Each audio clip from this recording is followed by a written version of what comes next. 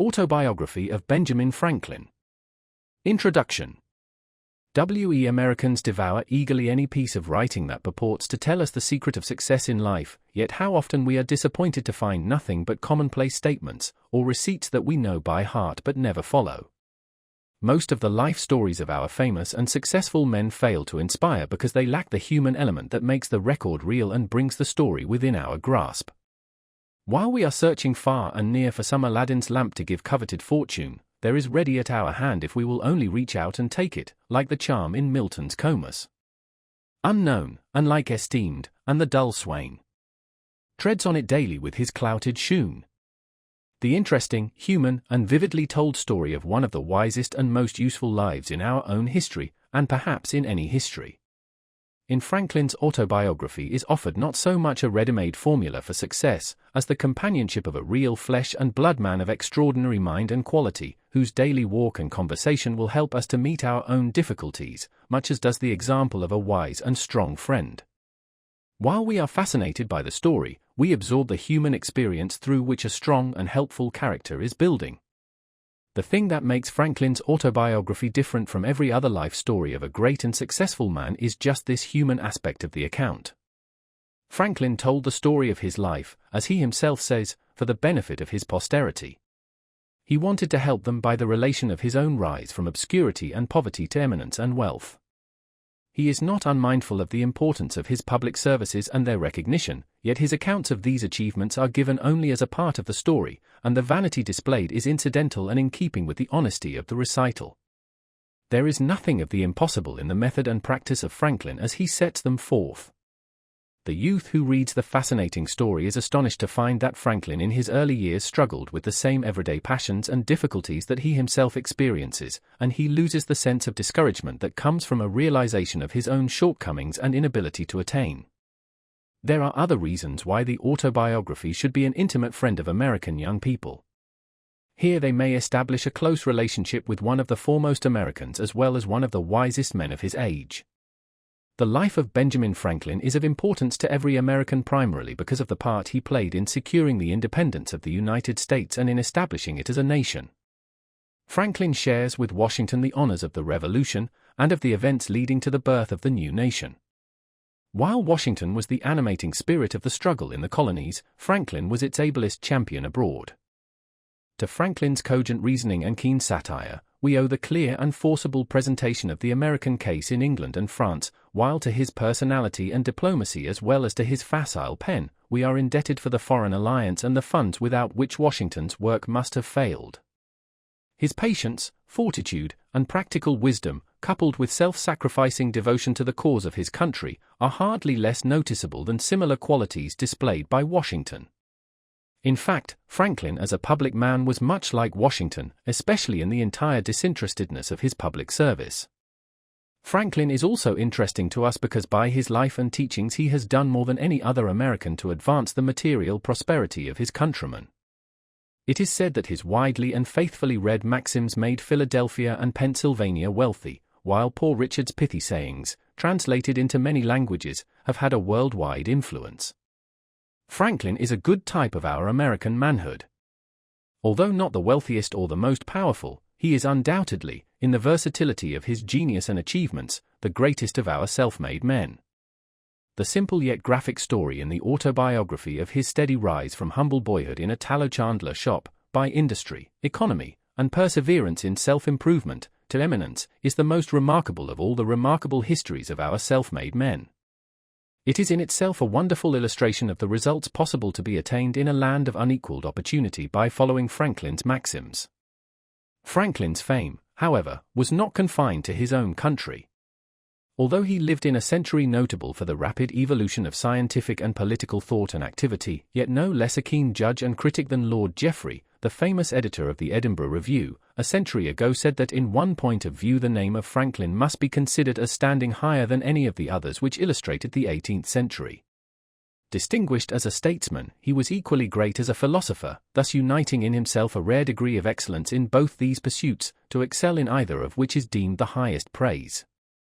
Franklin has indeed been aptly called many-sided. He was eminent in science and public service, in diplomacy and in literature. He was the Edison of his day, turning his scientific discoveries to the benefit of his fellow men. He perceived the identity of lightning and electricity and set up the lightning rod. He invented the Franklin stove, still widely used, and refused to patent it. He possessed a masterly shrewdness in business and practical affairs. Carlyle called him the father of all the Yankees.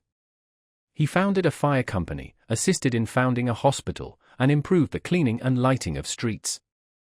He developed journalism, established the American Philosophical Society, the Public Library in Philadelphia, and the University of Pennsylvania. He organized a postal system for the colonies, which was the basis of the present United States Post Office. Bancroft, the eminent historian, called him the greatest diplomatist of his century. He perfected the Albany Plan of Union for the colonies. He is the only statesman who signed the Declaration of Independence, the Treaty of Alliance with France, the Treaty of Peace with England, and the Constitution. As a writer, he has produced, in his autobiography and in Poor Richard's Almanac, two works that are not surpassed by similar writing. He received honorary degrees from Harvard and Yale, from Oxford and St. Andrews, and was made a Fellow of the Royal Society, which awarded him the Copley Gold Medal for improving natural knowledge. He was one of the 8 foreign associates of the French Academy of Science. The careful study of the autobiography is also valuable because of the style in which it is written. If Robert Louis Stevenson is right in believing that his remarkable style was acquired by imitation, then the youth who would gain the power to express his ideas clearly, forcibly, and interestingly cannot do better than to study Franklin's method. Franklin's fame in the scientific world was due almost as much to his modest, simple, and sincere manner of presenting his discoveries and to the precision and clearness of the style in which he described his experiments, as to the results he was able to announce. Sir Humphrey Davy, the celebrated English chemist, himself an excellent literary critic as well as a great scientist, said, "A singular felicity guided all Franklin's researches, and by very small means he established very grand truths." The style and manner of his publication on electricity are almost as worthy of admiration as the doctrine it contains. Franklin's place in literature is hard to determine because he was not primarily a literary man. His aim in his writings as in his life work was to be helpful to his fellow men. For him, writing was never an end in itself, but always a means to an end.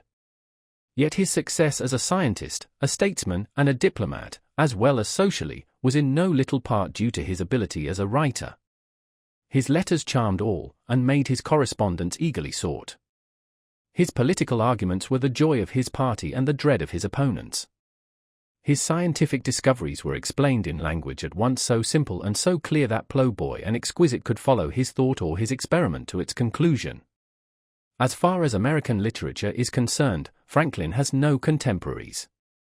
Before the autobiography, only one literary work of importance had been produced in this country, Cotton Mather's Magnalia, a church history of New England in a ponderous, stiff style. Franklin was the first American author to gain a wide and permanent reputation in Europe. The autobiography, Poor Richard, Father Abraham's Speech All the Way to Wealth, as well as some of the bagatelles, are as widely known abroad as any American writings. Franklin must also be classed as the first American humorist. English literature of the 18th century was characterized by the development of prose. Periodical literature reached its perfection early in the century, and the Tatler and the Spectator of Addison and Steele. Pamphleteers flourished throughout the period. The homelier prose of Bunyan and Defoe gradually gave place to the more elegant and artificial language of Samuel Johnson, who set the standard for prose writing from 1745 onward.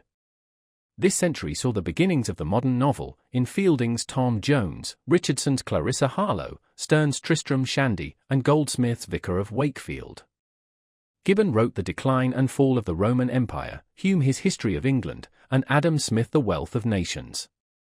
In the simplicity and vigor of his style, Franklin more nearly resembles the earlier group of writers. In his first essays he was not an inferior imitator of Addison. In his numerous parables, moral allegories, and apologues he showed Bunyan's influence. But Franklin was essentially a journalist. In his swift, terse style, he is most like Defoe, who was the first great English journalist and master of the newspaper narrative. The style of both writers is marked by homely, vigorous expression, satire, burlesque, repartee. Here the comparison must end. Defoe and his contemporaries were authors. Their vocation was writing, and their success rests on the imaginative or creative power they displayed. To authorship Franklin laid no claim. He wrote no work of the imagination. He developed only incidentally a style in many respects as remarkable as that of his English contemporaries. He wrote the best autobiography in existence, one of the most widely known collections of maxims, and an unsurpassed series of political and social satires, because he was a man of unusual scope of power and usefulness, who knew how to tell his fellow men the secrets of that power and that usefulness. The story of the autobiography. The account of how Franklin's autobiography came to be written and of the adventures of the original manuscript forms in itself an interesting story. The autobiography is Franklin's longest work, and yet it is only a fragment.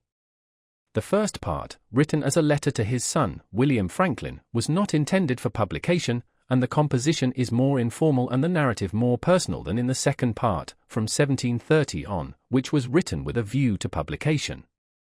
The entire manuscript shows little evidence of revision. In fact, the expression is so homely and natural that his grandson, William Temple Franklin, in editing the work changed some of the phrases because he thought them inelegant and vulgar. Franklin began the story of his life while on a visit to his friend, Bishop Shipley, at Twyford, in Hampshire, southern England, in 1771. He took the manuscript, completed to 1731, with him when he returned to Philadelphia in 1775. It was left there with his other papers when he went to France in the following year, and disappeared during the confusion incident to the Revolution. 23 pages of closely written manuscript fell into the hands of Abel James, an old friend, who sent a copy to Franklin at Passy, near Paris, urging him to complete the story. Franklin took up the work at Passy in 1784 and carried the narrative forward a few months. He changed the plan to meet his new purpose of writing to benefit the young reader. His work was soon interrupted and was not resumed until 1788, when he was at home in Philadelphia. He was now old, infirm, and suffering, and was still engaged in public service. Under these discouraging conditions the work progressed slowly. It finally stopped when the narrative reached the year 1757. Copies of the manuscript were sent to friends of Franklin in England and France, among others to Monsieur Le Vaillard at Paris. The first edition of the autobiography was published in French at Paris in 1791. It was clumsily and carelessly translated, and was imperfect and unfinished. Where the translator got the manuscript is not known. Le Vaillard disclaimed any knowledge of the publication. From this faulty French edition many others were printed, some in Germany, 2 in England, and another in France, so great was the demand for the work. In the meantime the original manuscript of the autobiography had started on a varied and adventurous career. It was left by Franklin with his other works to his grandson, William Temple Franklin, whom Franklin designated as his literary executor. When Temple Franklin came to publish his grandfather's works in 1817, he sent the original manuscript of the autobiography to the daughter of Le Vaillard in exchange for her father's copy, probably thinking the clearer transcript would make better printer's copy. The original manuscript thus found its way to the Le Vaillard family and connections, where it remained until sold in 1867 to Mr. John Bigelow, United States Minister to France. By him it was later sold to Mr. E. Dwight Church of New York, and passed with the rest of Mr. Church's library into the possession of Mr. Henry E. Huntington. The original manuscript of Franklin's autobiography now rests in the vault in Mr. Huntington's residence at 5th Avenue and 57th Street, New York City. When Mr. Bigelow came to examine his purchase, he was astonished to find that what people had been reading for years as the authentic life of Benjamin Franklin by himself was only a garbled and incomplete version of the real autobiography. Temple Franklin had taken unwarranted liberties with the original. Mr. Bigelow says he found more than 1,200 changes in the text. In 1868, therefore, Mr. Bigelow published the standard edition of Franklin's autobiography. It corrected errors in the previous editions and was the first English edition to contain the short fourth part, comprising the last few pages of the manuscript, written during the last year of Franklin's life. Mr. Bigelow republished the autobiography, with additional interesting matter, in 3 volumes in 1875, in 1905, and in 1910. The text in this volume is that of Mr. Bigelow's editions. The autobiography has been reprinted in the United States many scores of times and translated into all the languages of Europe. It has never lost its popularity and is still in constant demand at circulating libraries. The reason for this popularity is not far to seek. For in this work Franklin told in a remarkable manner the story of a remarkable life. He displayed hard common sense and a practical knowledge of the art of living. He selected and arranged his material, perhaps unconsciously, with the unerring instinct of the journalist for the best effects. His success is not a little due to his plain, clear, vigorous English. He used short sentences and words, homely expressions, apt illustrations, and pointed allusions. Franklin had a most interesting, varied, and unusual life. He was one of the greatest conversationalists of his time. His book is the record of that unusual life told in Franklin's own unexcelled conversational style. It is said that the best parts of Boswell's famous biography of Samuel Johnson are those parts where Boswell permits Johnson to tell his own story. In the autobiography, a no less remarkable man and talker than Samuel Johnson is telling his own story throughout. FWEP 1. Ancestry and Early Youth in Boston. Dear son, I have ever had pleasure in obtaining any little anecdotes of my ancestors.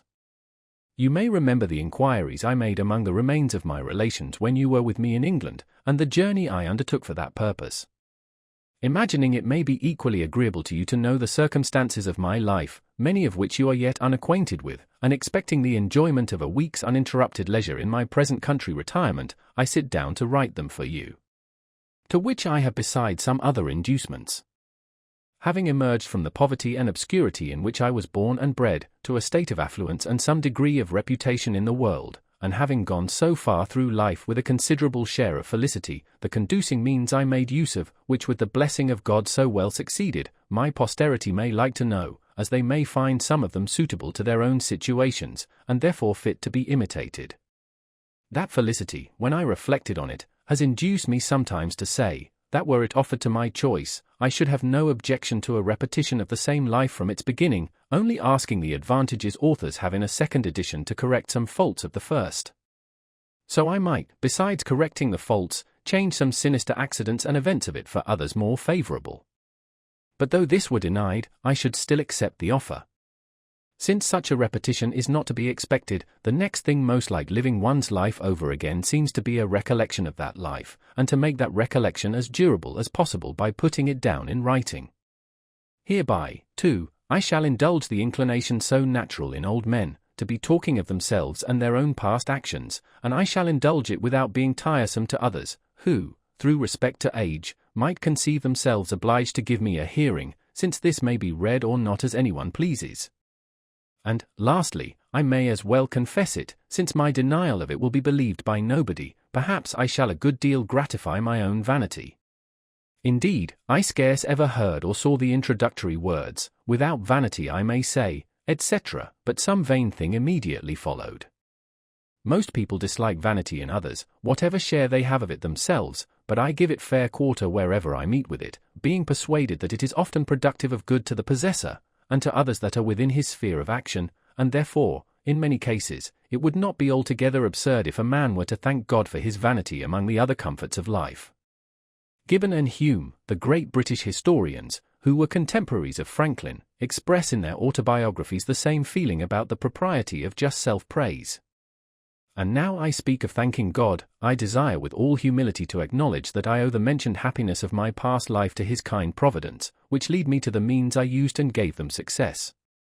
My belief of this induces me to hope, though I must not presume, that the same goodness will still be exercised toward me, in continuing that happiness, or enabling me to bear a fatal reverse, which I may experience as others have done, the complexion of my future fortune being known to him only in whose power it is to bless to us even our afflictions. The notes one of my uncles, who had the same kind of curiosity in collecting family anecdotes, once put into my hands, furnished me with several particulars relating to our ancestors.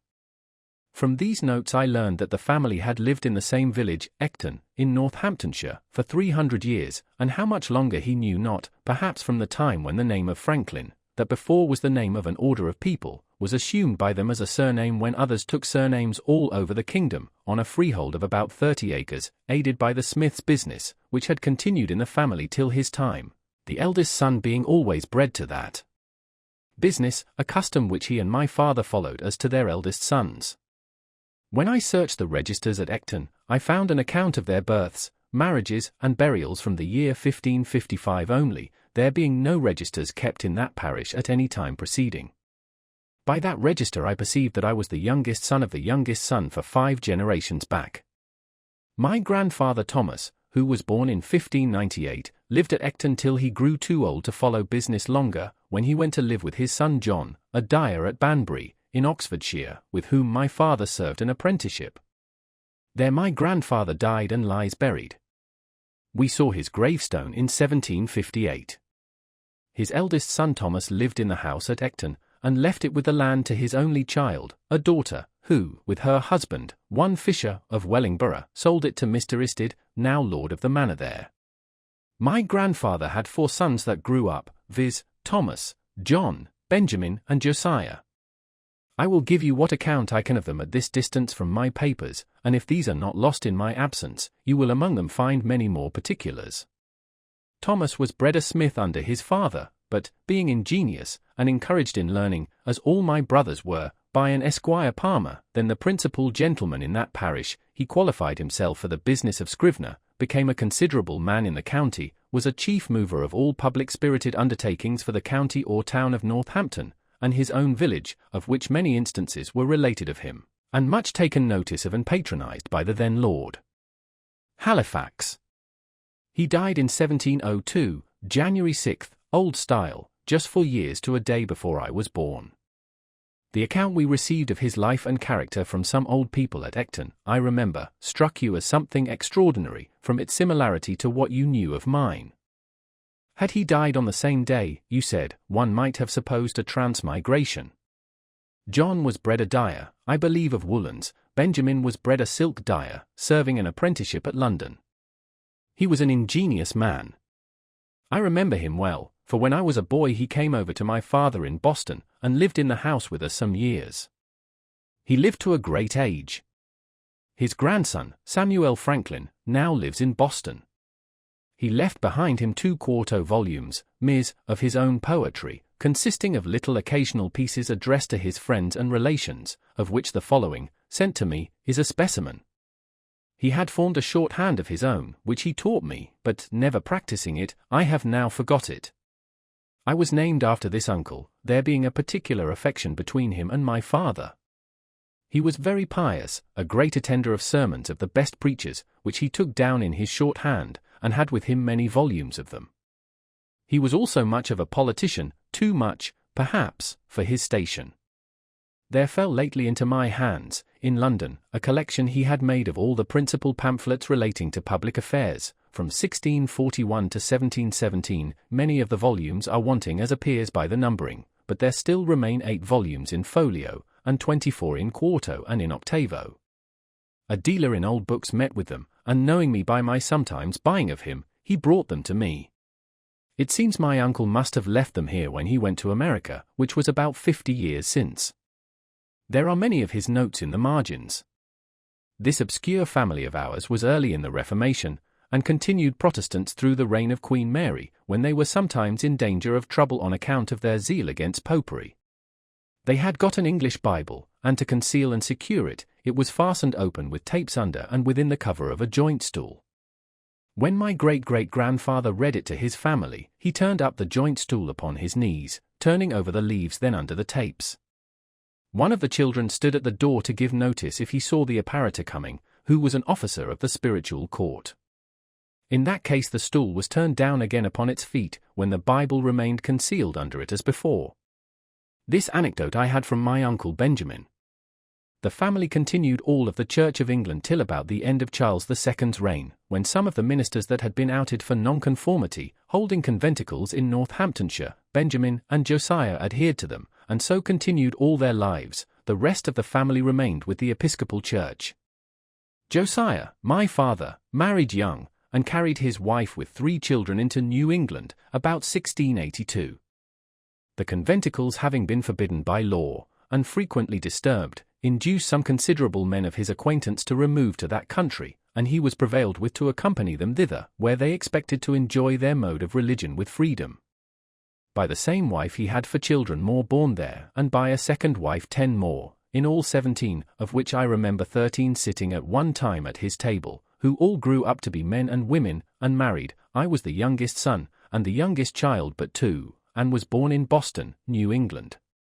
My mother, the second wife, was Abia Folger, daughter of Peter Folger, one of the first settlers of New England, of whom honorable mention is made by Cotton Mather, in his church history of that country, entitled Magnalia Christi Americana, as a godly, learned Englishman, if I remember the words rightly. I have heard that he wrote sundry small occasional pieces, but only one of them was printed, which I saw now many years since. It was written in 1675, in the homespun verse of that time and people, and addressed to those then concerned in the government there. It was in favor of liberty of conscience, and in behalf of the Baptists, Quakers, and other sectaries that had been under persecution, ascribing the Indian wars, and other distresses that had befallen the country, to that persecution, as so many judgments of God to punish so heinous an offense, and exhorting a repeal of those uncharitable laws. The whole appeared to me as written with a good deal of decent plainness and manly freedom. The 6 concluding lines I remember, though I have forgotten the 2 first of the stanza, but the purport of them was, that his censures proceeded from goodwill, and, therefore, he would be known to be the author. Because to be a libeller, says he, I hate it with my heart. From Shuburn town, where now I dwell.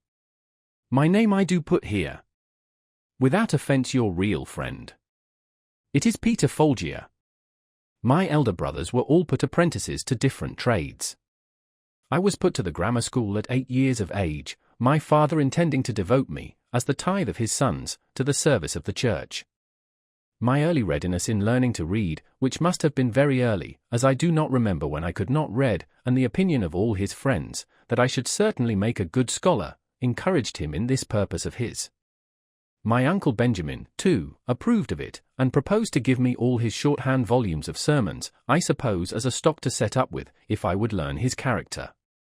I continued, however, at the grammar school not quite 1 year, though in that time I had risen gradually from the middle of the class of that year to be the head of it, and father was removed into the next class above it, in order to go with that into the 3rd at the end of the year.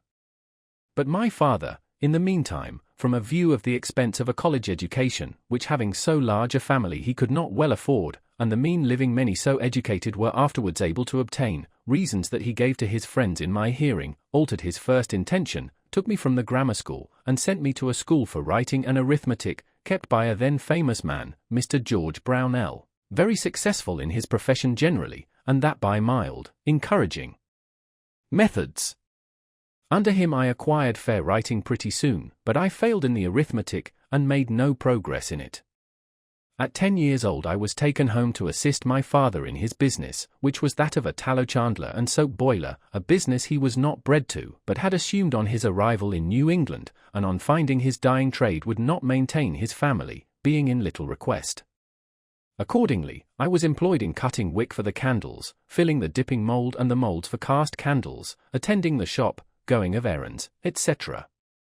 I disliked the trade, and had a strong inclination for the sea, but my father declared against it. However, living near the water, I was much in and about it, learnt early to swim well, and to manage boats, and when in a boat or canoe with other boys, I was commonly allowed to govern, especially in any case of difficulty, and upon other occasions I was generally a leader among the boys, and sometimes led them into scrapes, of which I will mention one instance, as it shows an early projecting public spirit, though not then justly conducted. There was a salt marsh that bounded part of the mill pond, on the edge of which, at high water, we used to stand to fish for minnows. By much trampling, we had made it a mere quagmire. My proposal was to build a wharf there fit for us to stand upon, and I showed my comrades a large heap of stones, which were intended for a new house near the marsh, and which would very well suit our purpose. Accordingly, in the evening, when the workmen were gone, I assembled a number of my playfellows, and working with them diligently like so many emmets, sometimes 2 or 3 to a stone, we brought them all away and built our little wharf. The next morning the workmen were surprised at missing the stones, which were found in our wharf. Inquiry was made after the removers, we were discovered and complained of, several of us were corrected by our fathers, and, though I pleaded the usefulness of the work, mine convinced me that nothing was useful which was not honest. I think you may like to know something of his person and character. He had an excellent constitution of body, was of middle stature, but well set, and very strong. He was ingenious, could draw prettily, was skilled a little in music, and had a clear, pleasing voice, so that when he played psalm tunes on his violin and sung withal, as he sometimes did in an evening after the business of the day was over, it was extremely agreeable to hear. He had a mechanical genius too, and, on occasion, was very handy in the use of other tradesmen's tools, but his great excellence lay in a sound understanding and solid judgment in prudential matters, both in private and public affairs. In the latter, indeed, he was never employed, the numerous family he had to educate and the straitness of his circumstances keeping him close to his trade, but I remember well his being frequently visited by leading people, who consulted him for his opinion in affairs of the town or of the church he belonged to, and showed a good deal of respect for his judgment and advice. He was also much consulted by private persons about their affairs when any difficulty occurred, and frequently chosen an arbitrator between contending parties. At his table he liked to have, as often as he could, some sensible friend or neighbor to converse with, and always took care to start some ingenious or useful topic for discourse, which might tend to improve the minds of his children. By this means he turned our attention to what was good, just, and prudent in the conduct of life, and little or no notice was ever taken of what related to the victuals on the table, whether it was well or ill dressed, in or out of season, of good or bad flavour, preferable or inferior to this or that other thing of the kind, so that I was brought up in such a perfect inattention to those matters as to be quite indifferent what kind of food was set before me, and so unobservant of it, that to this day if I am asked I can scarce tell a few hours after dinner what I dined upon. This has been a convenience to me in travelling, where my companions have been sometimes very unhappy for want of a suitable gratification of their more delicate, because better instructed, tastes and appetites. My mother had likewise an excellent constitution, she suckled all her 10 children. I never knew either my father or mother to have any sickness but that of which they died, he at 89, and she at 85 years of age. They lie buried together at Boston, where I some years since placed a marble over their grave, with this inscription: Josiah Franklin and Abia his wife lie here interred. They lived lovingly together in wedlock 55 years, without an estate, or any gainful employment, by constant labor and industry. With God's blessing, they maintained a large family, comfortably, and brought up 13 children, and 7 grandchildren, reputably. From this instance, reader, be encouraged to diligence in thy calling, and distrust not providence. He was a pious and prudent man. She, a discreet and virtuous woman. Their youngest son, in filial regard to their memory, places this stone. J.F. born 1655, died 1744, at 89. A.F. born 1667, died 1752, 85. By my rambling digressions I perceive myself to be grown old. I has to write more methodically. But one does not dress for private company as for a public ball. 'Tis perhaps only negligence.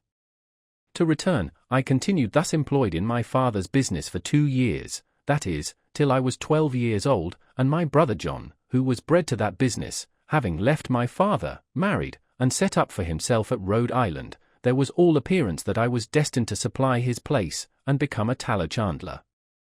But my dislike to the trade continuing, my father was under apprehensions that if he did not find one for me more agreeable, I should break away and get to sea, as his son Josiah had done, to his great vexation.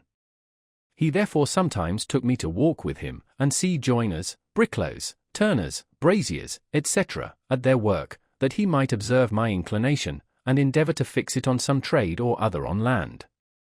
It has ever since been a pleasure to me to see good workmen handle their tools, and it has been useful to me, having learnt so much by it as to be able to do little jobs myself in my house when a workman could not readily be got, and to construct little machines for my experiments, while the intention of making the experiment was fresh and warm in my mind.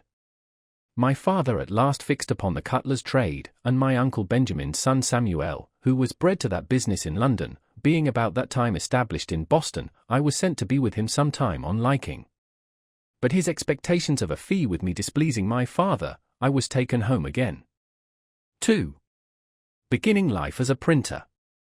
From a child I was fond of reading, and all the little money that came into my hands was ever laid out in books.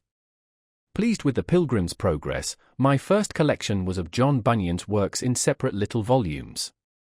I afterward sold them to enable me to buy R. Burton's historical collections. They were small chapman's books, and cheap, 40 or 50 in all. My father's little library consisted chiefly of books in polemic divinity, most of which I read, and have since often regretted that, at a time when I had such a thirst for knowledge, more proper books had not fallen in my way, since it was now resolved I should not be a clergyman. Plutarch's Lives there was in which I read abundantly, and I still think that time spent to great advantage.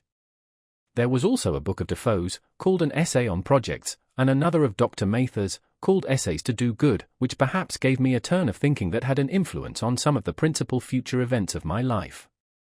This bookish inclination at length determined my father to make me a printer, though he had already one son, James, of that profession.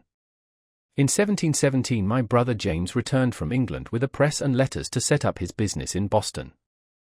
I liked it much better than that of my father, but still had a hankering for the sea. To prevent the apprehended effect of such an inclination, my father was impatient to have me bound to my brother. I stood out some time, but at last was persuaded, and signed the indentures when I was yet but 12 years old. I was to serve as an apprentice till I was 21 years of age, only I was to be allowed journeyman's wages during the last year. In a little time I made great proficiency in the business, and became a useful hand to my brother. I now had access to better books.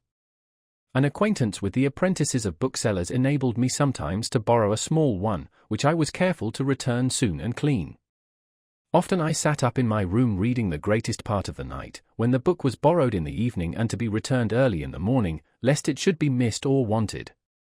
And after some time an ingenious tradesman, Mr. Matthew Adams, who had a pretty collection of books, and who frequented our printing house, took notice of me, invited me to his library, and very kindly lent me such books as I chose to read. I now took a fancy to poetry, and made some little pieces. My brother, thinking it might turn to account, encouraged me, and put me on composing occasional ballads. One was called The Lighthouse Tragedy, and contained an account of the drowning of Captain Worthilake, with his 2 daughters. The other was a sailor's song, On the Taking of Teach, or Blackbeard, the Pirate. They were wretched stuff, in the Grub Street ballad style, and when they were printed he sent me about the town to sell them. The first sold wonderfully, the event being recent, having made a great noise. This flattered my vanity, but my father discouraged me by ridiculing my performances, and telling me verse-makers were generally beggars. So I escaped being a poet, most probably a very bad one, but as prose writing has been of great use to me in the course of my life, and was a principal means of my advancement, I shall tell you how, in such a situation, I acquired what little ability I have in that way. There was another bookish lad in the town, John Collins by name, with whom I was intimately acquainted. We sometimes disputed, and very fond we were of argument, and very desirous of confuting one another, which disputatious turn, by the way, is apt to become a very bad habit, making people often extremely disagreeable in company by the contradiction that is necessary to bring it into practice, and thence, besides souring and spoiling the conversation, is productive of disgusts and, perhaps enmities where you may have occasion for friendship. I had caught it by reading my father's books of dispute about religion. Persons of good sense, I have since observed, seldom fall into it, except lawyers, university men, and men of all sorts that have been bred at Edinburgh. A question was once, somehow or other, started between Collins and me, of the propriety of educating the female sex in learning, and their abilities for study. He was of opinion that it was improper, and that they were naturally unequal to it. I took the contrary side, perhaps a little for dispute's sake. He was naturally more eloquent, had a ready plenty of words, and sometimes, as I thought, bore me down more by his fluency than by the strength of his reasons. As we parted without settling the point, and were not to see one another again for some time, I sat down to put my arguments in writing, which I copied fair and sent to him. He answered, and I replied. 3 or 4 letters of aside had passed, when my father happened to find my papers and read them. Without entering into the discussion, he took occasion to talk to me about the manner of my writing, observed that, though I had the advantage of my antagonist in correct spelling and pointing, which I owed to the printing house, I fell far short in elegance of expression, in method and in perspicuity, of which he convinced me by several instances.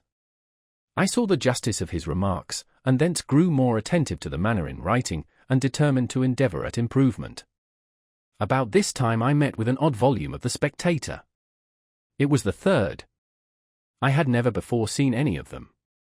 I bought it, read it over and over, and was much delighted with it. I thought the writing excellent, and wished, if possible, to imitate it. With this view I took some of the papers, and, making short hints of the sentiment in each sentence, laid them by a few days, and then, without looking at the book, tried to complete the papers again, by expressing each hinted sentiment at length, and as fully as it had been expressed before, in any suitable words that should come to hand. Then I compared my Spectator with the original, discovered some of my faults, and corrected them.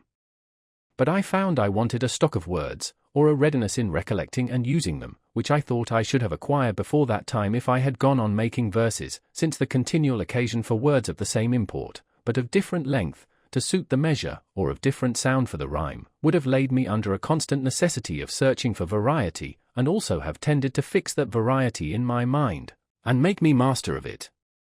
Therefore I took some of the tales and turned them into verse, and, after a time, when I had pretty well forgotten the prose, turned them back again.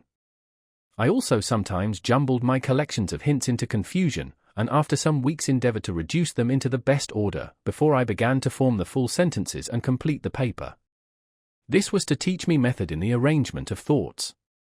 By comparing my work afterwards with the original, I discovered many faults and amended them, but I sometimes had the pleasure of fancying that, in certain particulars of small import, I had been lucky enough to improve the method of the language, and this encouraged me to think I might possibly in time come to be a tolerable English writer, of which I was extremely ambitious. My time for these exercises and for reading was at night, after work or before it began in the morning, or on Sundays, when I contrived to be in the printing house alone, evading as much as I could the common attendance on public worship which my father used to exact of me when I was under his care, and which indeed I still thought a duty, thought I could not, as it seemed to me, afford time to practice it. When about 16 years of age I happened to meet with a book, written by one Tryon, recommending a vegetable diet. I determined to go into it. My brother, being yet unmarried, did not keep house, but boarded himself and his apprentices in another family. My refusing to eat flesh occasioned an inconveniency, and I was frequently chid for my singularity. I made myself acquainted with Tryon's manner of preparing some of his dishes, such as boiling potatoes or rice, making hasty pudding, and a few others, and then proposed to my brother, that if he would give me, weekly, half the money he paid for my board, I would board myself. He instantly agreed to it, and I presently found that I could save half what he paid me. This was an additional fund for buying books. But I had another advantage in it. My brother and the rest going from the printing house to their meals, I remained there alone, and, dispatching presently my light repast, which often was no more than a biscuit or a slice of bread, a handful of raisins or a tart from the pastry cook's, and a glass of water, had the rest of the time till their return for study, in which I made the greater progress, from that greater clearness of head and quicker apprehension which usually attend temperance in eating and drinking. And now it was that, being on some occasion made ashamed of my ignorance in figures, which I had twice failed in learning when at school, I took Cocker's book of arithmetic, and went through the whole by myself with great ease. I also read Seller's and Shermy's books of navigation, and became acquainted with the little geometry they contain, but never proceeded far in that science. And I read about this time Locke on Human Understanding, and the Art of Thinking, by Messrs. Du Port Royal. While I was intent on improving my language, I met with an English grammar, I think it was Greenwood's, at the end of which there were 2 little sketches of the arts of rhetoric and logic, the latter finishing with a specimen of a dispute in the Socratic method, and soon after I procured Xenophon's Memorable Things of Socrates, wherein there are many instances of the same method. I was charmed with it, adopted it, dropped my abrupt contradiction and positive argumentation, and put on the humble inquirer and doubter. And being then, from reading Shaftesbury and Collins, become a real doubter in many points of our religious doctrine, I found this method safest for myself and very embarrassing to those against whom I used it, therefore I took a delight in it, practiced it continually, and grew very artful and expert in drawing people, even of superior knowledge, into concessions, the consequences of which they did not foresee, entangling them in difficulties out of which they could not extricate themselves, and so obtaining victories that neither myself nor my cause always deserved. I continued this method some few years, but gradually left it, retaining only the habit of expressing myself in terms of modest diffidence, never using, when I advanced anything that may possibly be disputed, the words certainly, undoubtedly, or any others that give the air of positiveness to an opinion, but rather say, I conceive or apprehend a thing to be so and so, it appears to me, or I should think it so or so, for such and such reasons, or I imagine it to be so, or it is so, if I am not mistaken.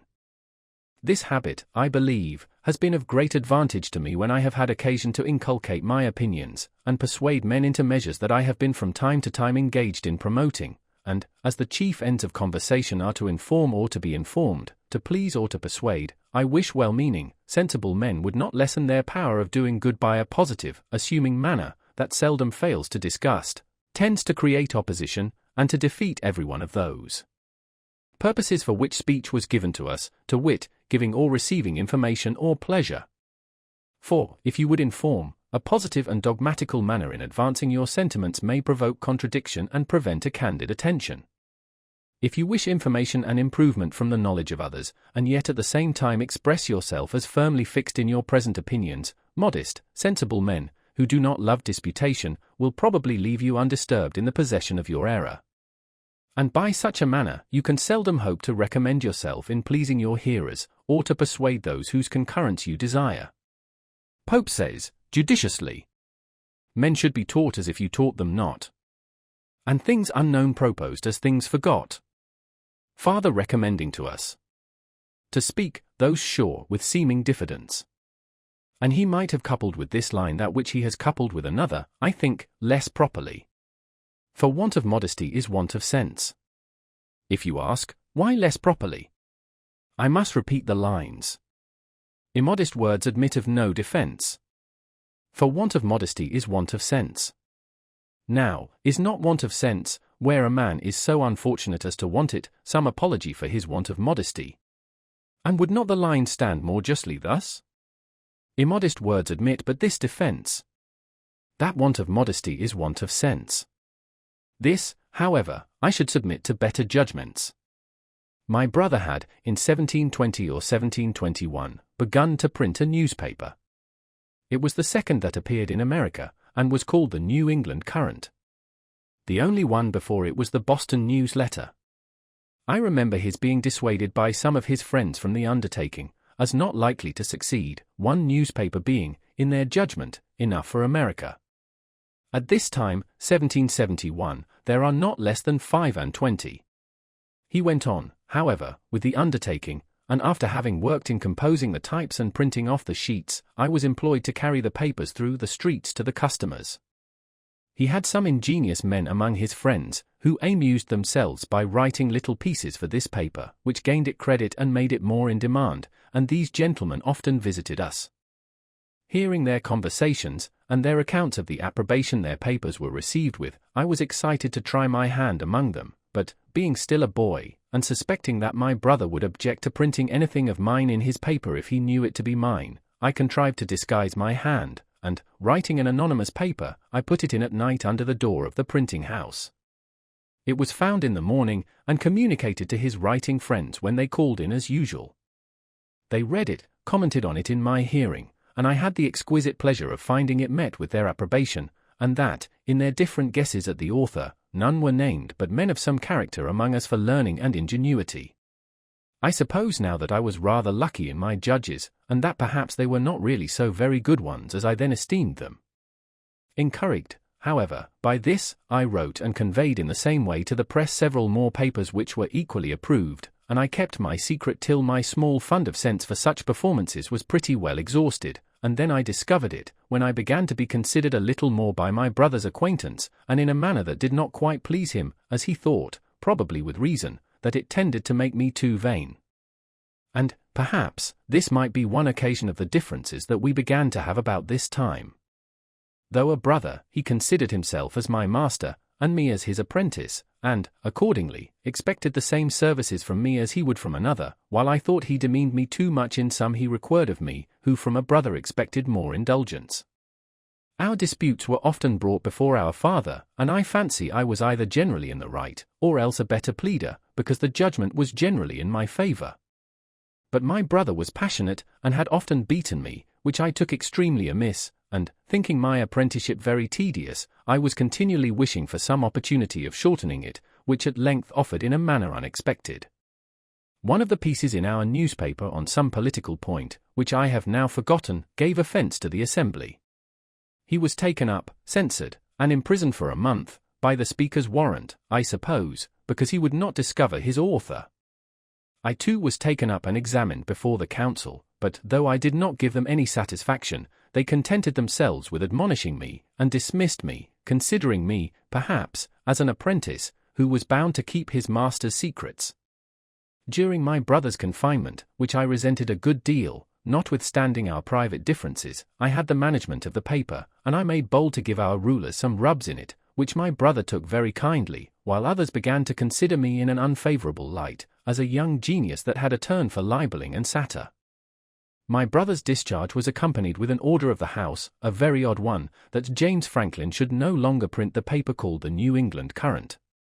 There was a consultation held in our printing house among his friends, what he should do in this case.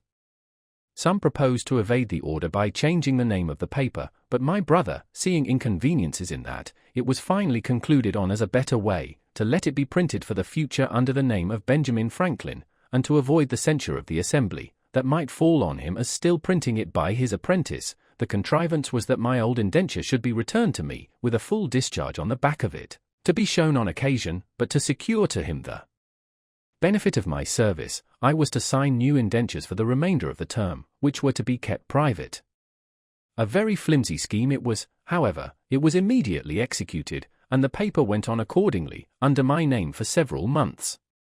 At length, a fresh difference arising between my brother and me, I took upon me to assert my freedom, presuming that he would not venture to produce the new indentures. It was not fair in me to take this advantage, and this I therefore reckon one of the first errata of my life, but the unfairness of it weighed little with me, when under the impressions of resentment for the blows his passion too often urged him to bestow upon me, though he was otherwise not an ill-natured man, perhaps I was too saucy and provoking. When he found I would leave him, he took care to prevent my getting employment in any other printing house of the town, by going round and speaking to every master, who accordingly refused to give me work.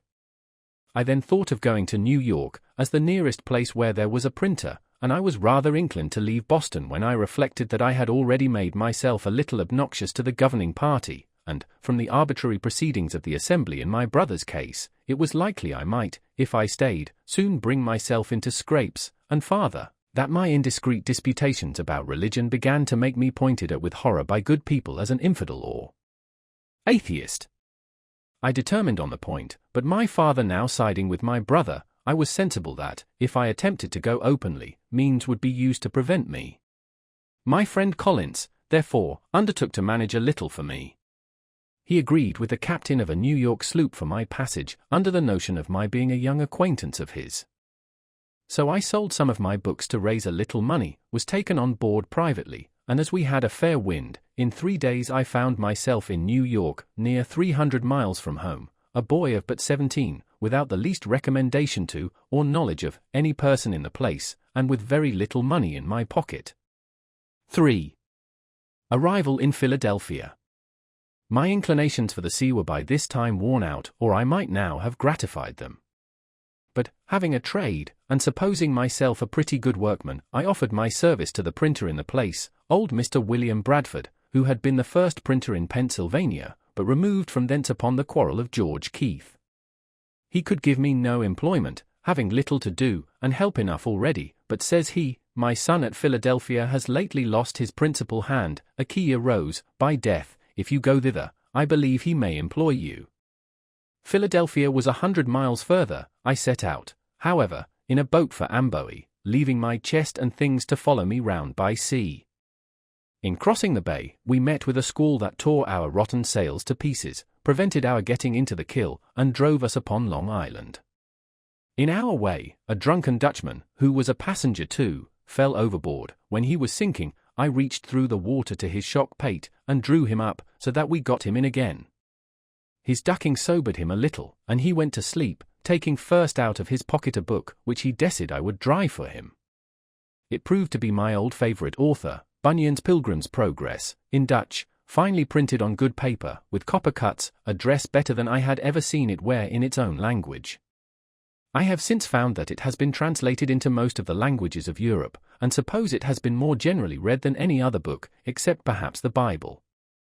Honest John was the first that I know of who mixed narration and dialogue, a method of writing very engaging to the reader, who in the most interesting parts finds himself, as it were, brought into the company and present at the discourse.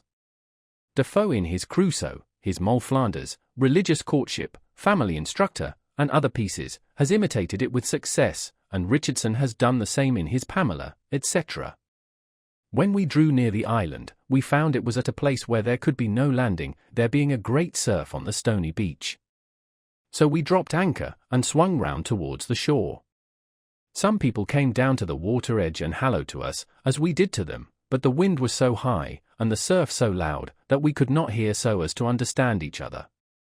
There were canoes on the shore, and we made signs, and hallooed that they should fetch us, but they either did not understand us, or thought it impracticable, so they went away, and night coming on, we had no remedy but to wait till the wind should abate, and, in the meantime, the boatman and I concluded to sleep, if we could, and so crowded into the scuttle, with the Dutchman, who was still wet, and the spray beating over the head of our boat, leaked through, to us, so that we were soon almost as wet as he. In this manner we lay all night, with very little rest, but, the wind abating the next day, we made a shift to reach Amboy before night, having been 30 hours on the water, without victuals, or any drink but a bottle of filthy rum, and the water we sailed on being salt. In the evening I found myself very feverish, and went into bed, but, having read somewhere that cold water drank plentifully was good for a fever, I followed the prescription, sweat plentifully most of the night, my fever left me, and in the morning, crossing the ferry, I proceeded on my journey on foot, having 50 miles to Burlington, where I was told I should find boats that would carry me the rest of the way to Philadelphia. It rained very hard all the day, I was thoroughly soaked, and by noon a good deal tired, so I stopped at a poor inn, where I stayed all night, beginning now to wish that I had never left home. I cut so miserable a figure, too, that I found, by the questions asked me, I was suspected to be some runaway servant, and in danger of being taken up on that suspicion. However, I proceeded the next day, and got in the evening to an inn, within 8 or 10 miles of Burlington, kept by one Dr. Brown. He entered into conversation with me while I took some refreshment, and, finding I had read a little, became very sociable and friendly. Our acquaintance continued as long as he lived. He had been, I imagine, an itinerant doctor, for there was no town in England, or country in Europe, of which he could not give a very particular account. He had some letters, and was ingenious, but much of an unbeliever, and wickedly undertook, some years after, to travesty the Bible in doggerel verse, as Cotton had done Virgil. By this means he set many of the facts in a very ridiculous light, and might have hurt weak minds if his work had been published, but it never was. At his house I lay that night, and the next morning reached Burlington, but had the mortification to find that the regular boats were gone a little before my coming, and no other expected to go before Tuesday, this being Saturday, wherefore I returned to an old woman in the town, of whom I had bought gingerbread to eat on the water, and asked her advice. She invited me to lodge at her house till a passage by water should offer, and being tired with my foot travelling, I accepted the invitation. She, understanding I was a printer, would have had me stay at that town and follow my business, being ignorant of the stock necessary to begin with. She was very hospitable, gave me a dinner of ox cheek with great good will, accepting only of a pot of ale in return, and I thought myself fixed till Tuesday should come. However, walking in the evening by the side of the river, a boat came by, which I found was going towards Philadelphia, with several people in her. They took me in, and, as there was no wind, we rowed all the way, and about midnight, not having yet seen the city, some of the company were confident we must have passed it, and would row no farther, the others knew not where we were, so we put toward the shore, got into a creek, landed near an old fence, with the rails of which we made a fire, the night being cold, in October, and there we remained till daylight. Then one of the company knew the place to be Cooper's Creek, a little above Philadelphia, which we saw as soon as we got out of the creek, and arrived there about 8 or 9 o'clock on the Sunday morning, and landed at the Market Street wharf. I have been the more particular in this description of my journey, and shall be so of my first entry into that city, that you may in your mind compare such unlikely beginnings with the figure I have since made there. I was in my working dress, my best clothes being to come round by sea. I was dirty from my journey, my pockets were stuffed out with shirts and stockings, and I knew no soul nor where to look for lodging. I was fatigued with travelling, rowing, and want of rest. I was very hungry, and my whole stock of cash consisted of a Dutch dollar, and about a shilling in copper.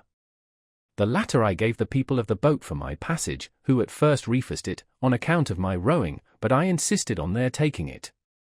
A man being sometimes more generous when he has but a little money than when he has plenty, perhaps through fear of being thought to have but little. Then I walked up the street, gazing about till near the market-house I met a boy with bread. I had made many a meal on bread, and, inquiring where he got it, I went immediately to the baker's he directed me to, in Second Street, and asked for biscuit, intending such as we had in Boston, but they, it seems, were not made in Philadelphia. Then I asked for a 3-penny loaf, and was told they had none such. So not considering or knowing the difference of money, and the greater cheapness nor the names of his bread, I bade him give me 3 penny worth of any sort. He gave me, accordingly, 3 great puffy rolls. I was surprised at the quantity, but took it, and, having no room in my pockets, walked off with a roll under each arm, and eating the other. Thus I went up Market Street as far as 4th Street, passing by the door of Mr. Reed, my future wife's father, when she, standing at the door, saw me, and thought I made, as I certainly did, a most awkward, ridiculous appearance. Then I turned and went down Chestnut Street and part of Walnut Street, eating my roll all the way, and, coming round, found myself again at Market Street wharf, near the boat I came in, to which I went for a draught of the river water, and, being filled with one of my rolls, gave the other 2 to a woman and her child that came down the river in the boat with us, and were waiting to go farther. Thus refreshed, I walked again up the street, which by this time had many clean-dressed people in it, who were all walking the same way. I joined them, and thereby was led into the great meeting-house of the Quakers near the market. I sat down among them, and, after looking round a while and hearing nothing said, being very drowsy through labour and want of rest the preceding night, I fell fast asleep, and continued so till the meeting broke up, when one was kind enough to rouse me. This was, therefore, the first house I was in, or slept in Philadelphia. Walking down again toward the river, and, looking in the faces of people, I met a young Quaker man, whose countenance I liked, and, accosting him, requested he would tell me where a stranger could get lodging. We were then near the sign of the 3 Mariners. Here, says he, is one place that entertains strangers, but it is not a reputable house. If thee wilt walk with me, I'll show thee a better. He brought me to the Crooked Billet in Water Street. Here I got a dinner, and, while I was eating it, several sly questions were asked me, as it seemed to be suspected from my youth and appearance, that I might be some runaway. After dinner, my sleepiness returned, and being shown to a bed, I lay down without undressing, and slept till 6 in the evening, was called to supper, went to bed again very early, and slept soundly till next morning. Then I made myself as tidy as I could, and went to Andrew Bradford the printer's. I found in the shop the old man his father, whom I had seen at New York, and who, travelling on horseback, had got to Philadelphia before me. He introduced me to his son, who received me civilly, gave me a breakfast, but told me he did not at present want a hand, being lately supplied with one, but there was another printer in town, lately set up, one Keimer, who, perhaps, might employ me. If not, I should be welcome to lodge at his house, and he would give me a little work to do now and then till fuller business should offer. The old gentleman said he would go with me to the new printer, and when we found him, "Neighbor," says Bradford, "I have brought to see you a young man of your business, perhaps you may want such a one." He asked me a few questions, put a composing stick in my hand to see how I worked, and then said he would employ me soon, though he had just then nothing for me to do, and, taking old Bradford, whom he had never seen before, to be one of the townspeople that had a good will for him, entered into a conversation on his present undertaking and prospects, while Bradford, not discovering that he was the other printer's father, on Keimer saying he expected soon to get the greatest part of the business into his own hands, drew him on by artful questions, and starting little doubts, to explain all his views, what interest he relied on, and in what manner he intended to proceed. I, who stood by and heard all, saw immediately that one of them was a crafty old sophister, and the other a mere novice. Bradford left me with Keimer, who was greatly surprised when I told him who the old man was. Keimer's printing house, I found, consisted of an old shattered press, and one small, worn-out font of English, which he was then using himself, composing an elegy on a Kia Rose, before mentioned, an ingenious young man, of excellent character, much respected in the town, clerk of the assembly, and a pretty poet. Keimer made verses too, but very indifferently. He could not be said to write them, for his manner was to compose them in the types directly out of his head. So there being no copy, but one pair of cases, and the elegy likely to require all the letter, no one could help him. I endeavoured to put his press, which he had not yet used, and of which he understood nothing, into order fit to be worked with, and, promising to come and print off his elegy as soon as he should have got it ready, I returned to Bradford's, who gave me a little job to do for the present, and there I lodged and dieted. A few days after, Keimer sent for me to print off the elegy. And now he had got another pair of cases, and a pamphlet to reprint, on which he set me to work. These two printers I found poorly qualified for their business.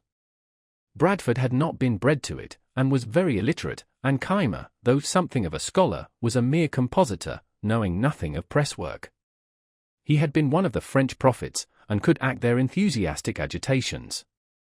At this time he did not profess any particular religion, but something of all on occasion, was very ignorant of the world, and had, as I afterward found, a good deal of the knave in his composition. He did not like my lodging at Bradford's while I worked with him. He had a house, indeed, but without furniture, so he could not lodge me, but he got me a lodging at Mr. Reed's before mentioned, who was the owner of his house, and, my chest and clothes being come by this time, I made rather a more respectable appearance in the eyes of Miss Reed than I had done when she first happened to see me eating my roll in the street. I began now to have some acquaintance among the young people of the town, that were lovers of reading, with whom I spent my evenings very pleasantly, and gaining money by my industry and frugality, I lived very agreeably, forgetting Boston as much as I could, and not desiring that any there should know where I resided, except my friend Collins, who was in my secret, and kept it when I wrote to him. At length, an incident happened that sent me back again much sooner than I had intended. I had a brother-in-law, Robert Holmes, master of a sloop that traded between Boston and Delaware. He being at Newcastle, 40 miles below Philadelphia, heard there of me, and wrote me a letter mentioning the concern of my friends in Boston at my abrupt departure, assuring me of their goodwill to me, and that everything would be accommodated to my mind if I would return, to which he exhorted me very earnestly. I wrote an answer to his letter, thanked him for his advice, but stated my reasons for quitting Boston fully and in such a light as to convince him I was not so wrong as he had apprehended. 4. First visit to Boston. Sir William Keith, governor of the province, was then at Newcastle, and Captain Holmes, happening to be in company with him when my letter came to hand, spoke to him of me, and showed him the letter. The governor read it, and seemed surprised when he was told my age. He said I appeared a young man of promising parts, and therefore should be encouraged. The printers at Philadelphia were wretched ones, and, if I would set up there, he made no doubt I should succeed. For his part, he would procure me the public business, and do me every other service in his power. This my brother-in-law afterwards told me in Boston, but I knew as yet nothing of it, when, one day, Keimer and I being at work together near the window, we saw the governor and another gentleman, which proved to be Colonel French, of Newcastle, finely dressed, come directly across the street to our house, and heard them at the door.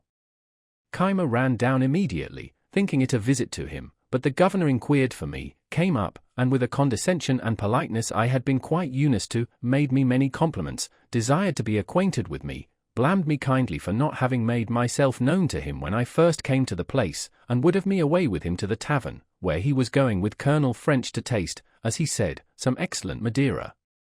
I was not a little surprised, and Keimer starred like a pig poisoned. I went, however, with the governor and Colonel French to a tavern, at the corner of 3rd Street, and over the Madeira he proposed my setting up my business, laid before me the probabilities of success, and both he and Colonel French assured me I should have their interest and influence in procuring the public business of both governments. On my doubting whether my father would assist me in it, Sir William said he would give me a letter to him, in which he would state the advantages, and he did not doubt of prevailing with him. So it was concluded I should return to Boston in the first vessel, with the governor's letter recommending me to my father. In the meantime the intention was to be kept a secret, and I went on working with Keimer as usual, the governor sending for me now and then to dine with him, a very great honor I thought it, and conversing with me in the most affable, familiar, and friendly manner imaginable.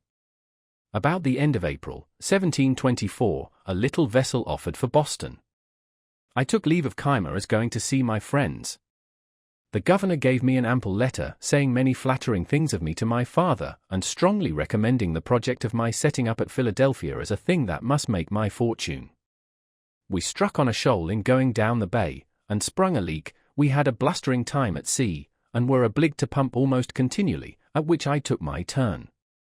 We arrived safe, however, at Boston in about a fortnight.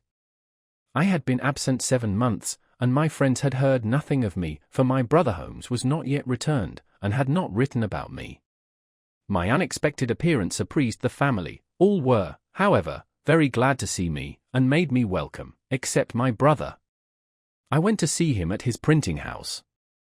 I was better dressed than ever while in his service, having a genteel new suit from head to foot, a watch, and my pockets lined with near £5 sterling in silver. He received me not very frankly, looked me all over, and turned to his work again. The journeymen were inquisitive where I had been, what sort of a country it was, and how I liked it. I praised it much, and the happy life I led in it, expressing strongly my intention of returning to it, and, one of them asking what kind of money we had there, I product a handful of silver, and spread it before them, which was a kind of raree show they had not been us to, paper being the money of Boston. Then I took an opportunity of letting them see my watch, and, lastly, my brother still grum and sullen, I gave them a piece of 8 to drink, and took my leave. This visit of mine offended him extremely, for, when my mother some time after spoke to him of a reconciliation, and of her wishes to see us on good terms together, and that we might live for the future as brothers, he said I had insulted him in such a manner before his people that he could never forget or forgive it. In this, however, he was mistaken. My father received the governor's letter with some apparent surprise, but said little of it to me for some days. When Captain Holmes returning he showed it to him, asked him if he knew Keith, and what kind of man he was, adding his opinion that he must be of small discretion to think of setting a boy up in business who wanted yet 3 years of being at man's estate. Holmes said what he could in favour of the project, but my father was clear in the impropriety of it, and at last gave a flat denial to it. Then he wrote a civil letter to Sir William, thanking him for the patronage he had so kindly offered me, but declining to assist me as yet in setting up, I being, in his opinion, too young to be trusted with the management of a business so important, and for which the preparation must be so expensive. My friend and companion Collins, who was a clerk in the post office, pleased with the account I gave him of my new country, determined to go thither also, and, while I waited for my father's determination, he set out before me by land to Rhode Island, leaving his books, which were a pretty collection of mathematics and natural philosophy, to come with mine and me to New York, where he proposed to wait for me. My father, though he did not approve Sir William's proposition, was yet pleased that I had been able to obtain so advantageous a character from a person of such note where I had resided, and that I had been so industrious and careful as to equip myself so handsomely in so short a time. Therefore, seeing no prospect of an accommodation between my brother and me, he gave his consent to my returning again to Philadelphia, advised me to behave respectfully to the people there, endeavor to obtain the general esteem, and avoid lampooning and libeling, to which he thought I had too much inclination, telling me that by steady industry and a prudent parsimony I might save enough by the time I was 21 to set me up, and that, if I came near the matter, he would help me out with the rest. This was all I could obtain, except some small gifts as tokens of his and my mother's love, when I embarked again for New York, now with their approbation and their blessing. The sloop putting in at Newport, Rhode Island, I visited my brother John, who had been married and settled there some years. He received me very affectionately, for he always loved me. A friend of his, one Vernon, having some money due to him in Pennsylvania, about £35 currency, desired I would receive it for him, and keep it till I had his directions what to remit it in. Accordingly, he gave me an order. This afterwards occasioned me a good deal of uneasiness. At Newport we took in a number of passengers for New York, among which were 2 young women, companions, and a grave, sensible, matron-like Quaker woman, with her attendants. I had shown an obliging readiness to do her some little services, which impressed her, I suppose, with a degree of goodwill toward me. Therefore, when she saw a daily growing familiarity between me and the 2 young women, which they appeared to encourage, she took me aside, and said, "Young man, I am concerned for thee, as thou hast no friend with thee, and seems not to know much of the world, or of the snares youth is exposed to. Depend upon it, those are very bad women, I can see it in all their actions, and if thee art not upon thy guard, they will draw thee into some danger. They are strangers to thee, and I advise thee, in a friendly concern for thy welfare, to have no acquaintance with them." As I seemed at first not to think so ill of them as she did, she mentioned some things she had observed and heard that had escaped my notice, but now convinced me she was right. I thanked her for her kind advice, and promised to follow it. When we arrived at New York, they told me where they lived, and invited me to come and see them, but I avoided it, and it was well I did, for the next day the captain missed a silver spoon and some other things that had been taken out of his cabin, and, knowing that these were a couple of strumpets, he got a warrant to search their lodgings, found the stolen goods, and had the thieves punished. So, though we had escaped a sunken rock, which we scrapped upon in the passage, I thought this escape of rather more importance to me. At New York I found my friend Collins, who had arrived there some time before me. We had been intimate from children, and had read the same books together, but he had the advantage of more time for reading and studying, and a wonderful genius for mathematical learning, in which he far outstripped me. While I lived in Boston, most of my hours of leisure for conversation were spent with him, and he continued a sober as well as an industrious lad, was much respected for his learning by several of the clergy and other gentlemen, and seemed to promise making a good figure in life. But, during my absence, he had acquired a habit of sotting with brandy, and I found by his own account, and what I heard from others, that he had been drunk every day since his arrival at New York, and behaved very oddly. He had gammed, too, and lost his money, so that I was obliged to discharge his lodgings, and defray his expenses to Anne at Philadelphia, which proved extremely inconvenient to me. The then governor of New York, Burnet, son of Bishop Burnet, hearing from the captain that a young man, one of his passengers, had a great many books, desired he would bring me to see him. I waited upon him accordingly, and should have taken Collins with me but that he was not sober. The governor treated me with great civility, showed me his library, which was a very large one, and we had a good deal of conversation about books and authors. This was the second governor who had done me the honor to take notice of me, which, to a poor boy like me, was very pleasing. We proceeded to Philadelphia. I received on the way Vernon's money, without which we could hardly have finished our journey. Collins wished to be employed in some counting-house, but whether they discovered his dramming by his breath, or by his behavior, though he had some recommendations, he met with no success in any application, and continued lodging and boarding at the same house with me, and at my expense. Knowing I had that money of Vernon's, he was continually borrowing of me, still promising repayment as soon as he should be in business. At length he had got so much of it that I was distressed to think what I should do in case of being called on to remit it. His drinking continued, about which we sometimes quarrelled, for, when a little intoxicated, he was very fractious. Once, in a boat on the Delaware with some other young men, he refused to row in his turn. "I will be rowed home," says he. "We will not row you," says I. "You must, or stay all night on the water," says he, "just as you please." The others said, "Let us row, what signifies it?" But my mind being soured with his other conduct, I continued to refuse. So he swore he would make me row, or throw me overboard, and coming along, stepping on the thwarts, toward me, when he came up and struck at me, I clapped my hand under his crutch, and, rising, pitched him head foremost into the river. I knew he was a good swimmer, and so was under little concern about him, but before he could get round to lay hold of the boat, we had with a few strokes pulled her out of his reach, and ever when he drew near the boat, we asked if he would row, striking a few strokes to slide her away from him. He was ready to die with vexation, and obstinately would not promise to row. However, seeing him at last beginning to tire, we lifted him in and brought him home dripping wet in the evening. We hardly exchanged a civil word afterwards, and a West India captain, who had a commission to procure a tutor for the sons of a gentleman at Barbados, happening to meet with him, agreed to carry him thither. He left me then, promising to remit me the first money he should receive in order to discharge the debt, but I never heard of him after. The breaking into this money of Vernon's was one of the first great errata of my life, and this affair showed that my father was not much out in his judgment when he supposed me too young to manage business of importance. But Sir William, on reading his letter, said he was too prudent. There was great difference in persons, and discretion did not always accompany years, nor was youth always without it. And since he will not set you up, says he, I will do it myself. Give me an inventory of the things necessary to be had from England, and I will send for them.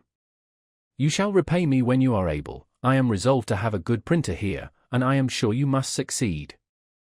This was spoken with such an appearance of cordiality, that I had not the least doubt of his meaning what he said. I had hitherto kept the proposition of my setting up a secret in Philadelphia, and I still kept it.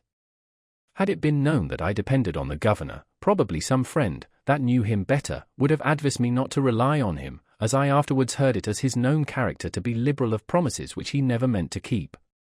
Yet, unsolicited as he was by me, how could I think his generous offers insincere? I believed him one of the best men in the world. I presented him an inventory of a little print house, amounting by my computation to about £100 sterling. He liked it, but asked me if my being on the spot in England to choose the types, and see that everything was good of the kind, might not be of some advantage. Then, says he, when there, you may make acquaintances, and establish correspondences in the bookselling and stationery way. I agreed that this might be advantageous. Then, says he, get yourself ready to go with Annas, which was the annual ship, and the only one at that time usually passing between London and Philadelphia. But it would be some months before Annas sailed, so I continued working with Keimer, fretting about the money Collins had got from me, and in daily apprehensions of being called upon by Vernon, which, however, did not happen for some years after. I believe I have omitted mentioning that, in my first voyage from Boston, being becalmed off Block Island, our people set about catching cod, and hauled up a great many.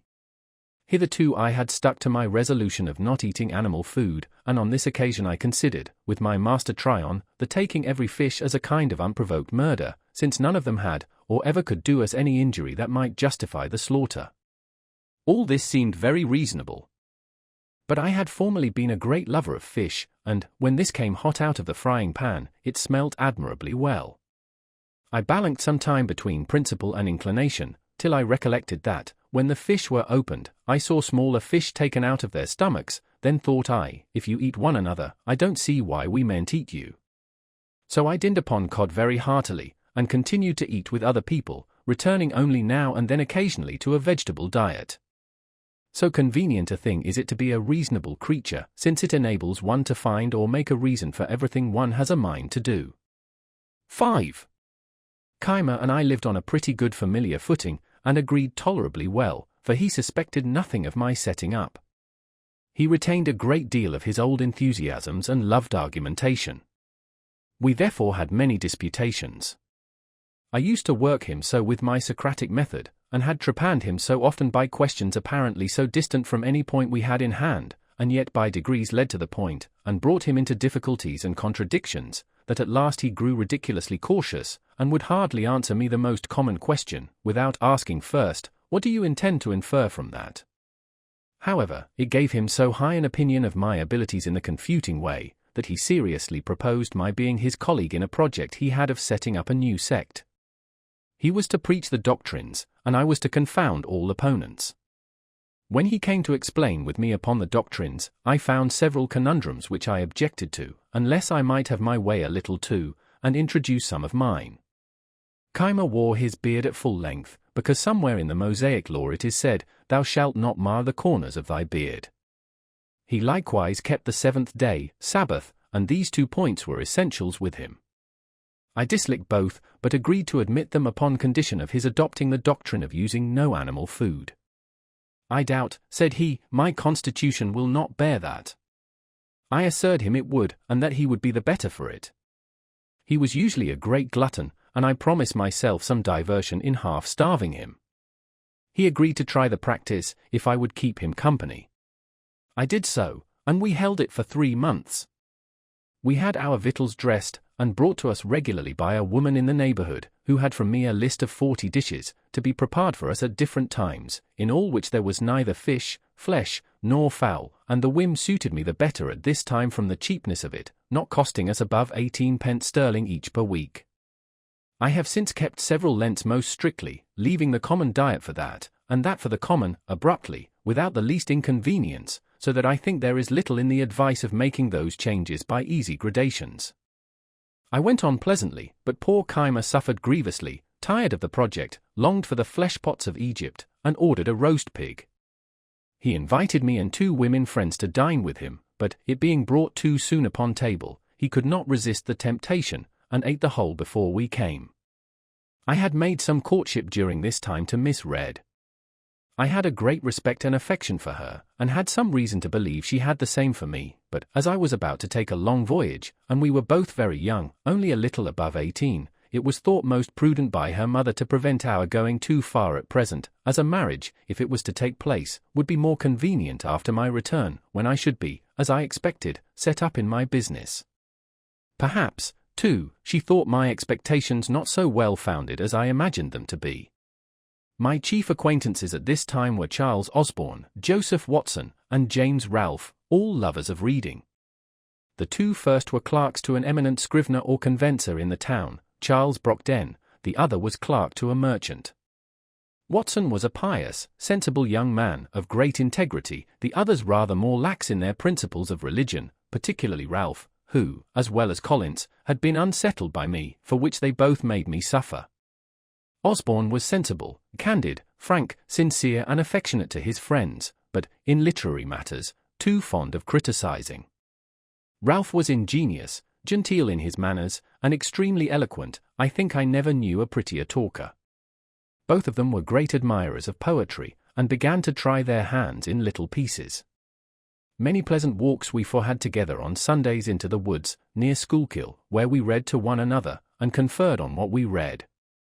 Ralph was inclined to pursue the study of poetry, not doubting but he might become eminent in it, and make his fortune by it, alleging that the best poets must, when they first began to write, make as many faults as he did. Osborne dissuaded him, assured him he had no genius for poetry, and advised him to think of nothing beyond the business he was bred to, that, in the mercantile way, though he had no stock, he might, by his diligence and punctuality, recommend himself to employment as a factor, and in time acquire wherewith to trade on his own account. I approved the amusing oneself with poetry now and then, so far as to improve one's language, but no farther.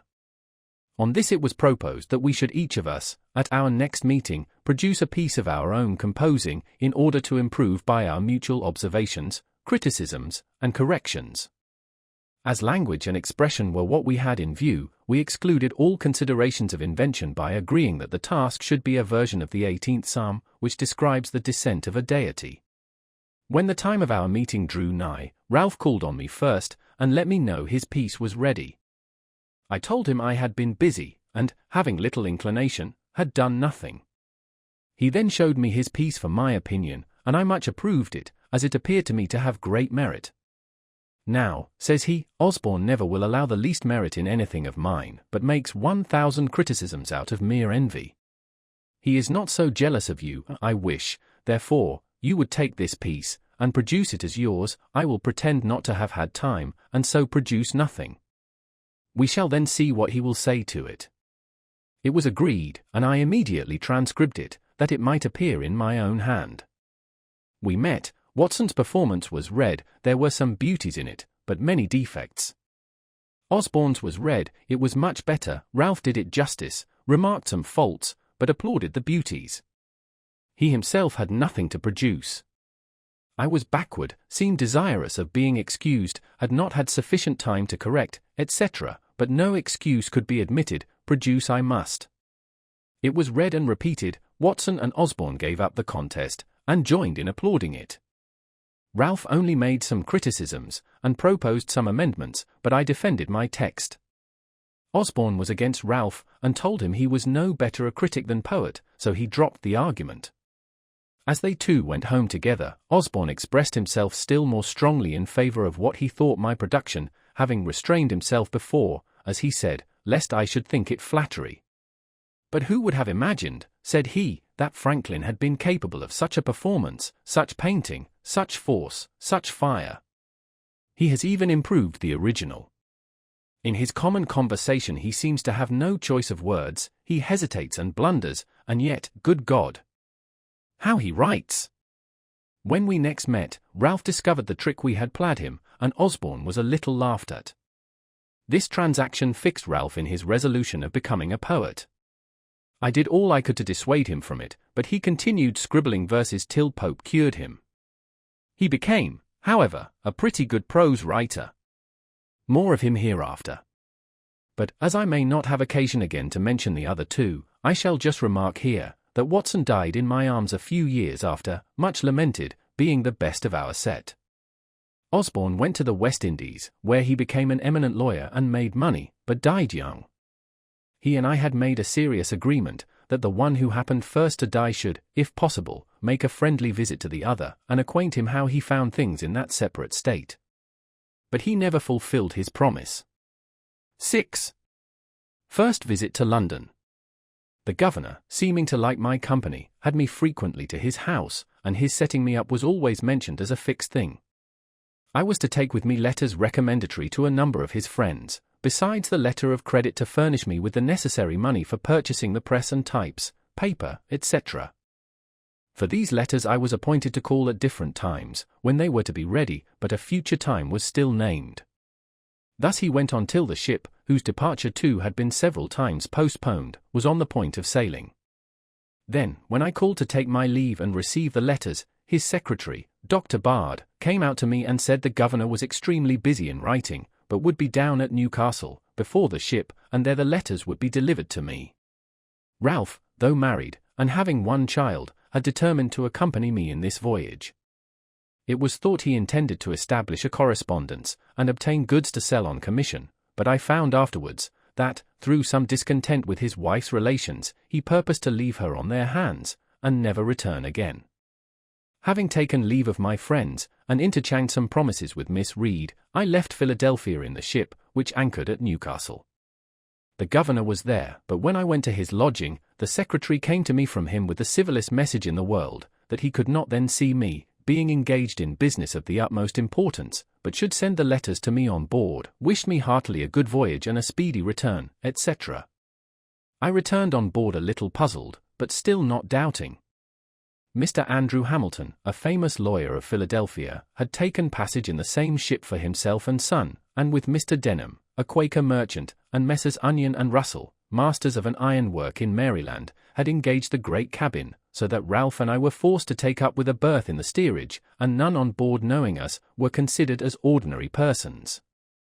But Mr. Hamilton and his son, it was James, since governor, returned from Newcastle to Philadelphia, the father being recalled by a great fee to plead for a seized ship, and, just before we sailed, Colonel French coming on board, and showing me great respect, I was more taken notice of, and, with my friend Ralph, invited by the other gentlemen to come into the cabin, there being now room. Accordingly, we removed thither. Understanding that Colonel French had brought on board the governor's despatches, I asked the captain for those letters that were to be under my care. He said all were put into the bag together and he could not then come at them, but, before we landed in England, I should have an opportunity of picking them out, so I was satisfied for the present, and we proceeded on our voyage. We had a sociable company in the cabin, and lived uncommonly well, having the addition of all Mr. Hamilton's stores, who had laid in plentifully. In this passage Mr. Denham contracted a friendship for me that continued during his life. The voyage was otherwise not a pleasant one, as we had a great deal of bad weather. When we came into the Channel, the captain kept his word with me, and gave me an opportunity of examining the bag for the governor's letters. I found none upon which my name was put as under my care. I picked out 6 or 7, that, by the handwriting, I thought might be the promised letters, especially as one of them was directed to Basket, the King's printer, and another to some stationer.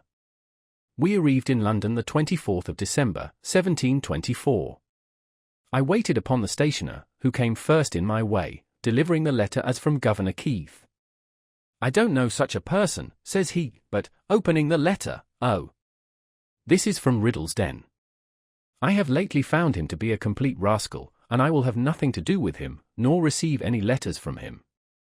So, putting the letter into my hand, he turned on his heel and left me to serve some customer.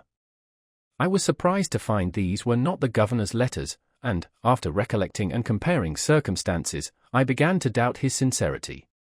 I found my friend Denham, and opened the whole affair to him. He let me into Keith's character, told me there was not the least probability that he had written any letters for me, that no one, who knew him, had the smallest dependence on him, and he laughed at the notion of the governor's giving me a letter of credit, having, as he said, no credit to give. On my expressing some concern about what I should do, he advised me to endeavor getting some employment in the way of my business. "Among the printers here," said he, "you will improve yourself, and when you return to America, you will set up to greater advantage." We both of us happened to know, as well as the stationer, that Riddle's Den, the attorney, was a very knave. He had half-ruined Miss Reed's father by persuading him to be bound for him. By this letter it appeared there was a secret scheme on foot to the prejudice of Hamilton, supposed to be then coming over with us, and that Keith was concerned in it with Riddle's Den. Denham, who was a friend of Hamilton's, thought he ought to be acquainted with it, so, when he arrived in England, which was soon after, partly from resentment and ill-will to Keith and Riddle's Den, and partly from goodwill to him, I waited on him, and gave him the letter. He thanked me cordially, the information being of importance to him, and from that time he became my friend, greatly to my advantage afterwards on many occasions. But what shall we think of a governor's playing such pitiful tricks, and imposing so grossly on a poor ignorant boy? It was a habit he had acquired. He wished to please everybody, and, having little to give, he gave expectations. He was otherwise an ingenious, sensible man, a pretty good writer, and a good governor for the people, though not for his constituents, the proprietaries, whose instructions he sometimes disregarded. Several of our best laws were of his planning and passed during his administration. Ralph and I were inseparable companions. We took lodgings together in Little Britain at 3 shillings and 6pence a week, as much as we could then afford. He found some relations, but they were poor, and unable to assist him. He now let me know his intentions of remaining in London, and that he never meant to return to Philadelphia. He had brought no money with him, the whole he could muster having been expended in paying his passage. I had 15 pistoles, so he borrowed occasionally of me to subsist, while he was looking out for business. He first endeavored to get into the playhouse, believing himself qualified for an actor, but Wilkes, to whom he applied, advised him candidly not to think of that employment, as it was impossible he should succeed in it. Then he proposed to Roberts, a publisher in Paternoster Row, to write for him a weekly paper like The Spectator, on certain conditions, which Roberts did not approve. Then he endeavored to get employment as a hackney writer, to copy for the stationers and lawyers about the Temple, but could find no vacancy. I immediately got into work at Palmer's, then a famous printing house in Bartholomew Close, and here I continued near a year. I was pretty diligent, but spent with Ralph a good deal of my earnings in going to plays and other places of amusement. We had together consumed all my pistoles, and now just rubbed on from hand to mouth. He seemed quite to forget his wife and child, and I, by degrees, my engagements with Miss Red, to whom I never wrote more than one letter, and that was to let her know I was not likely soon to return. This was another of the great errata of my life, which I should wish to correct if I were to live it over again. In fact, by our expenses, I was constantly kept unable to pay my passage. At Palmer's I was employed in composing for the 2nd edition of Wollaston's Religion of Nature. Some of his reasonings not appearing to me well-founded, I wrote a little metaphysical piece in which I made remarks on them. It was entitled A Dissertation on Liberty and Necessity, Pleasure and Pain. I inscribed it to my friend Ralph. I printed a small number. It occasioned my being more considered by Mr. Palmer as a young man of some ingenuity, though he seriously expostulated with me upon the principles of my pamphlet, which to him appeared abominable. My printing this pamphlet was another erratum. While I lodged in Little Britain, I made an acquaintance with one Wilcox, a bookseller, whose shop was at the next door. He had an immense collection of second-hand books. Circulating libraries were not then in use, but we agreed that, on certain reasonable terms, which I have now forgotten, I might take, read, and return any of his books. This I esteemed a great advantage, and I made as much use of it as I could. My pamphlet by some means falling into the hands of one Lyons, a surgeon, author of a book entitled The Infallibility of Human Judgment, it occasioned an acquaintance between us.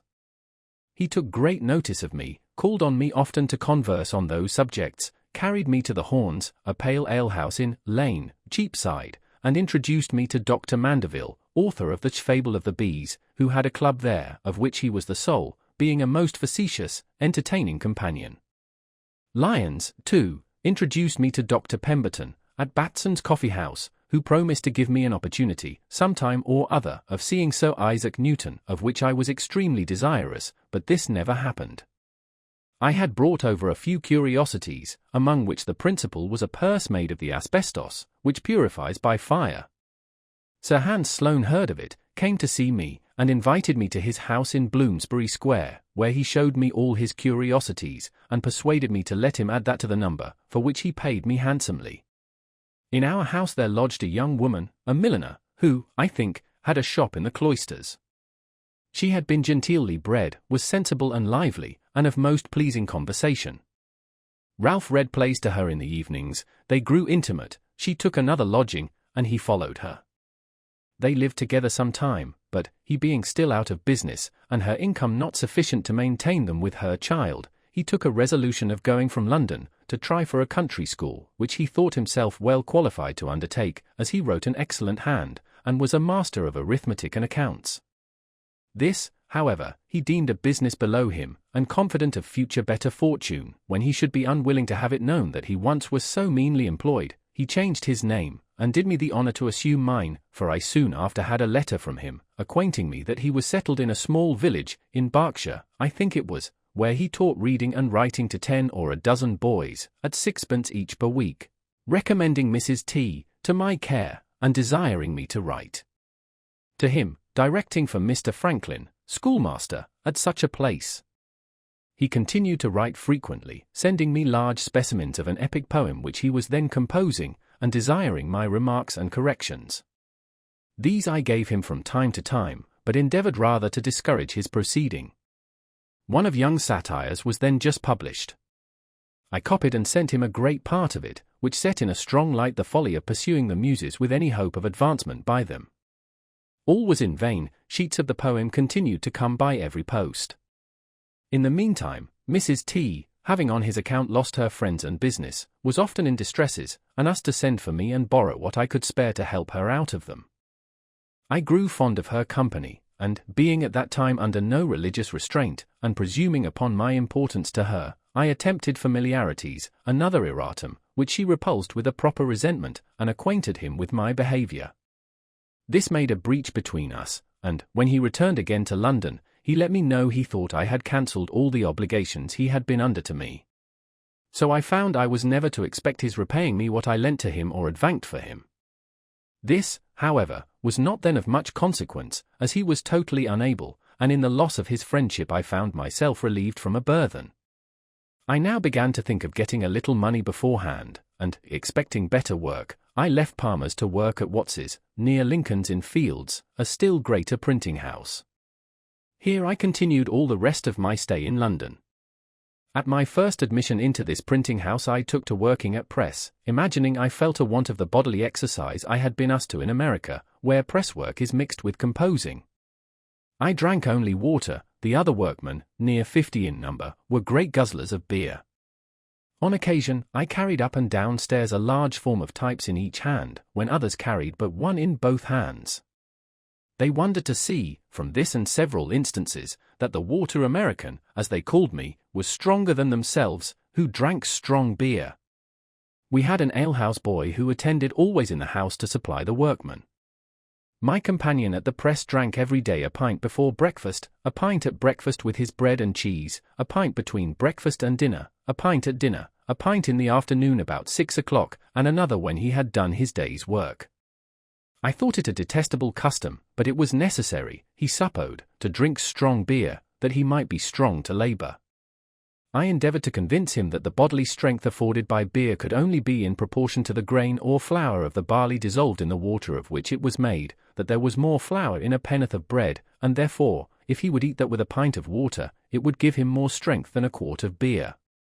He drank on, however, and had 4 or 5 shillings to pay out of his wages every Saturday night for that muddling liquor, an expense I was free from. And thus these poor devils keep themselves always under. Watts, after some weeks, desiring to have me in the composing room, I left the pressman a new bienvenue or some for drink, being 5 shillings, was demanded of me by the compositors. I thought it an imposition, as I had paid below, the master thought so too, and forbade my paying it. I stood out 2 or 3 weeks, was accordingly considered as an excommunicate, and had so many little pieces of private mischief done me, by mixing my sorts, transposing my pages, breaking my matter, etc., etc., if I were ever so little out of the room, and all ascribed to the chapel ghost, which they said ever haunted those not regularly admitted, that, notwithstanding the master's protection, I found myself obliged to comply and pay the money, convinced of the folly of being on ill terms with those one is to live with continually. I was now on a fair footing with them, and soon acquired considerable influence. I proposed some reasonable alterations in their chapel laws, and carried them against all opposition. From my example, a great part of them left their muddling breakfast of beer and bread and cheese, finding they could with me be supplied from a neighbouring house with a large porringer of hot water gruel, sprinkled with pepper, crumbed with bread, and a bit of butter in it, for the price of a pint of beer, viz., 3/2 pence. This was a more comfortable as well as cheaper breakfast, and keep their heads clearer. Those who continued sotting with beer all day, were often, by not paying, out of credit at the alehouse, and us to make interest with me to get beer, their light, as they phrased it, being out. I watched the pay table on Saturday night, and collected what I stood in gagged for them, having to pay sometimes near 30 shillings a week on their accounts. This, and my being esteemed a pretty good Ridgeite, that is, a jocular verbal satirist, supported my consequence in the society. My constant attendance, I never making a St. Monday, recommended me to the master, and my uncommon quickness at composing occasioned my being put upon all work of dispatch, which was generally better paid. So I went on now very agreeably. My lodging in Little Britain being too remote, I found another in Duke Street, opposite to the Romish Chapel. It was 2 pair of stairs backwards, at an Italian warehouse. A widow lady kept the house, she had a daughter, and a maid servant, and a journeyman who attended the warehouse, but lodged abroad. After sending to inquire my character at the house where I last lodged, she agreed to take me in at the same rate, 3s. per week, cheaper, as she said, from the protection she expected in having a man lodge in the house. She was a widow, an elderly woman, had been bred a Protestant, being a clergyman's daughter, but was converted to the Catholic religion by her husband, whose memory she much revered, had lived much among people of distinction, and knew 1,000 anecdotes of them as far back as the times of Charles II.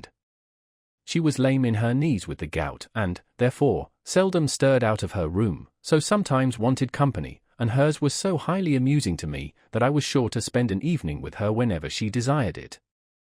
Our supper was only half an anchovy each, on a very little strip of bread and butter, and half a pint of ale between us, but the entertainment was in her conversation.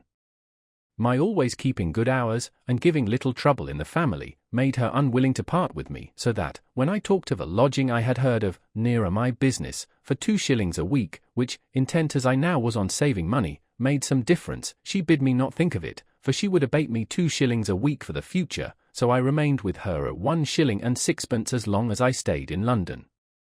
In a garret of her house there lived a maiden lady of 70, in the most retired manner, of whom my landlady gave me this account, that she was a Roman Catholic, had been sent abroad when young, and lodged in a nunnery with an intent of becoming a nun, but, the country not agreeing with her, she returned to England, where, there being no nunnery, she had vowed to lead the life of a nun, as near as might be done in those circumstances. Accordingly, she had given all her estate to charitable uses, reserving only £12 a year to live on, and out of this sum she still gave a great deal in charity, living herself on water gruel only, and using no fire but to boil it. She had lived many years in that garret, being permitted to remain there gratis by successive Catholic tenants of the house below, as they deemed it a blessing to have her there. A priest visited her to confess her every day. I have asked her, says my landlady, how she, as she lived, could possibly find so much employment for a confessor. Oh, said she, it is impossible to avoid vain thoughts. I was permitted once to visit her. She was cheerful and polite, and conversed pleasantly. The room was clean, but had no other furniture than a mattress, a table with a crucifix and book, a stool which she gave me to sit on, and a picture over the chimney of Saint Veronica displaying her handkerchief, with the miraculous figure of Christ's bleeding face on it, which she explained to me with great seriousness. She looked pale, but was never sick, and I give it as another instance on how small an income, life and health may be supported.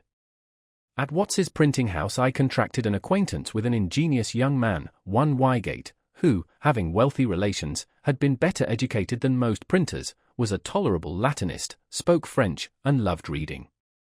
I taught him and a friend of his to swim at twice going into the river, and they soon became good swimmers. They introduced me to some gentlemen from the country, who went to Chelsea by water to see the college and Don Saltero's curiosities. In our return, at the request of the company, whose curiosity Wygate had excited, I stripped and leaped into the river, and swam from near Chelsea to Blackfriars, performing on the way many feats of activity, both upon and under water, that surprised and pleased those to whom they were novelties. I had from a child been ever delighted with this exercise, had studied and practised all Thevenot's motions and positions, added some of my own, aiming at the graceful and easy as well as the useful. All these I took this occasion of exhibiting to the company, and was much flattered by their admiration, and Wygate, who was desirous of becoming a master, grew more and more attached to me on that account, as well as from the similarity of our studies. He at length proposed to me travelling all over Europe together, supporting ourselves everywhere by working at our business.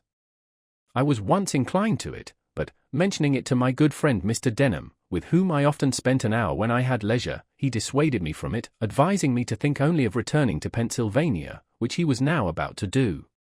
I must record one trait of this good man's character. He had formerly been in business at Bristol, but failed in debt to a number of people, compounded and went to America. There, by a close application to business as a merchant, he acquired a plentiful fortune in a few years. Returning to England in the ship with me, he invited his old creditors to an entertainment, at which he thanked them for the easy composition they had favoured him with, and, when they expected nothing but the treat, every man at the first remove found under his plate an order on a banker for the full amount of the unpaid remainder with interest. He now told me he was about to return to Philadelphia, and should carry over a great quantity of goods in order to open a store there. He proposed to take me over as his clerk, to keep his books, in which he would instruct me, copy his letters, and attend the store. He added, that, as soon as I should be acquainted with mercantile business, he would promote me by sending me with a cargo of flour and bread, etc., to the West Indies, and procure me commissions from others which would be profitable, and, if I managed well, would establish me handsomely. The thing pleased me, for I was grown tired of London, remembered with pleasure the happy months I had spent in Pennsylvania, and wished again to see it. Therefore I immediately agreed on the terms of £50 a year, Pennsylvania money, less, indeed, than my present gettings as a compositor, but affording a better prospect. I now took leave of printing, as I thought, forever, and was daily employed in my new business, going about with Mr. Denham among the tradesmen to purchase various articles, and seeing them packed up, doing errands, calling upon workmen to dispatch, etc., and, when all was on board, I had a few days' leisure. On one of these days, I was, to my surprise, sent for by a great man I knew only by name, a Sir William Wyndham, and I waited upon him. He had heard by some means or other of my swimming from Chelsea to Blackfriars, and of my teaching Wygate and another young man to swim in a few hours. He had 2 sons, about to set out on their travels. He wished to have them first taught swimming, and proposed to gratify me handsomely if I would teach them.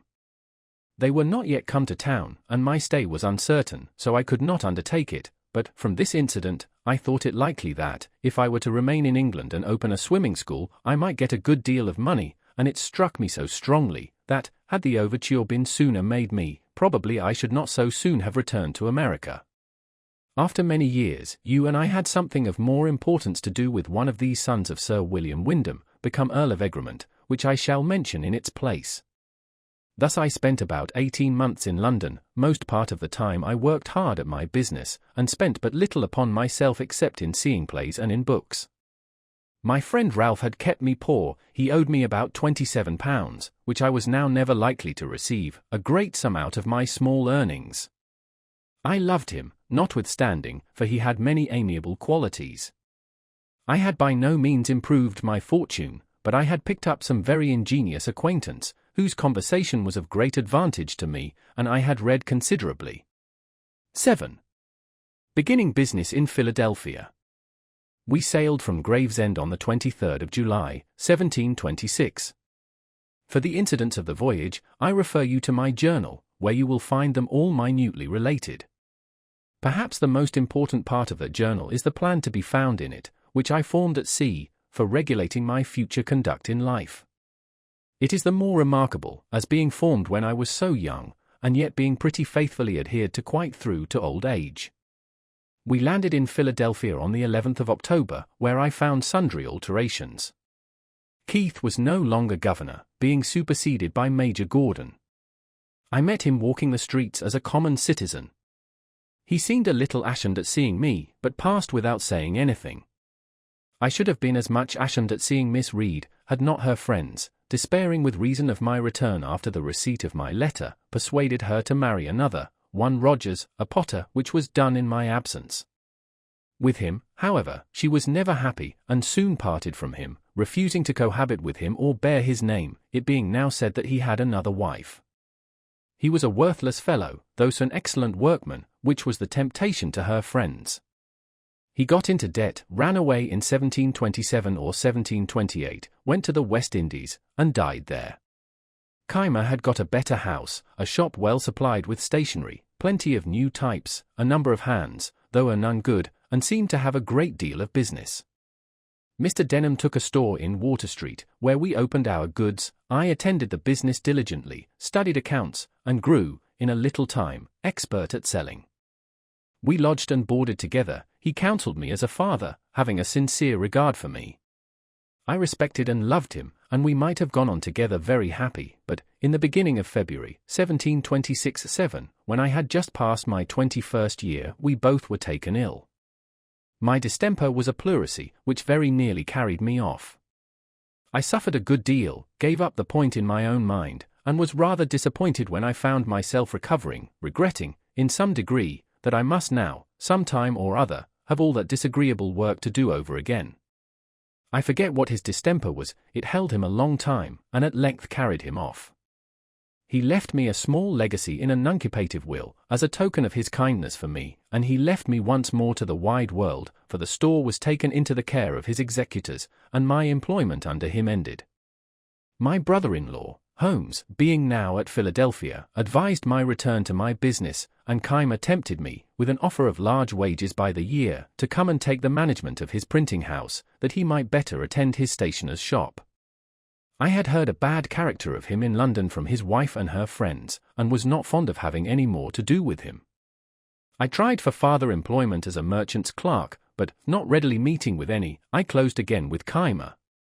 I found in his house these hands: Hugh Meredith, a Welsh Pennsylvanian, 30 years of age, bred to country work, honest, sensible, had a great deal of solid observation, was something of a reader, but given to drink. Stephen Potts, a young countryman of full age, bred to the same, of uncommon natural parts, and great wit and humour, but a little idle. These he had agreed with at extreme low wages per week to be raid a shilling every 3 months, as they would deserve by improving in their business, and the expectation of these high wages, to come on hereafter, was what he had drawn them in with. Meredith was to work at press, Potts at book binding, which he, by agreement, was to teach them, though he knew neither one nor t'other.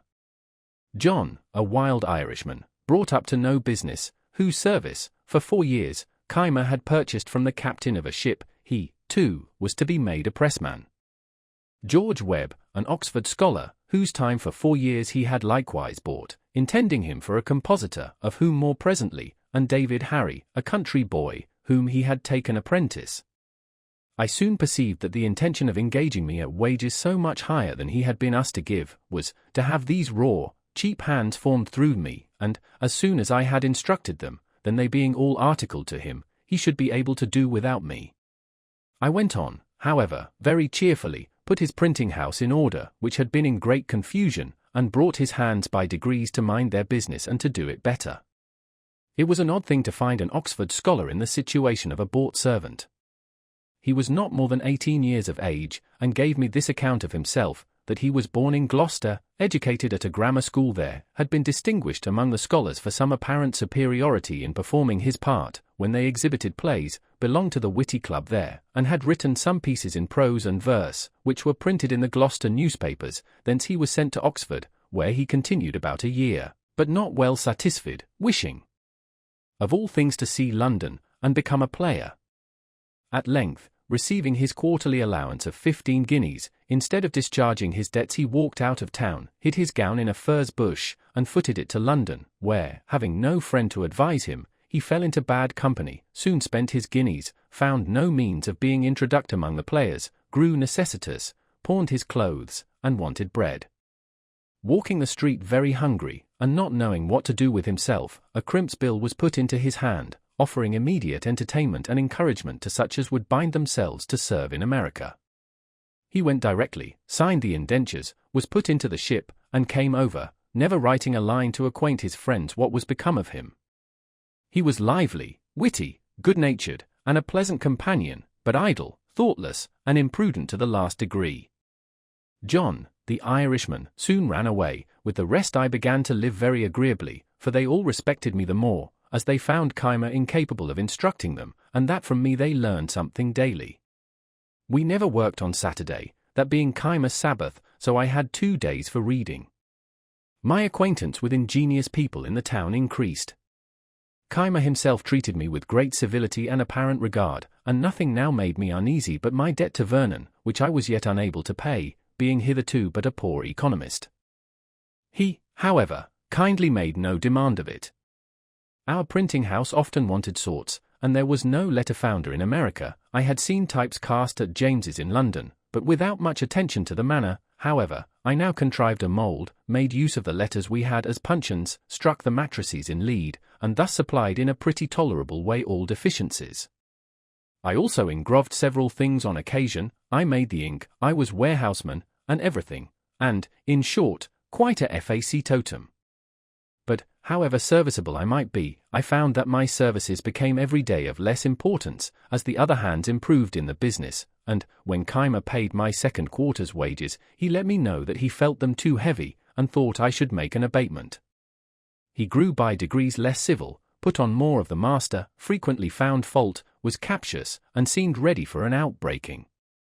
I went on, nevertheless, with a good deal of patience, thinking that his encumbered circumstances were partly the cause. At length a trifle snapped our connections, for, a great noise happening near the court-house, I put my head out of the window to see what was the matter.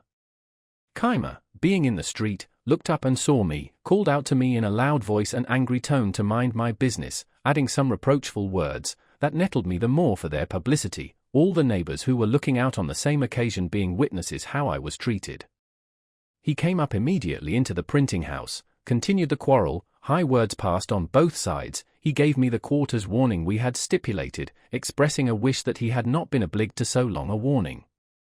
I told him his wish was unnecessary, for I would leave him that instant, and so, taking my hat, walked out of doors, desiring Meredith, whom I saw below, to take care of some things I left, and bring them to my lodgings. Meredith came accordingly in the evening, when we talked my affair over. He had conceived a great regard for me, and was very unwilling that I should leave the house while he remained in it. He dissuaded me from returning to my native country, which I began to think of. He reminded me that Keimer was in debt for all he possessed, that his creditors began to be uneasy, that he kept his shop miserably, sold often without profit for ready money, and often trusted without keeping accounts, that he must therefore fail, which would make a vacancy I might profit of. I objected my want of money. He then let me know that his father had a high opinion of me, and, from some discourse that had passed between them, he was sure would advance money to set us up, if I would enter into partnership with him. My time, says he, will be out with Keimer in the spring. By that time we may have our press and types in from London. I am sensible I am no workman. If you like it, your skill in the business shall be set against the stock I furnish, and we will share the profits equally. The proposal was agreeable, and I consented. His father was in town and approved of it, the more as he saw I had great influence with his son, had prevailed on him to abstain long from dram drinking, and he hoped might break him of that wretched habit entirely, when we came to be so closely connected. I gave an inventory to the father, who carried it to a merchant. The things were sent for, the secret was to be kept till they should arrive, and in the meantime I was to get work, if I could, at the other printing house. But I found no vacancy there, and so remained idle a few days, when Keimer, on a prospect of being employed to print some paper money in New Jersey, which would require cuts and various types that I only could supply, and apprehending Bradford might engage me and get the job from him, sent me a very civil message, that old friends should not part for a few words, the effect of sudden passion, and wishing me to return.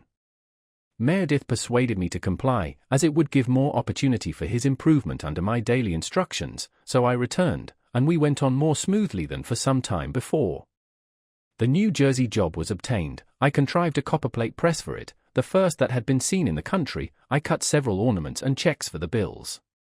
We went together to Burlington, where I executed the whole to satisfaction, and he received so large a sum for the work as to be enabled thereby to keep his head much longer above water. At Burlington I made an acquaintance with many principal people of the province. Several of them had been appointed by the Assembly a committee to attend the press, and take care that no more bills were printed than the law directed. They were therefore, by turns, constantly with us, and generally he who attended, brought with him a friend or two for company.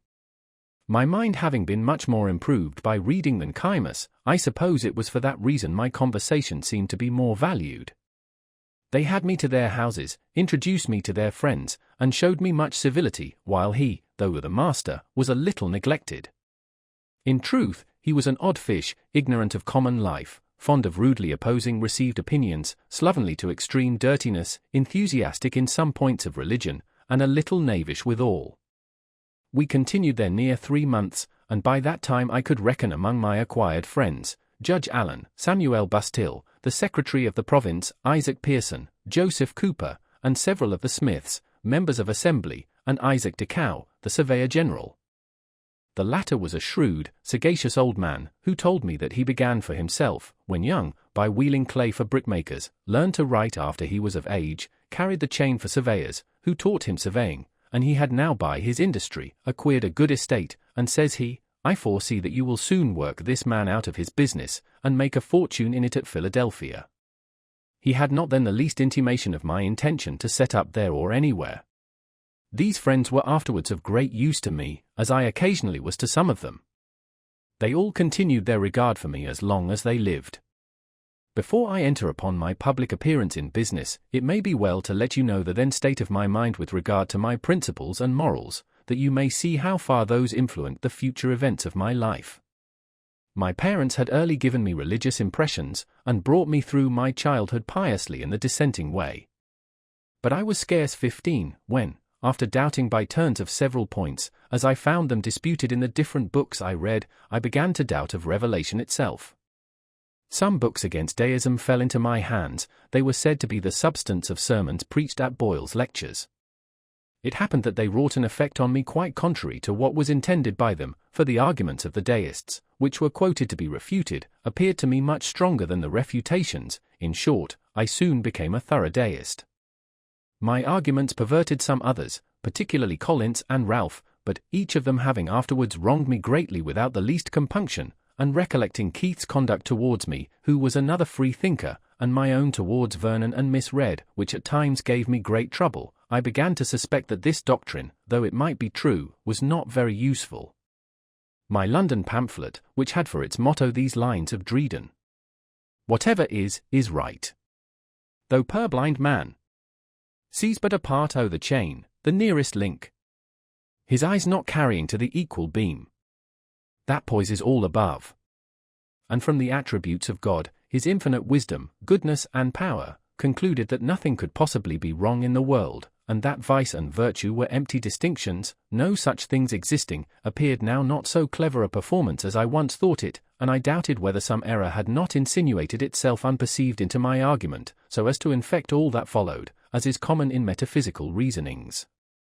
I grew convinced that truth, sincerity, and integrity in dealings between man and man were of the utmost importance to the felicity of life, and I formed written resolutions, which still remain in my journal book, to practice them ever while I lived. Revelation had indeed no weight with me, as such, but I entertained an opinion that, though certain actions might not be bad because they were forbidden by it, or good because it commanded them, yet probably these actions might be forbidden because they were bad for us, or commanded because they were beneficial to us, in their own natures, all the circumstances of things considered. And this persuasion, with the kind hand of Providence, or some guardian angel, or accidental favorable circumstances and situations, or all together, preserved me, through this dangerous time of youth, and the hazardous situations I was sometimes in among strangers, remote from the eye and advice of my father, without any wilful gross immorality or injustice, that might have been expected from my want of religion. I say wilful, because the instances I have mentioned had something of necessity in them, from my youth, inexperience, and the knavery of others. I had therefore a tolerable character to begin the world with. I valued it properly, and determined to preserve it. We had not been long returned to Philadelphia before the new types arrived from London. We settled with Keimer, and left him by his consent before he heard of it. We found a house to hire near the market, and took it. To lessen the rent, which was then but £24 a year, though I have since known it to let for 70, we took in Thomas Godfrey, a glazier, and his family, who were to pay a considerable part of it to us, and we to board with them. We had scarce opened our letters and put our press in order, before George House, an acquaintance of mine, brought a countryman to us, whom he had met in the street inquiring for a printer. All our cash was now expended in the variety of particulars we had been obliged to procure, and this countryman's 5 shillings, being our first fruits, and coming so seasonably, gave me more pleasure than any crown I have since earned, and the gratitude I felt toward House has made me often more ready than perhaps I should otherwise have been to assist young beginners. There are croakers in every country, always boding its ruin. Such a one then lived in Philadelphia, a person of note, an elderly man, with a wise look and a very grave manner of speaking. His name was Samuel Mickle. This gentleman, a stranger to me, stopped one day at my door, and asked me if I was the young man who had lately opened a new printing house. Being answered in the affirmative, he said he was sorry for me, because it was an expensive undertaking, and the expense would be lost, for Philadelphia was a sinking place, the people already half bankrupts, or near being so, all appearances to the contrary, such as new buildings and the rise of rents, being to his certain knowledge fallacious, for they were, in fact, among the things that would soon ruin us. And he gave me such a detail of misfortunes now existing, or that was soon to exist, that he left me half melancholy. Had I known him before I engaged in this business, probably I never should have done it. This man continued to live in this decaying place, and to declaim in the same strain, refusing for many years to buy a house there, because all was going to destruction, and at last I had the pleasure of seeing him give 5 times as much for one as he might have bought it for when he first began his croaking. I should have mentioned before, that, in the autumn of the preceding year, I had formed most of my ingenious acquaintance into a club of mutual improvement, which was called the Junto. We met on Friday evenings. The rules that I drew up required that every member, in his turn, should produce 1 or more queries on any point of morals, politics, or natural philosophy, to be discussed by the company, and once in 3 months produce and read an essay of his own writing, on any subject he pleased. Our debates were to be under the direction of a president, and to be conducted in the sincere spirit of inquiry after truth, without fondness for dispute, or desire of victory, and, to prevent warmth, all expressions of positiveness in opinions, or direct contradiction, were after some time made contraband, and prohibited under small pecuniary penalties. The first members were Joseph Braintnell, a copier of deeds for the scriveners, a good-natured, friendly middle-aged man, a great lover of poetry, reading all he could meet with, and writing some that was tolerable, very ingenious in many little knick-knackeries, and of sensible conversation. Thomas Godfrey, a self-taught mathematician, great in his way, and afterward inventor of what is now called Hadley's quadrant. But he knew little out of his way, and was not a pleasing companion, as, like most great mathematicians I have met with, he expected universal precision in everything said, or was forever denying or distinguishing upon trifles, to the disturbance of all conversation. He soon left us. Nicholas Scull, a surveyor, afterwards surveyor general, who loved books, and sometimes made a few verses. William Parsons, bred a shoemaker, but, loving reading, had acquired a considerable share of mathematics, which he first studied with a view to astrology, that he afterwards laughed at it. He also became surveyor general. William Morgridge, a joiner, a most exquisite mechanic, and a solid, sensible man. Hugh Meredith, Stephen Potts, and George Webb I have characterized before. Robert Grace, a young gentleman of some fortune, generous, lively, and witty, a lover of punning and of his friends. And William Coleman, then a merchant's clerk, about my age, who had the coolest, clearest head, the best heart, and the exactest morals of almost any man I ever met with. He became afterwards a merchant of great note, and one of our provincial judges. Our friendship continued without interruption to his death, upwards of 40 years, and the club continued almost as long, and was the best school of philosophy, morality, and politics that then existed in the province, for our queries, which were read the week preceding their discussion, put us upon reading with attention upon the several subjects, that we might speak more to the purpose, and here, too, we acquired better habits of conversation, everything being studied in our rules which might prevent our disgusting each other. From hence the long continuance of the club, which I shall have frequent occasion to speak further of hereafter. But my giving this account of it here is to show something of the interest I had, every one of these exerting themselves in recommending business to us. Braintnell particularly procured us from the Quakers the printing 40 sheets of their history, the rest being to be done by Keimer, and upon this we worked exceedingly hard, for the price was low. It was a folio, pro patria size, in pica, with long primer notes. I composed of it a sheet a day, and Meredith worked it off at press. It was often 11 at night, and sometimes later, before I had finished my distribution for the next day's work, for the little job sent in by our other friends now and then put us back. But so determined I was to continue doing a sheet a day of the folio, that one night, when, having imposed my forms, I thought my day's work over, one of them by accident was broken, and 2 pages reduced to pi, I immediately distributed and composed it over again before I went to bed, and this industry, visible to our neighbours, began to give us character and credit, particularly, I was told, that mention being made of the new printing office at the Merchants' Evernight Club, the general opinion was that it must fail, there being already 2 printers in the place, Keimer and Bradford, but Dr. Baird, whom you and I saw many years after at his native place, St. Andrews in Scotland, gave a contrary opinion, for the industry of that Franklin, says he, is superior to anything I ever saw of the kind. I see him still at work when I go home from club, and he is at work again before his neighbours are out of bed. This struck the rest, and we soon after had offers from one of them to supply us with stationery, but as yet we did not choose to engage in shop business. I mention this industry the more particularly and the more freely, though it seems to be talking in my own praise, that those of my posterity, who shall read it, may know the use of that virtue, when they see its effects in my favour throughout this relation. George Webb, who had found a female friend that lent him wherewith to purchase his time of Keimer, now came to offer himself as a journeyman to us. We could not then employ him, but I foolishly let him know as a secret that I soon intended to begin a newspaper, and might then have work for him.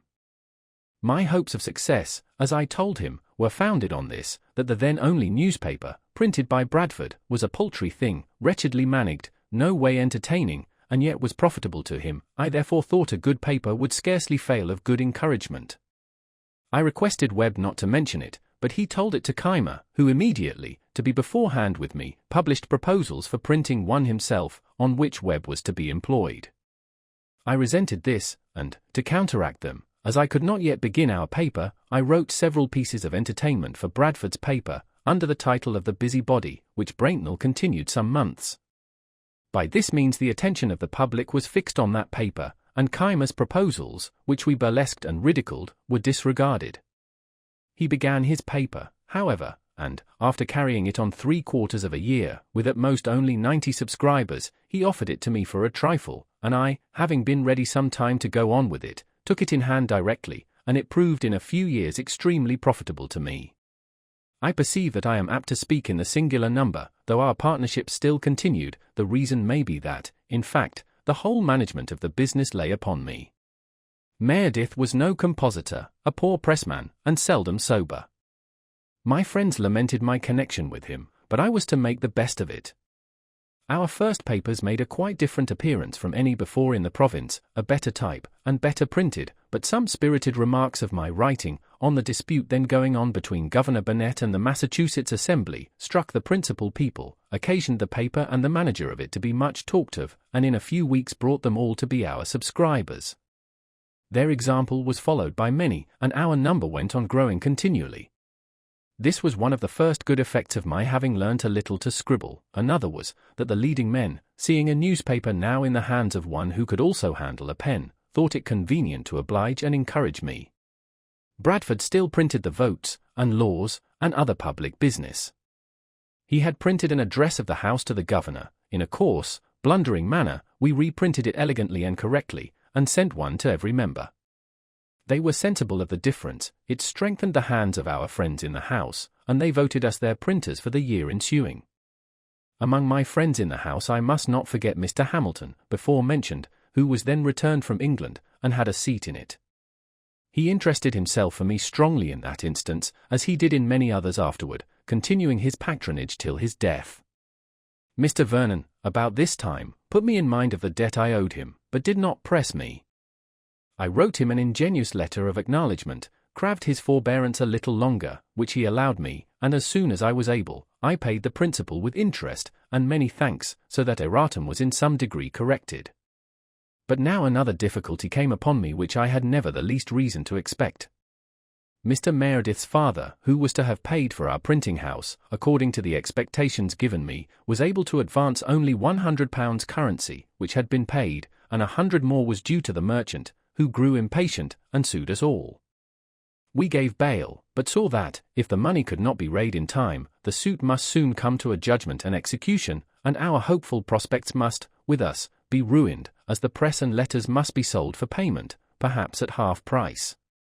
In this distress 2 true friends, whose kindness I have never forgotten, nor ever shall forget while I can remember anything, came to me separately, unknown to each other, and, without any application from me, offering each of them to advance me all the money that should be necessary to enable me to take the whole business upon myself, if that should be practicable, but they did not like my continuing the partnership with Meredith, who, as they said, was often seen drunk in the streets, and playing at low games in alehouses, much to our discredit. These 2 friends were William Coleman and Robert Grace.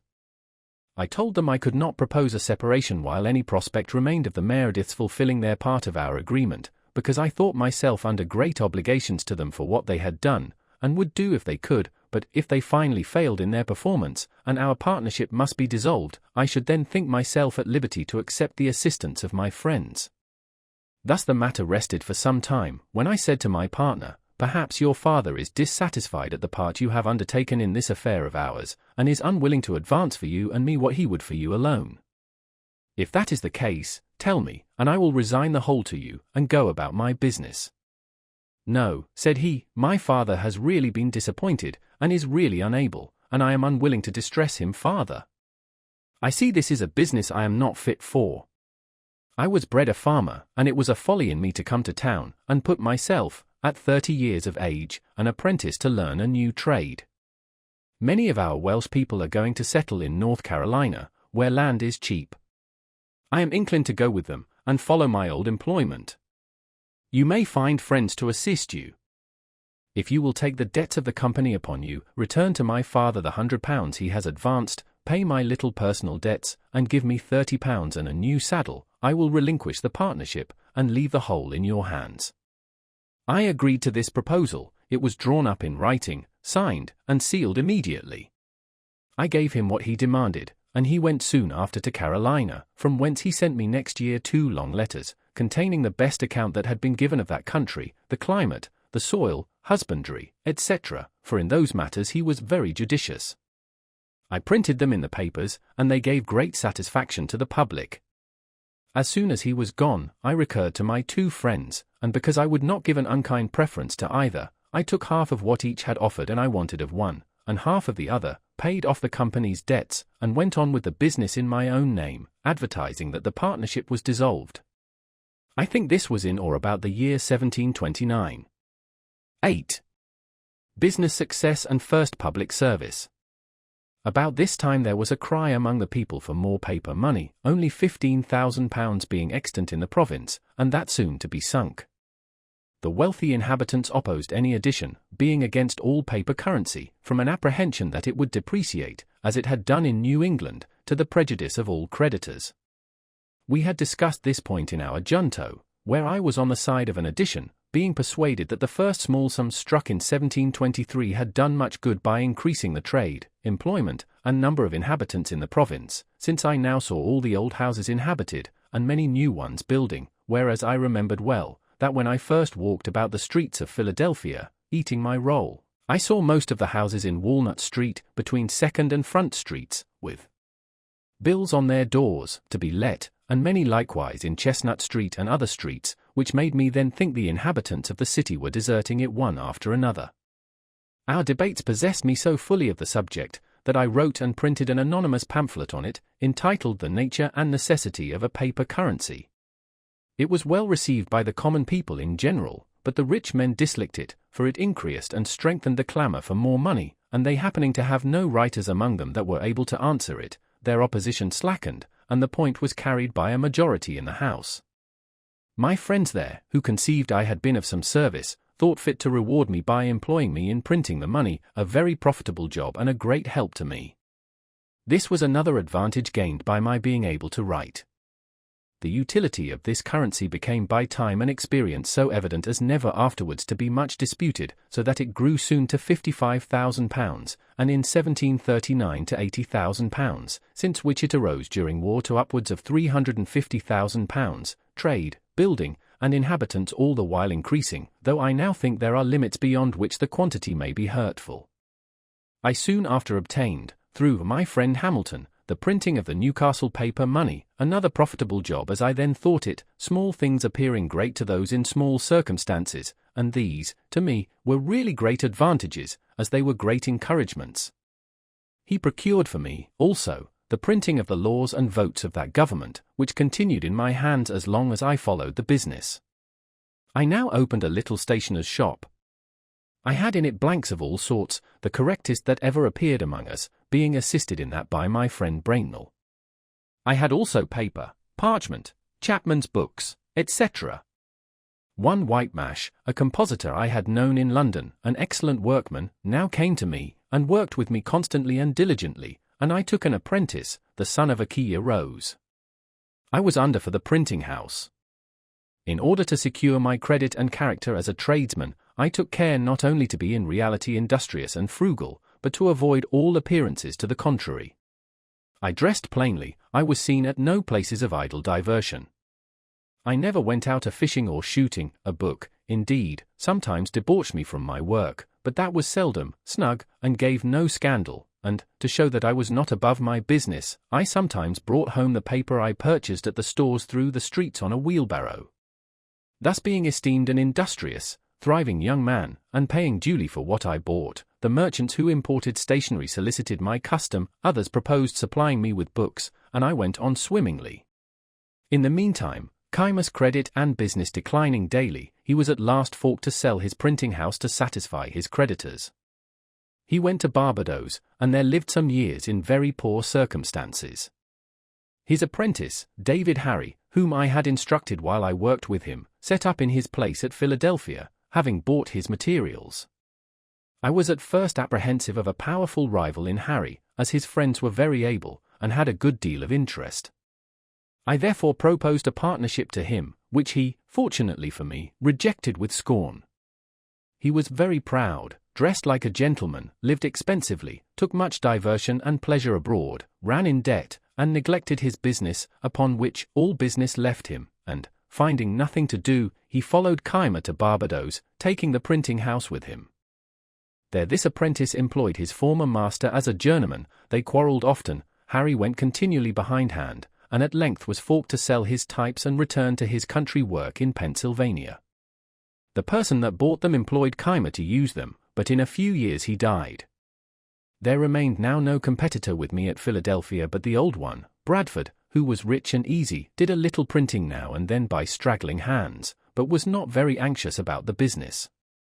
However, as he kept the post office, it was imagined he had better opportunities of obtaining news, his paper was thought a better distributor of advertisements than mine, and therefore had many more, which was a profitable thing to him, and a disadvantage to me, for, though I did indeed receive and send papers by the post, yet the public opinion was otherwise, for what I did send was by bribing the riders, who took them privately, Bradford being unkind enough to forbid it, which occasioned some resentment on my part, and I thought so meanly of him for it, that, when I afterward came into his situation, I took care never to imitate it.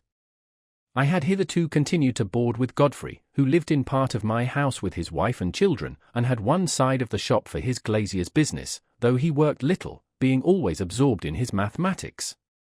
Mrs. Godfrey projected a match for me with a relation's daughter, took opportunities of bringing us often together, till a serious courtship on my part ensued, the girl being in herself very deserving. The old folks encouraged me by continual invitations to supper, and by leaving us together, till at length it was time to explain. Mrs. Godfrey managed our little treaty. I let her know that I expected as much money with their daughter as would pay off my remaining debt for the printing house, which I believe was not then above £100. She brought me word they had no such sum to spare. I said they might mortgage their house in the loan office. The answer to this, after some days, was, that they did not approve the match, that, on inquiry of Bradford, they had been informed the printing business was not a profitable one, the types would soon be worn out, and more wanted, that Est Keimer and Dear Harry had failed one after the other, and I should probably soon follow them, and, therefore, I was forbidden the house, and the daughter shut up. Whether this was a real change of sentiment or only artifice, on a supposition of our being too far engaged in affection to retract, and therefore that we should steal a marriage, which would leave them at liberty to give or withhold what they pleased, I know not, but I suspected the latter, resented it, and went no more. Mrs. Godfrey brought me afterward some more favourable accounts of their disposition, and would have drawn me on again, but I declared absolutely my resolution to have nothing more to do with that family. This was resented by the Godfreys, we differed, and they removed, leaving me the whole house, and I resolved to take no more inmates. But this affair having turned my thoughts to marriage, I looked round me and made overtures of acquaintance in other places, but soon found that, the business of a printer being generally thought a poor one, I was not to expect money with a wife, unless with such a one as I should not otherwise think agreeable. A friendly correspondence as neighbours and old acquaintances had continued between me and Mrs. Reed's family, who all had a regard for me from the time of my first lodging in their house. I was often invited there and consulted in their affairs, wherein I sometimes was of service. I pitied poor Miss Reed's unfortunate situation, who was generally dejected, seldom cheerful, and avoided company. I considered my giddiness and inconstancy when in London as in a great degree the cause of her unhappiness, though the mother was good enough to think the fault more her own than mine, as she had prevented our marrying before I went thither, and persuaded the other match in my absence. Our mutual affection was revived, but there were now great objections to our union. The match was indeed looked upon as invalid, a preceding wife being said to be living in England, but this could not easily be proved, because of the distance, and, though there was a report of his death, it was not certain. Then, though it should be true, he had left many debts, which his successor might be called upon to pay. We ventured, however, over all these difficulties, and I took her to wife, September 1st, 1730. None of the inconveniences happened that we had apprehended. She proved a good and faithful helpmate, assisted me much by attending the shop, we throve together, and have ever mutually endeavoured to make each other happy. Thus I corrected that great erratum as well as I could. About this time, our club meeting, not at a tavern, but in a little room of Mr. Grace's, set apart for that purpose, a proposition was made by me, that, since our books were often referred to in our disquisitions upon the queries, it might be convenient to us to have them all together where we met, that upon occasion they might be consulted, and by thus clubbing our books to a common library, we should, while we like to keep them together, have each of us the advantage of using the books of all the other members, which would be nearly as beneficial as if each owned the whole. It was liked and agreed to, and we filled one end of the room with such books as we could best spare. The number was not so great as we expected, and though they had been of great use, yet some inconveniences occurring for want of due care of them, the collection, after about a year, was separated, and each took his books home again. And now I set on foot my first project of a public nature, that for a subscription library. I drew up the proposals, got them put into form by our great scrivener, Brockden, and, by the help of my friends in the junto, procured 50 subscribers of 40 shillings each to begin with, and 10 shillings a year for 50 years, the term our company was to continue. We afterwards obtained a charter, the company being increased to 100. This was the mother of all the North American subscription libraries, now so numerous. It has become a great thing itself, and continually increasing. These libraries have improved the general conversation of the Americans, made the common tradesmen and farmers as intelligent as most gentlemen from other countries, and perhaps have contributed in some degree to the stand so generally made throughout the colonies in defense of their privileges. Mem degree. Thus far was written with the intention expressed in the beginning and therefore contained several little family anecdotes of no importance to others. What follows was written many years after in compliance with the advice contained in these letters, and accordingly intended for the public. The affairs of the Revolution occasioned the interruption. Continuation of the account of my life, begun at Passy, near Paris, 1784. It is some time since I received the above letters, but I have been too busy till now to think of complying with the request they contain. It might, too, be much better done if I were at home among my papers, which would aid my memory, and help to ascertain dates, but my return being uncertain, and having just now a little leisure, I will endeavour to recollect and write what I can. If I live to get home, it may there be corrected and improved. Not having any copy here of what is already written, I know not whether an account is given of the means I used to establish the Philadelphia Public Library, which, from a small beginning, is now become so considerable, though I remember to have come down to near the time of that transaction, 1730. I will therefore begin here with an account of it, which may be struck out if found to have been already given. At the time I established myself in Pennsylvania, there was not a good bookseller's shop in any of the colonies to the southward of Boston. In New York and Philadelphia the printers were indeed stationers, they sold only paper, etc., almanacs, ballads, and a few common school books. Those who loved reading were obliged to send for their books from England. The members of the junto had each a few. We had left the alehouse, where we first met, and hired a room to hold our club in. I proposed that we should all of us bring our books to that room, where they would not only be ready to consult in our conferences, but become a common benefit, each of us being at liberty to borrow such as he wished to read at home. This was accordingly done, and for some time contented us. Finding the advantage of this little collection, I proposed to render the benefit from books more common, by commencing a public subscription library.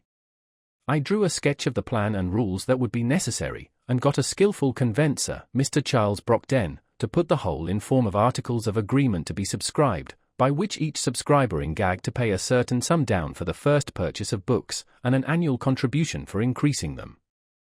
So few were the readers at that time in Philadelphia, and the majority of us so poor, that I was not able, with great industry, to find more than 50 persons, mostly young tradesmen, willing to pay down for this purpose 40 shillings each, and 10 shillings per annum.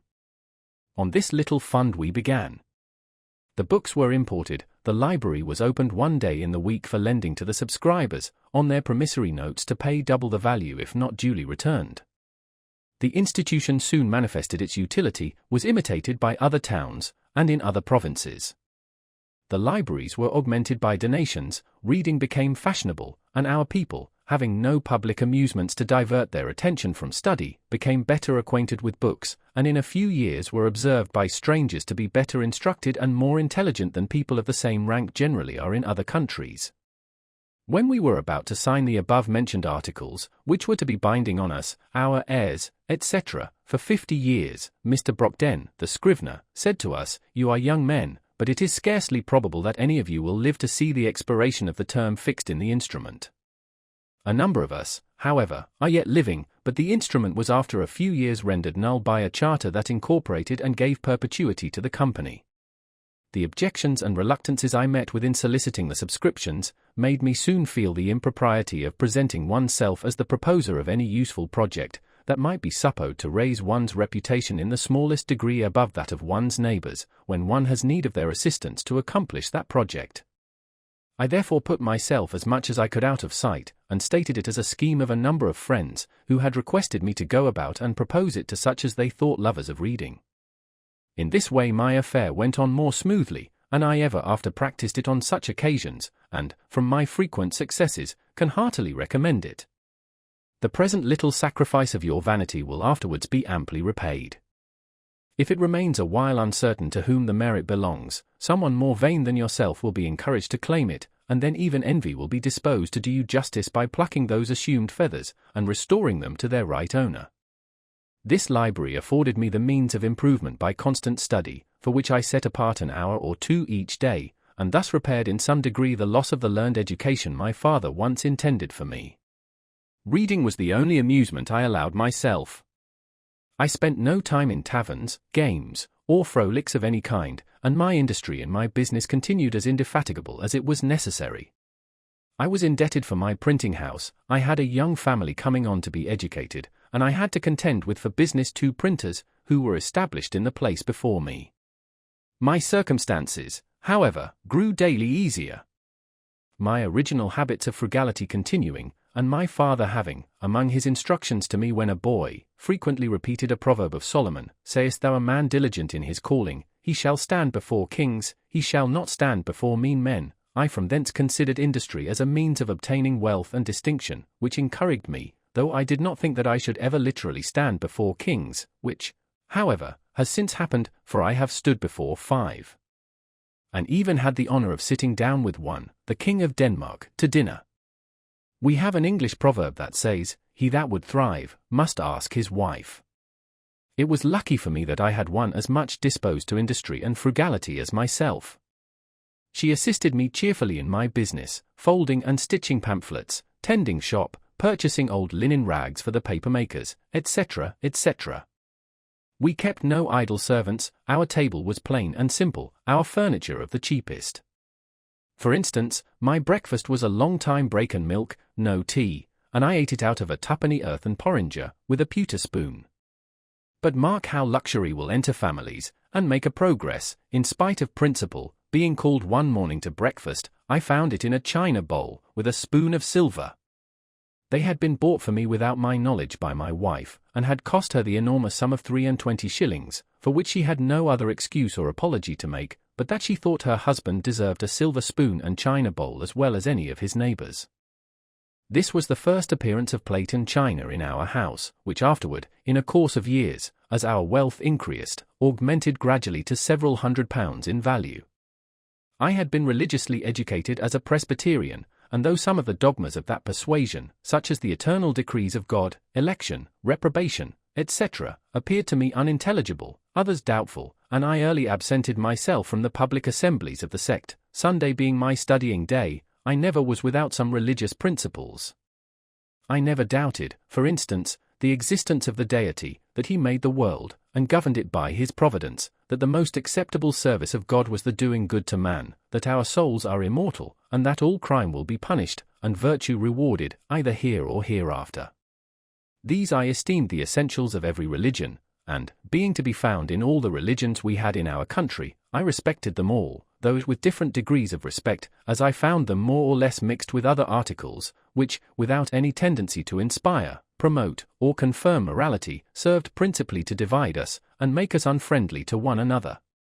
This respect to all, with an opinion that the worst had some good effects, induced me to avoid all discourse that might tend to lessen the good opinion another might have of his own religion, and as our province increased in people, and new places of worship were continually wanted, and generally erected by voluntary contribution, my mite for such purpose, whatever might be the sect, was never refused.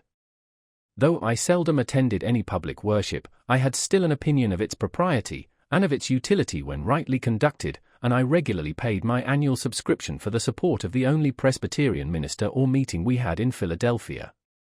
He asked to visit me sometimes as a friend, and admonished me to attend his administrations, and I was now and then prevailed on to do so, once for 5 Sundays successively. Had he been in my opinion a good preacher, perhaps I might have continued, notwithstanding the occasion I had for the Sunday's leisure in my course of study, but his discourses were chiefly either polemic arguments, or explications of the peculiar doctrines of our sect, and were all to me very dry, uninteresting, and unedifying, since not a single moral principle was inculcated or enforced, their aim seeming to be rather to make us Presbyterians than good citizens. At length he took for his text that verse of the 4th chapter of Philippians, finally, brethren, whatsoever things are true, honest, just, pure, lovely, or of good report, if there be any virtue, or any praise, think on these things. and I imagined, in a sermon on such a text, we could not miss of having some morality. But he confined himself to 5 points only, as meant by the apostle, viz. 1. Keeping holy the Sabbath day. 2. Being diligent in reading the Holy Scriptures. 3. Attending duly the public worship. 4. Partaking of the sacrament. 5. Paying a due respect to God's ministers. These might be all good things, but as they were not the kind of good things that I expected from that text, I despaired of ever meeting with them from any other, was disgusted, and attended his preaching no more. I had some years before composed a little liturgy, or form of prayer, for my own private use, viz., in 1728, entitled Articles of Belief and Acts of Religion. I returned to the use of this, and went no more to the public assemblies. My conduct might be blamable, but I leave it, without attempting further to excuse it, my present purpose being to relate facts, and not to make apologies for them. 9. Plan for attaining moral perfection. It was about this time I conceived the bold and arduous project of arriving at moral perfection. I wished to live without committing any fault at any time. I would conquer all that either natural inclination, custom, or company might lead me into. As I knew, or thought I knew, what was right and wrong, I did not see why I might not always do the one and avoid the other. But I soon found I had undertaken a task of more difficulty than I had imagined. While my care was employed in guarding against one fault, I was often surprised by another. Habit took the advantage of inattention, inclination was sometimes too strong for reason.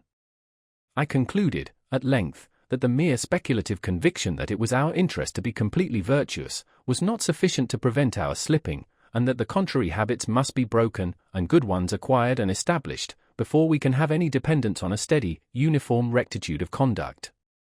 For this purpose I therefore contrived the following method. In the various enumerations of the moral virtues I had met with in my reading, I found the catalogue more or less numerous, as different writers included more or fewer ideas under the same name.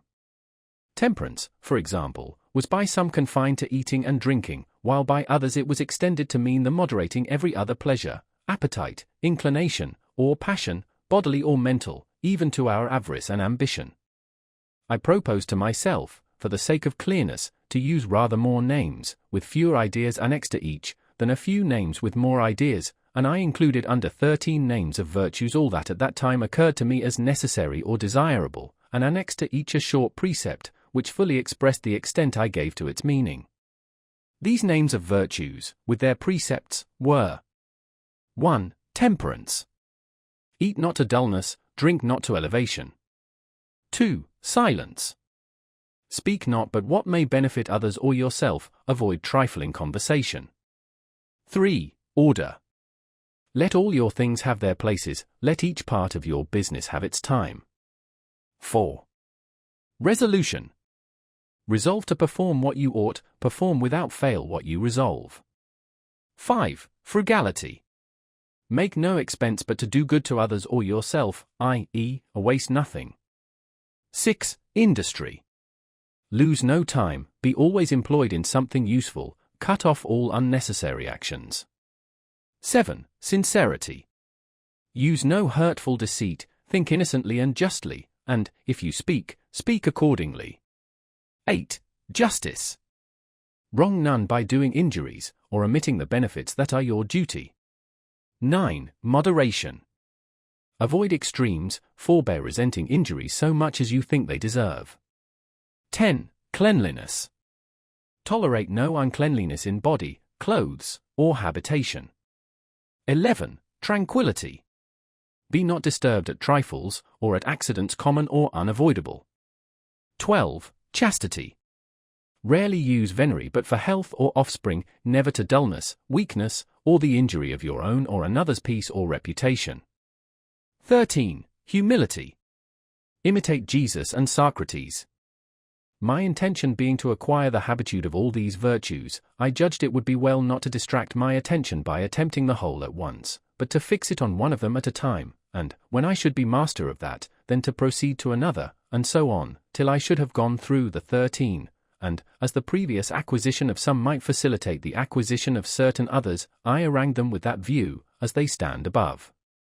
Temperance first, as it tends to procure that coolness and clearness of head which is so necessary where constant vigilance was to be kept up and guard maintained against the unremitting attraction of ancient habits and the force of perpetual temptations.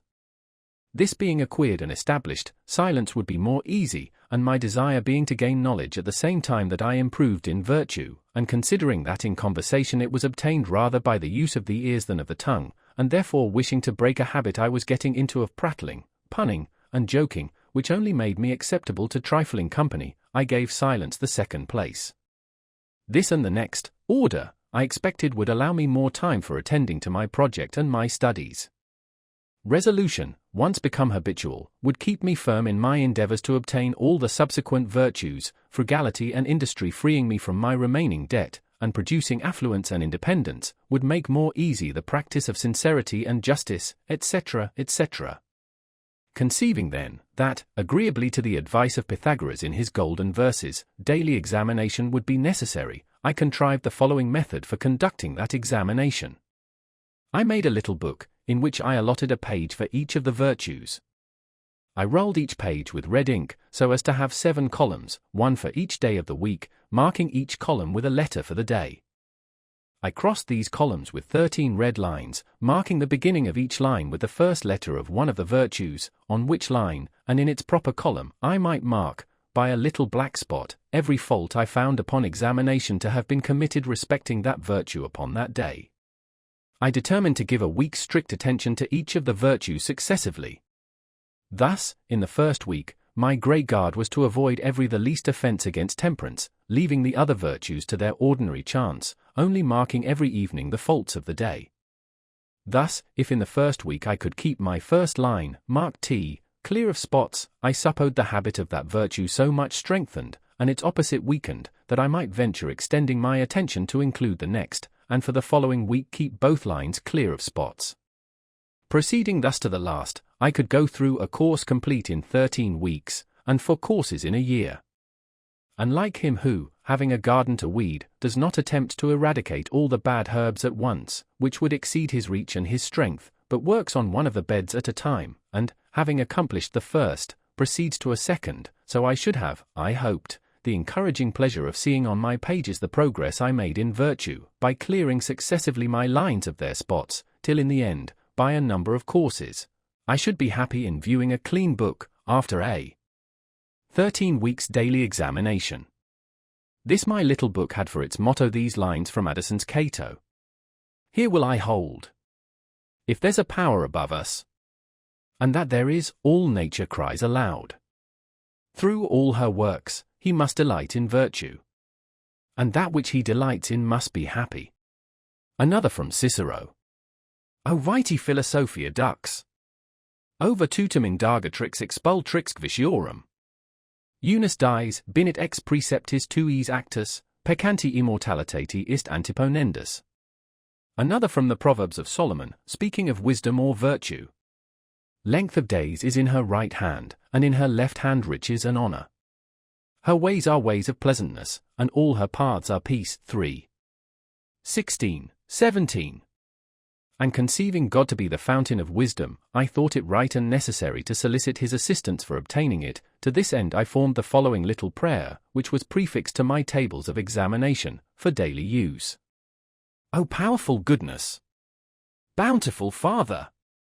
Merciful Guide!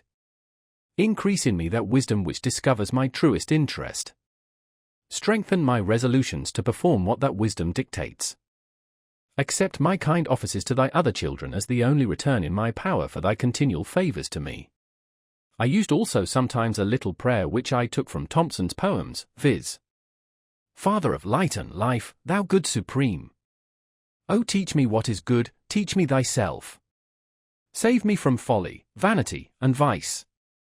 From every low pursuit, and fill my soul with knowledge, conscious peace, and virtue pure. Sacred, substantial, never-fading bliss. The precept of order requiring that every part of my business should have its allotted time, one page in my little book contained the following scheme of employment for the 24 hours of a natural day. The morning. Question: what good shall I do this day? 5, 6, 7. Rise, wash, and address powerful goodness.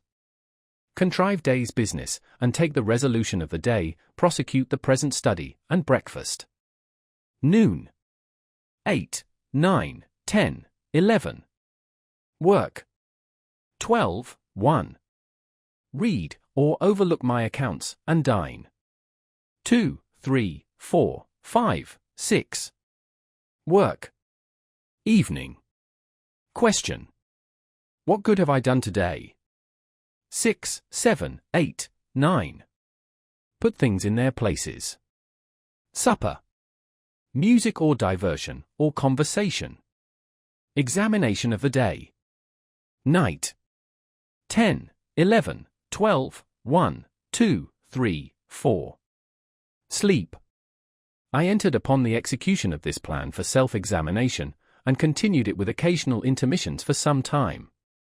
I was surprised to find myself so much fuller of faults than I had imagined, but I had the satisfaction of seeing them diminish.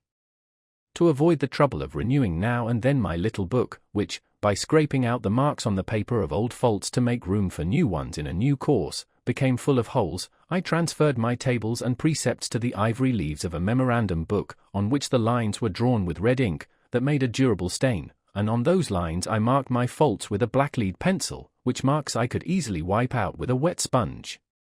After a while I went through one course only in a year, and afterward only one in several years, till at length I omitted them entirely, being employed in voyages and business abroad, with a multiplicity of affairs that interfered, but I always carried my little book with me. My scheme of order gave me the most trouble, and I found that, though it might be practicable where a man's business was such as to leave him the disposition of his time, that of a journeyman printer, for instance, it was not possible to be exactly observed by a master who must mix with the world, and often receive people of business at their own hours. Order, too, with regard to places for things, papers, etc., I found extremely difficult to acquire. I had not been early accustomed to it, and, having an exceeding good memory, I was not so sensible of the inconvenience attending want of method. This article, therefore, cost me so much painful attention, and my faults in it vexed me so much, and I made so little progress in amendment, and had such frequent relapses, that I was almost ready to give up the attempt, and content myself with a faulty character in that respect, like the man who, in buying an axe of a smith, my neighbor, desired to have the whole of its surface as bright as the edge. The smith consented to grind it bright for him if he would turn the wheel. He turned, while the smith pressed the broad face of the axe hard and heavily on the stone, which made the turning of it very fatiguing. The man came every now and then from the wheel to see how the work went on, and at length would take his axe as it was, without farther grinding. "No," said the smith, turn on, we shall have it bright by and by, as yet, it is only speckled." "Yes," says the man, "but I think I like a speckled axe best." And I believe this may have been the case with many, who, having, for want of some such means as I employed, found the difficulty of obtaining good and breaking bad habits in other points of vice and virtue, have given up the struggle, and concluded that a speckled axe was best, for something, that pretended to be reason, was every now and then suggesting to me that such extreme nicety as I exacted of myself might be a kind of foppery in morals, which, if it were known, would make me ridiculous, that a perfect character might be attended with the inconvenience of being envied and hated, and that a benevolent man should allow a few faults in himself, to keep his friends in countenance. In truth, I found myself incorrigible with respect to order, and now I am grown old, and my memory bad, I feel very sensibly the want of it. But, on the whole, though I never arrived at the perfection I had been so ambitious of obtaining, but fell far short of it, yet I was, by the endeavor, a better and a happier man than I otherwise should have been if I had not attempted it, as those who aim at perfect writing by imitating the engraved copies, though they never reach the wished-for excellence of those copies, their hand is mended by the endeavor, and is tolerable while it continues fair and legible. It may be well my posterity should be informed that to this little artifice, with the blessing of God, their ancestor owed the constant felicity of his life, down to his 79th year, in which this is written. What reverses may attend the remainder is in the hand of Providence, but, if they arrive, the reflection on past happiness enjoyed ought to help his bearing them with more resignation.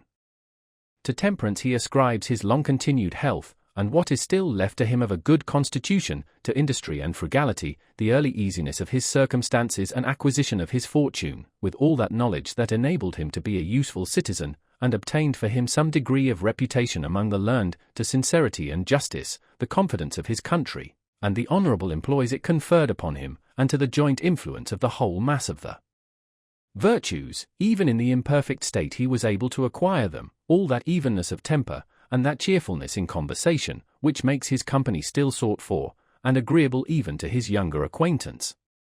I hope, therefore, that some of my descendants may follow the example and reap the benefit. It will be remarked that, though my scheme was not wholly without religion, there was in it no mark of any of the distinguishing tenets of any particular sect. I had purposely avoided them, for, being fully persuaded of the utility and excellency of my method, and that it might be serviceable to people in all religions, and intending some time or other to publish it, I would not have anything in it that should prejudice anyone, of any sect, against it. I purposed writing a little comment on each virtue, in which I would have shown the advantages of possessing it, and the mischiefs attending its opposite vice, and I should have called my book The Art of Virtue, because it would have shown the means and manner of obtaining virtue, which would have distinguished it from the mere exhortation to be good, that does not instruct and indicate the means, but is like the apostle's man of verbal charity, who only without showing to the naked and hungry how or where they might get clothes or victuals, exhorted them to be fed and clothed. James 2. 15, 16. But it so happened that my intention of writing and publishing this comment was never fulfilled. I did, indeed, from time to time, put down short hints of the sentiments, reasonings, etc., to be made use of in it, some of which I have still by me, but the necessary close attention to private business in the earlier part of my life, and public business since, have occasioned my postponing it, for, it being connected in my mind with a great and extensive project, that required the whole man to execute, and which an unforeseen succession of employs prevented my attending to, it has hitherto remained unfinished. In this piece it was my design to explain and enforce this doctrine, that vicious actions are not hurtful because they are forbidden, but forbidden because they are hurtful, the nature of man alone considered, that it was, therefore, everyone's interest to be virtuous who wished to be happy even in this world, and I should, from this circumstance, there being always in the world a number of rich merchants, nobility, states, and princes, who have need of honest instruments for the management of their affairs, and such being so rare, have endeavoured to convince young persons that no qualities were so likely to make a poor man's fortune as those of probity and integrity.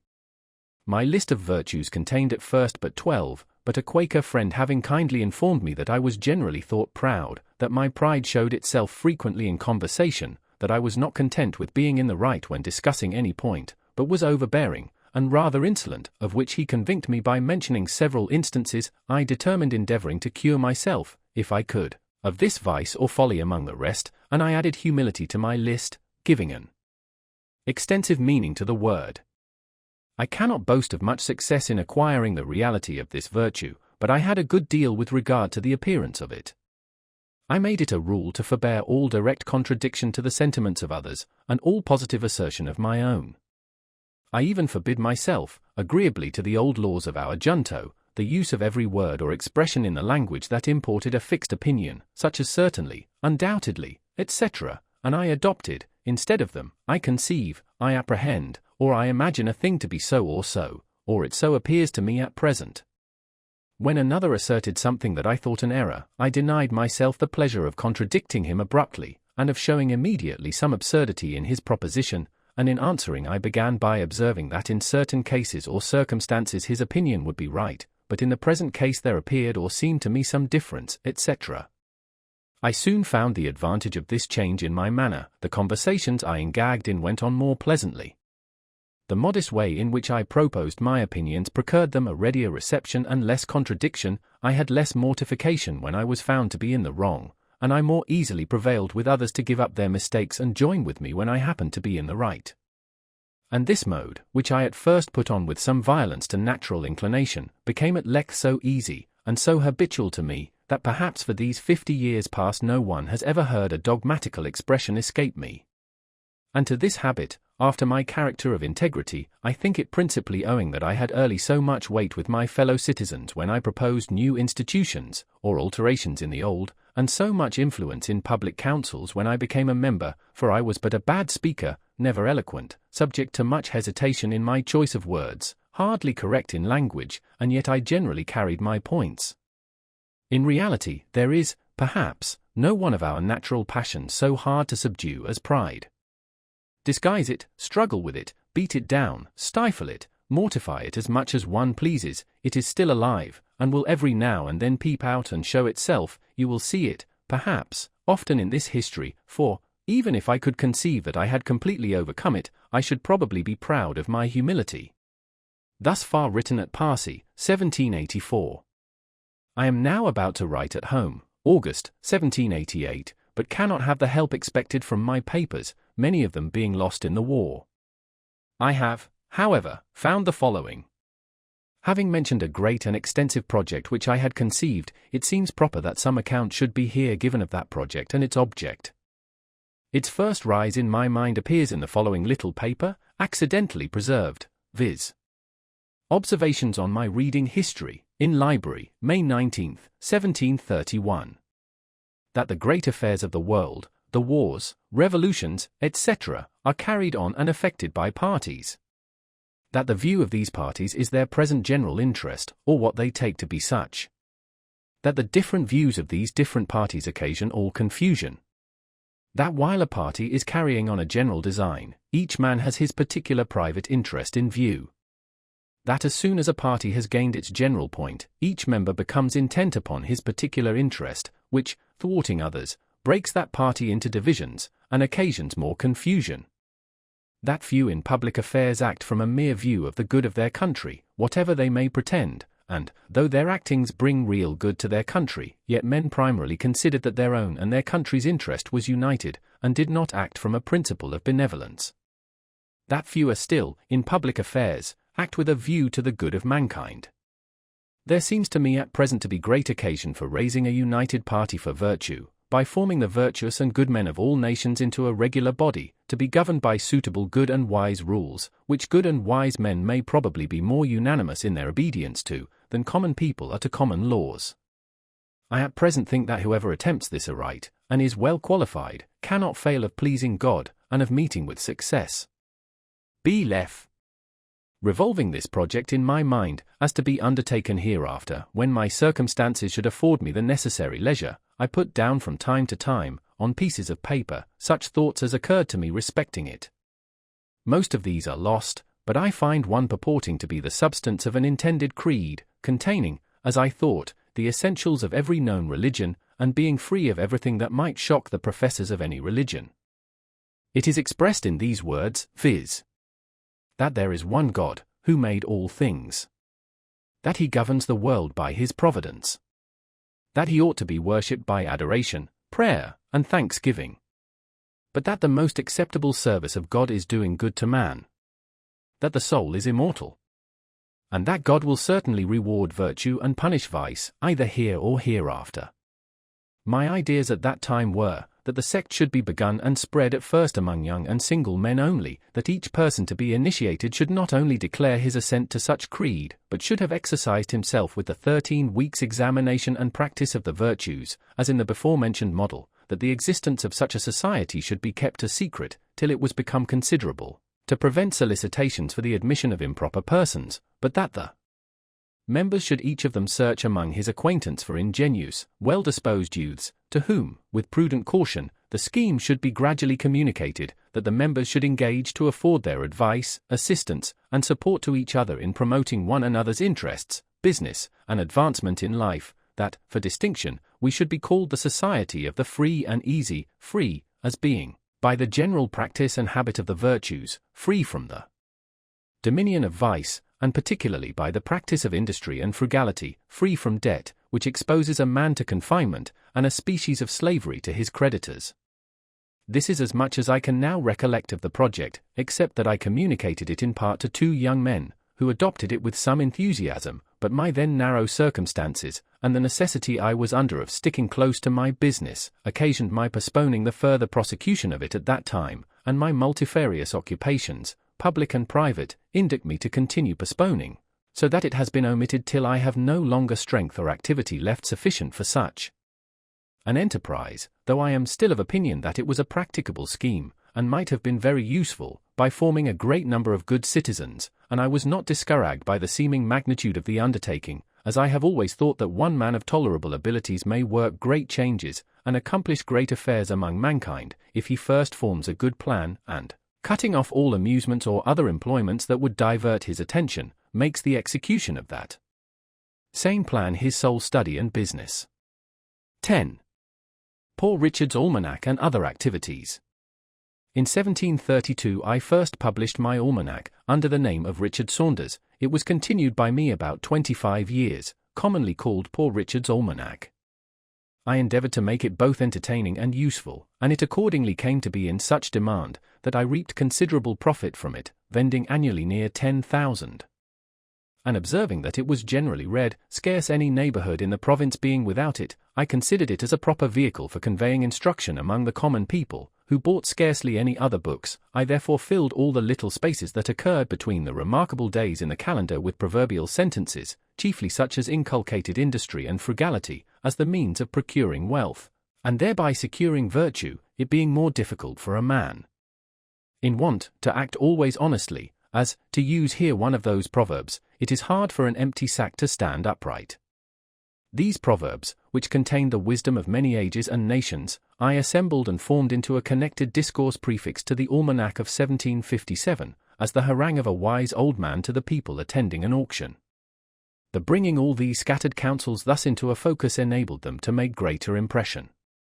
The piece, being universally approved, was copied in all the newspapers of the continent, reprinted in Britain on a broadside, to be stuck up in houses. 2 translations were made of it in French, and great numbers bought by the clergy and gentry, to distribute gratis among their poor parishioners and tenants. In Pennsylvania, as it discouraged useless expense in foreign superfluities, some thought it had its share of influence in producing that growing plenty of money which was observable for several years after its publication. I considered my newspaper, also, as another means of communicating instruction, and in that view frequently reprinted in it extracts from the Spectator, and other moral writers, and sometimes published little pieces of my own, which had been first composed for reading in our junto. Of these are a Socratic dialogue, tending to prove that, whatever might be his parts and abilities, a vicious man could not properly be called a man of sense, and a discourse on self-denial, showing that virtue was not secure till its practice became a habitude, and was free from the opposition of contrary inclinations. These may be found in the papers about the beginning of 1735. In the conduct of my newspaper, I carefully excluded all libeling and personal abuse, which is of late years become so disgraceful to our country. Whenever I was solicited to insert anything of that kind, and the writers pleaded, as they generally did, the liberty of the press, and that a newspaper was like a stagecoach, in which anyone who would pay had a right to a place, my answer was, that I would print the piece separately if desired, and the author might have as many copies as he pleased to distribute himself, but that I would not take upon me to spread his detraction, and that, having contracted with my subscribers to furnish them with what might be either useful or entertaining, I could not fill their papers with private altercation, in which they had no concern, without doing them manifest injustice. Now, many of our printers make no scruple of gratifying the malice of individuals by false accusations of the fairest characters among ourselves, augmenting animosity even to the producing of duels, and are, moreover, so indiscreet as to print scurrilous reflections on the government of neighboring states, and even on the conduct of our best national allies, which may be attended with the most pernicious consequences. These things I mention as a caution to young printers, and that they may be encouraged not to pollute their presses and disgrace their profession by such infamous practices, but refuse steadily, as they may see by my example that such a course of conduct will not, on the whole, be injurious to their interests. In 1733 I sent one of my journeymen to Charleston, South Carolina, where a printer was wanting. I furnished him with a press and letters, on an agreement of partnership, by which I was to receive 1/3 of the profits of the business, paying 1/3 of the expense. He was a man of learning, and honest but ignorant in matters of account, and, though he sometimes made me remittances, I could get no account from him, nor any satisfactory state of our partnership while he lived. On his decease, the business was continued by his widow, who, being born and bred in Holland, where, as I have been informed, the knowledge of accounts makes a part of female education. She not only sent me as clear a state as she could find of the transactions past, but continued to account with the greatest regularity and exactness every quarter afterwards, and managed the business with such success, that she not only brought up reputably a family of children, but, at the expiration of the term, was able to purchase of me the printing house, and establish her son in it. I mention this affair chiefly for the sake of recommending that branch of education for our young females, as likely to be of more use to them and their children, in case of widowhood, than either music or dancing, by preserving them from losses by imposition of crafty men, and enabling them to continue, perhaps, a profitable mercantile house, with established correspondence, till a son is grown up fit to undertake and go on with it, to the lasting advantage and enriching of the family. About the year 1734 there arrived among us from Ireland a young Presbyterian preacher, named Hemphill, who delivered with a good voice, and apparently extempore, most excellent discourses, which drew together considerable numbers of different persuasions, who joined in admiring them. Among the rest, I became one of his constant hearers, his sermons pleasing me, as they had little of the dogmatical kind, but inculcated strongly the practice of virtue, or what in the religious style are called good works. Those, however, of our congregation, who considered themselves as orthodox Presbyterians, disapproved his doctrine, and were joined by most of the old clergy, who arraigned him of heterodoxy before the synod, in order to have him silenced. I became his zealous partisan, and contributed all I could to raise a party in his favor, and we combated for him a while with some hopes of success. There was much scribbling pro and con upon the occasion, and finding that, though an elegant preacher, he was but a poor writer, I lent him my pen and wrote for him 2 or 3 pamphlets, and one piece in the Gazette of April, 1735. Those pamphlets, as is generally the case with controversial writings, though eagerly read at the time, were soon out of vogue, and I question whether a single copy of them now exists. During the contest an unlucky occurrence hurt his cause exceedingly. One of our adversaries, having heard him preach a sermon that was much admired, thought he had somewhere read the sermon before, or at least a part of it. On search, he found that part quoted at length, in one of the British Reviews, from a discourse of Dr. Foster's.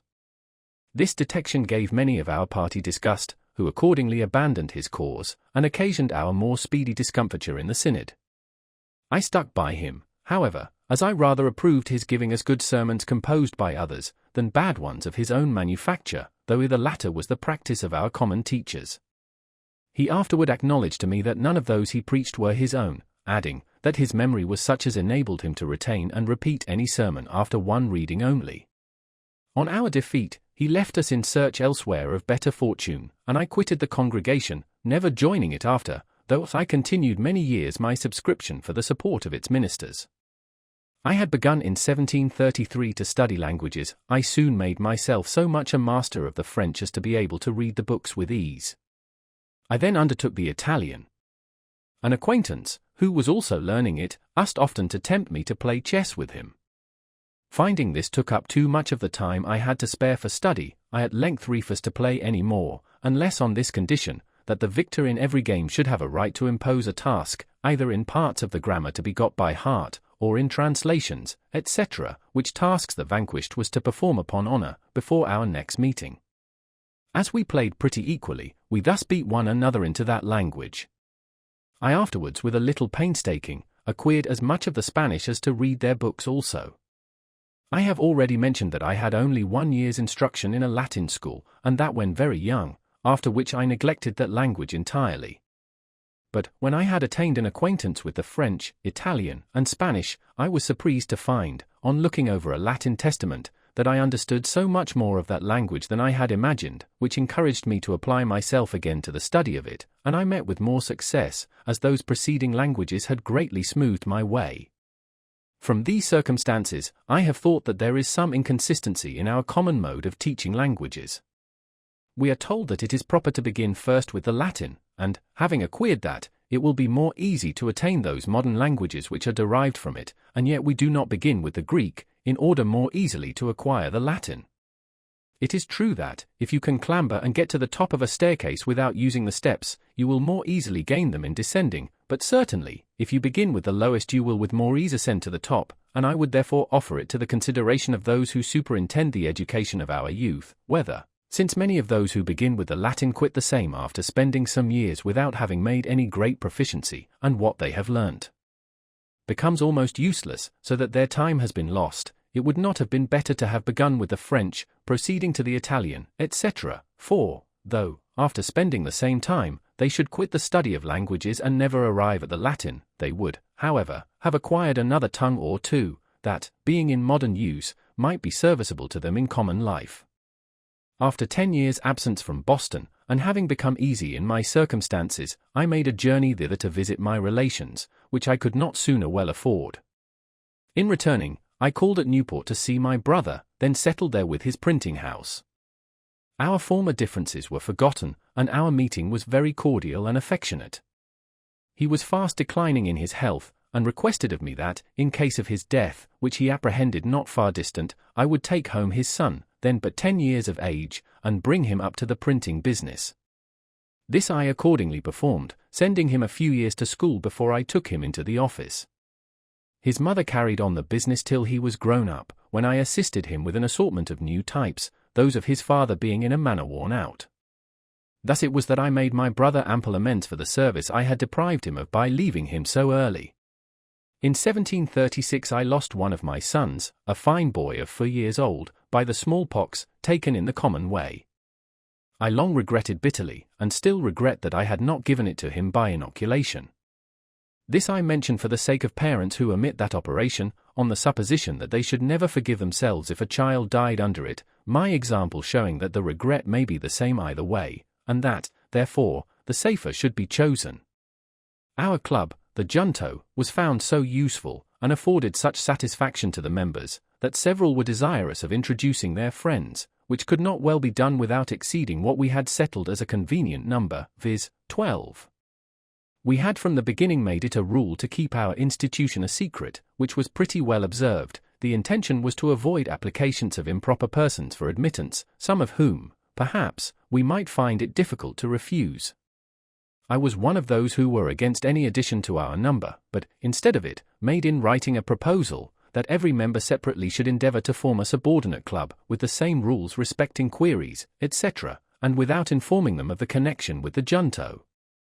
The advantages proposed were, the improvement of so many more young citizens by the use of our institutions, our better acquaintance with the general sentiments of the inhabitants on any occasion, as the Junto member might propose what queries we should desire, and was to report to the Junto what passed in his separate club, the promotion of our particular interests in business by more extensive recommendation, and the increase of our influence in public affairs, and our power of doing good by spreading through the several clubs the sentiments of the Junto.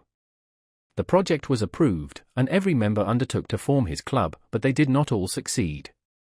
5 or 6 only were complete, which were called by different names, as the Vine, the Union, the Band, etc. They were useful to themselves, and afforded us a good deal of amusement, information, and instruction, besides answering, in some considerable degree, our views of influencing the public opinion on particular occasions, of which I shall give some instances in course of time as they happened. My first promotion was my being chosen, in 1736, Clerk of the General Assembly. The choice was made that year without opposition, but the year following, when I was again proposed, the choice, like that of the members, being annual, a new member made a long speech against me, in order to favour some other candidate. I was, however, chosen, which was the more agreeable to me, as, besides the pay for the immediate service as clerk, the place gave me a better opportunity of keeping up an interest among the members, which secured to me the business of printing the votes, laws, paper money, and other occasional jobs for the public, that, on the whole, were very profitable.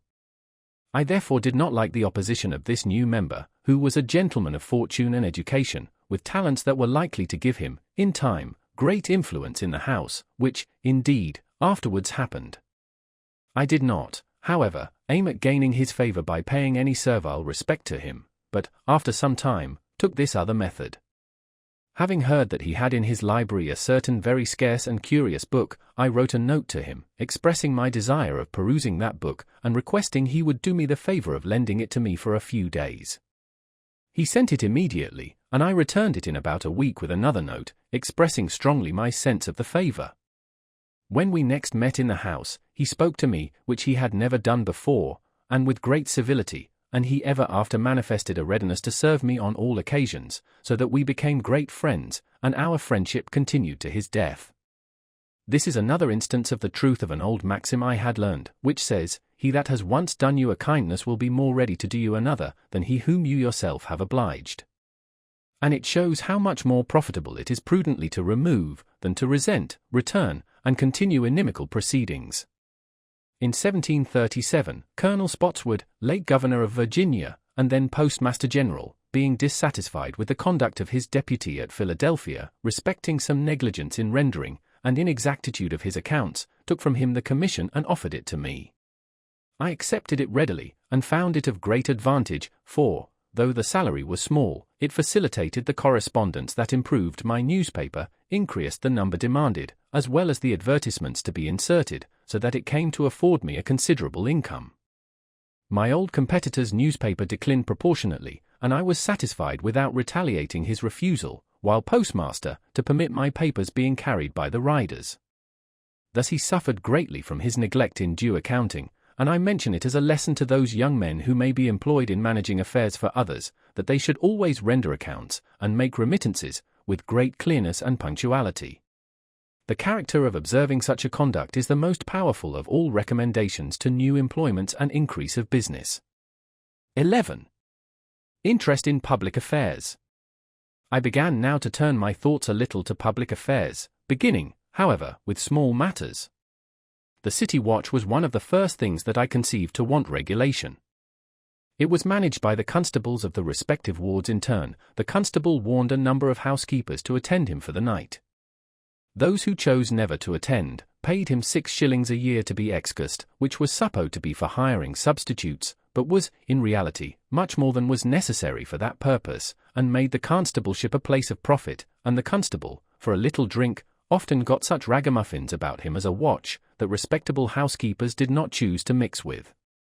Walking the rounds, too, was often neglected, and most of the night spent in tippling. I thereupon wrote a paper to be read in Junto, representing these irregularities, but insisting more particularly on the inequality of this 6-shilling tax of the constables, respecting the circumstances of those who paid it, since a poor widow housekeeper, all whose property to be guarded by the watch did not perhaps exceed the value of £50, paid as much as the wealthiest merchant, who had thousands of pounds worth of goods in his stores. On the whole, I proposed as a more effectual watch, the hiring of proper men to serve constantly in that business, and as a more equitable way of supporting the charge, the levying a tax that should be proportioned to the property. This idea, being approved by the Junto, was communicated to the other clubs, but as arising in each of them, and though the plan was not immediately carried into execution, yet, by preparing the minds of people for the change, it paved the way for the law obtained a few years after, when the members of our clubs were grown into more influence. About this time I wrote a paper, first to be read in Junto, but it was afterward published, on the different accidents and carelessnesses by which houses were set on fire, with cautions against them, and means proposed of avoiding them. This was much spoken of as a useful piece, and gave rise to a project, which soon followed it, of forming a company for the more ready extinguishing of fires, and mutual assistance in removing and securing of goods when in danger. Associates in this scheme were presently found, amounting to 30. Our articles of agreement obliged every member to keep always in good order, and fit for use, a certain number of leather buckets, with strong bags and baskets, for packing and transporting of goods, which were to be brought to every fire, and we agreed to meet once a month and spend a social evening together, in discoursing and communicating such ideas as occurred to us upon the subjects of fires, as might be useful in our conduct on such occasions. The utility of this institution soon appeared, and many more desiring to be admitted than we thought convenient for one company, they were advised to form another, which was accordingly done, and this went on, one new company being formed after another, till they became so numerous as to include most of the inhabitants who were men of property, and now, at the time of my writing this, though upward of 50 years since its establishment, that which I first formed, called the Union Fire Company, still subsists and flourishes, though the first members are all deceased but myself and one, who is older by a year than I am. The small fines that have been paid by members for absence at the monthly meetings have been applied to the purchase of fire engines, ladders, fire hooks, and other useful implements for each company, so that I question whether there is a city in the world better provided with the means of putting a stop to beginning conflagrations, and, in fact, since these institutions, the city has never lost by fire more than 1 or 2 houses at a time, and the flames have often been extinguished before the house in which they began has been half consumed. In 1739 arrived among us from Ireland the Reverend Mr. Whitefield, who had made himself remarkable there as an itinerant preacher. He was at first permitted to preach in some of our churches, but the clergy, taking a dislike to him, soon refused him their pulpits, and he was obliged to preach in the fields. The multitudes of all sects and denominations that attended his sermons were enormous, and it was matter of speculation to me, who was one of the number, to observe the extraordinary influence of his oratory on his hearers, and how much they admired and respected him, notwithstanding his common abuse of them, by assuring them they were naturally half beasts and half devils. It was wonderful to see the change soon made in the manners of our inhabitants. From being thoughtless or indifferent about religion, it seemed as if all the world were growing religious, so that one could not walk through the town in an evening without hearing psalms sung in different families of every street. And it being found inconvenient to assemble in the open air, subject to its inclemencies, the building of a house to meet in was no sooner proposed, and persons appointed to receive contributions, but sufficient sums were soon received to procure the ground and erect the building, which was 100 feet long and 70 broad, about the size of Westminster Hall, and the work was carried on with such spirit as to be finished in a much shorter time than could have been expected. Both house and ground were vested in trustees, expressly for the use of any preacher of any religious persuasion who might desire to say something to the people at Philadelphia, the design in building not being to accommodate any particular sect, but the inhabitants in general, so that even if the Mufti of Constantinople were to send a missionary to preach Mohammedanism to us, he would find a pulpit at his service. Mr. Whitefield, in leaving us, went preaching all the way through the colonies to Georgia. The settlement of that province had lately been begun, but, instead of being made with hardy, industrious husbandmen, accustomed to labor, the only people fit for such an enterprise, it was with families of broken shopkeepers and other insolvent debtors, many of indolent and idle habits, taken out of the jails, who, being set down in the woods, unqualified for clearing land, and unable to endure the hardships of a new settlement, perished in numbers, leaving many helpless children unprovided. 4. The sight of their miserable situation inspired the benevolent heart of Mr. Whitefield with the idea of building an orphan house there, in which they might be supported and educated. Returning northward, he preached up this charity, and made large collections, for his eloquence had a wonderful power over the hearts and purses of his hearers, of which I myself was an instance. I did not disapprove of the design, but, as Georgia was then destitute of materials and workmen, and it was proposed to send them from Philadelphia at a great expense, I thought it would have been better to have built the house here, and brought the children to it. This I advised, but he was resolute in his first project, rejected my counsel, and I therefore refused to contribute. I happened soon after to attend one of his sermons, in the course of which I perceived he intended to finish with a collection, and I silently resolved he should get nothing from me. I had in my pocket a handful of copper money, 3 or 4 silver dollars, and 5 pistoles in gold. As he proceeded I began to soften, and concluded to give the coppers. Another stroke of his oratory made me ashamed of that, and determined me to give the silver, and he finished so admirably, that I emptied my pocket wholly into the collector's dish, gold and all. At this sermon there was also one of our club, who, being of my sentiments respecting the building in Georgia, and suspecting a collection might be intended, had, by precaution, emptied his pockets before he came from home. Towards the conclusion of the discourse, however, he felt a strong desire to give, and applied to a neighbor who stood near him, to borrow some money for the purpose. The application was unfortunately made to perhaps the only man in the company who had the firmness not to be affected by the preacher. His answer was, "At any other time, friend Hopkinson, I would lend to thee freely, but not now, for thee seems to be out of thy right senses." Some of Mr. Whitefield's enemies affected to suppose that he would apply these collections to his own private emolument, but I, who was intimately acquainted with him, being employed in printing his sermons and journals, etc., never had the least suspicion of his integrity, but am to this day decidedly of opinion that he was in all his conduct a perfectly honest man, and methinks my testimony in his favour ought to have the more weight, as we had no religious connection. He asked, indeed, sometimes to pray for my conversion, but never had the satisfaction of believing that his prayers were heard. Ours was a mere civil friendship, sincere on both sides, and lasted to his death. The following instance will show something of the terms on which we stood. Upon one of his arrivals from England at Boston, he wrote to me that he should come soon to Philadelphia, but knew not where he could lodge when there, as he understood his old friend and host, Mr. Benezet, was removed to Germantown. My answer was, you know my house, if you can make shift with its scanty accommodations, you will be most heartily welcome. He replied, that if I made that kind offer for Christ's sake, I should not miss of a reward. And I returned, don't let me be mistaken, it was not for Christ's sake, but for your sake. One of our common acquaintance jocosely remarked, that, knowing it to be the custom of the saints, when they received any favour, to shift the burden of the obligation from off their own shoulders, and place it in heaven, I had contrived to fix it on earth.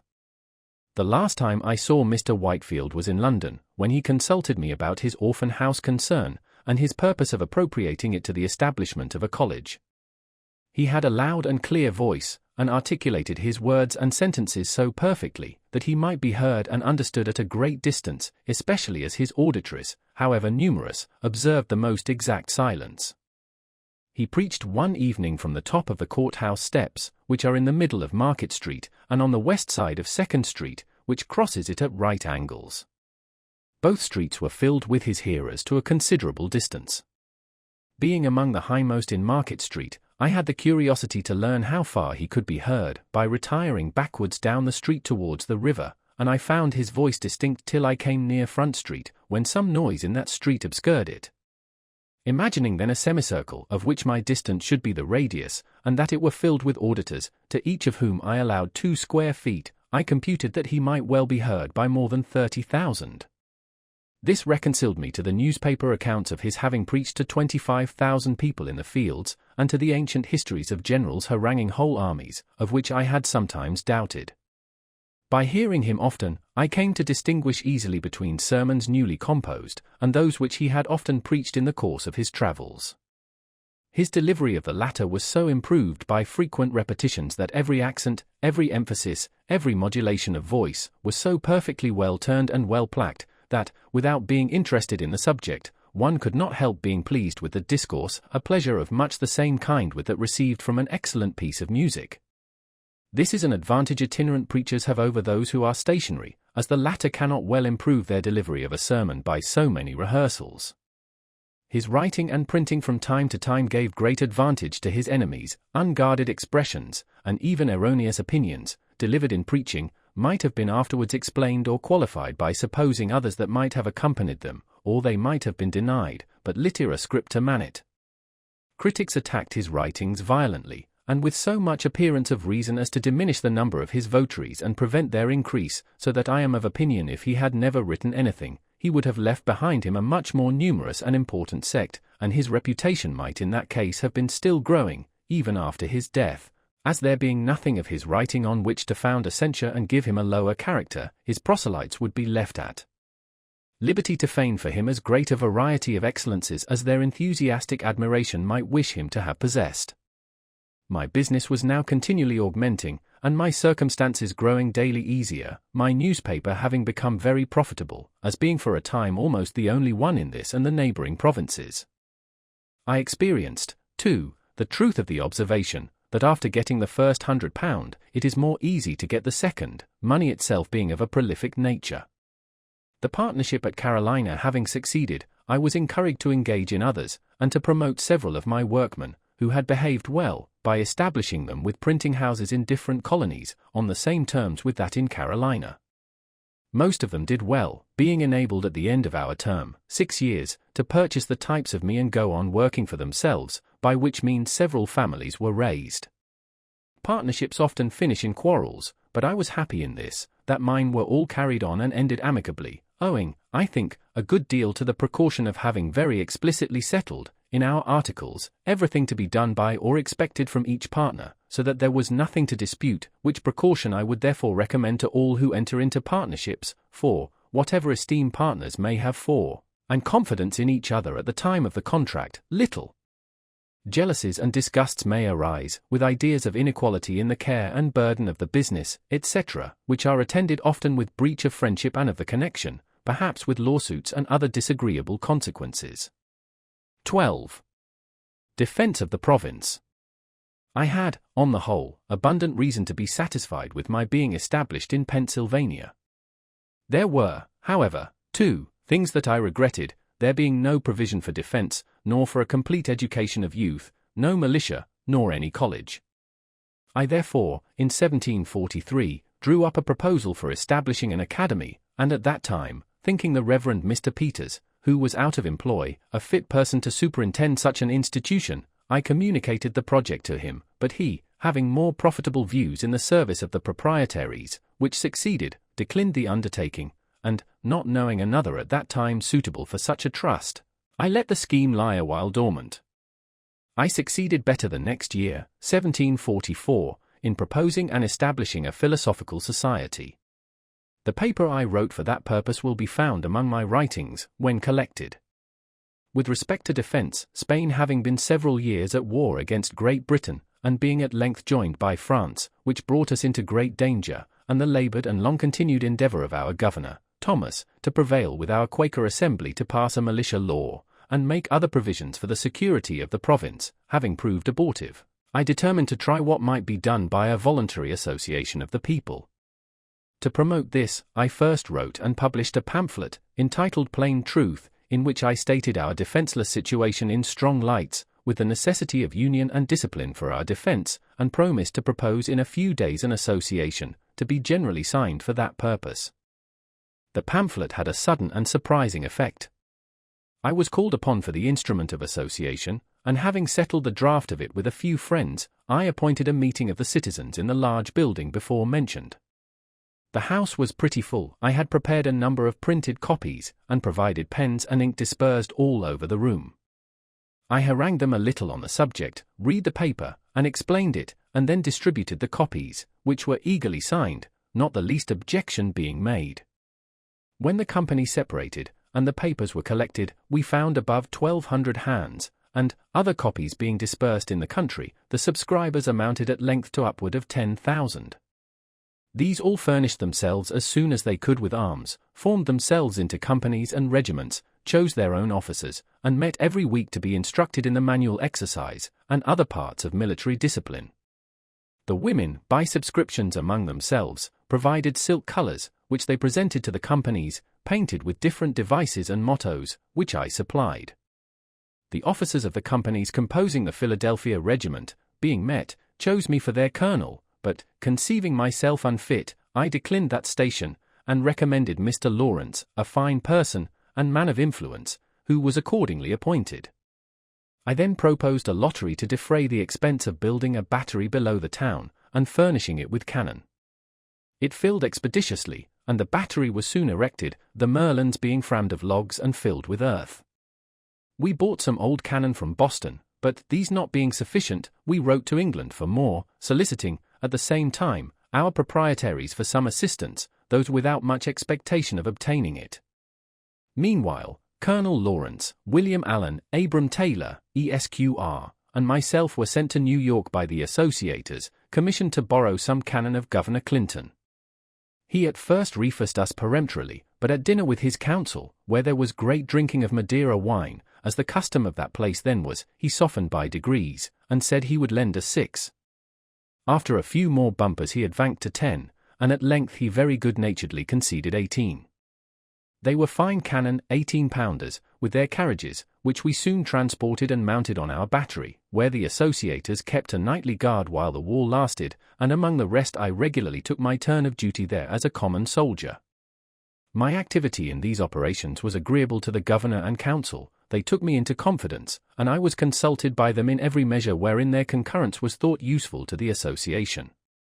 Calling in the aid of religion, I proposed to them the proclaiming a fast, to promote reformation, and implore the blessing of heaven on our undertaking. They embraced the motion, but as it was the first fast ever thought of in the province, the secretary had no precedent from which to draw the proclamation. My education in New England, where a fast is proclaimed every year, was here of some advantage. I drew it in the accustomed style. It was translated into German, printed in both languages, and divulged through the province. This gave the clergy of the different sects an opportunity of influencing their congregations to join in the association, and it would probably have been general among all but Quakers if the peace had not soon intervened. It was thought by some of my friends that, by my activity in these affairs, I should offend that sect, and thereby lose my interest in the assembly of the province, where they formed a great majority. A young gentleman who had likewise some friends in the house, and wished to succeed me as their clerk, acquainted me that it was decided to displace me at the next election, and he, therefore, in good will, advised me to resign, as more consistent with my honor than being turned out. My answer to him was, that I had read or heard of some public man who made it a rule never to ask for an office, and never to refuse one when offered to him. I approve, says I, of his rule, and will practice it with a small addition: I shall never ask, never refuse, nor ever resign an office. If they will have my office of clerk to dispose of to another, they shall take it from me.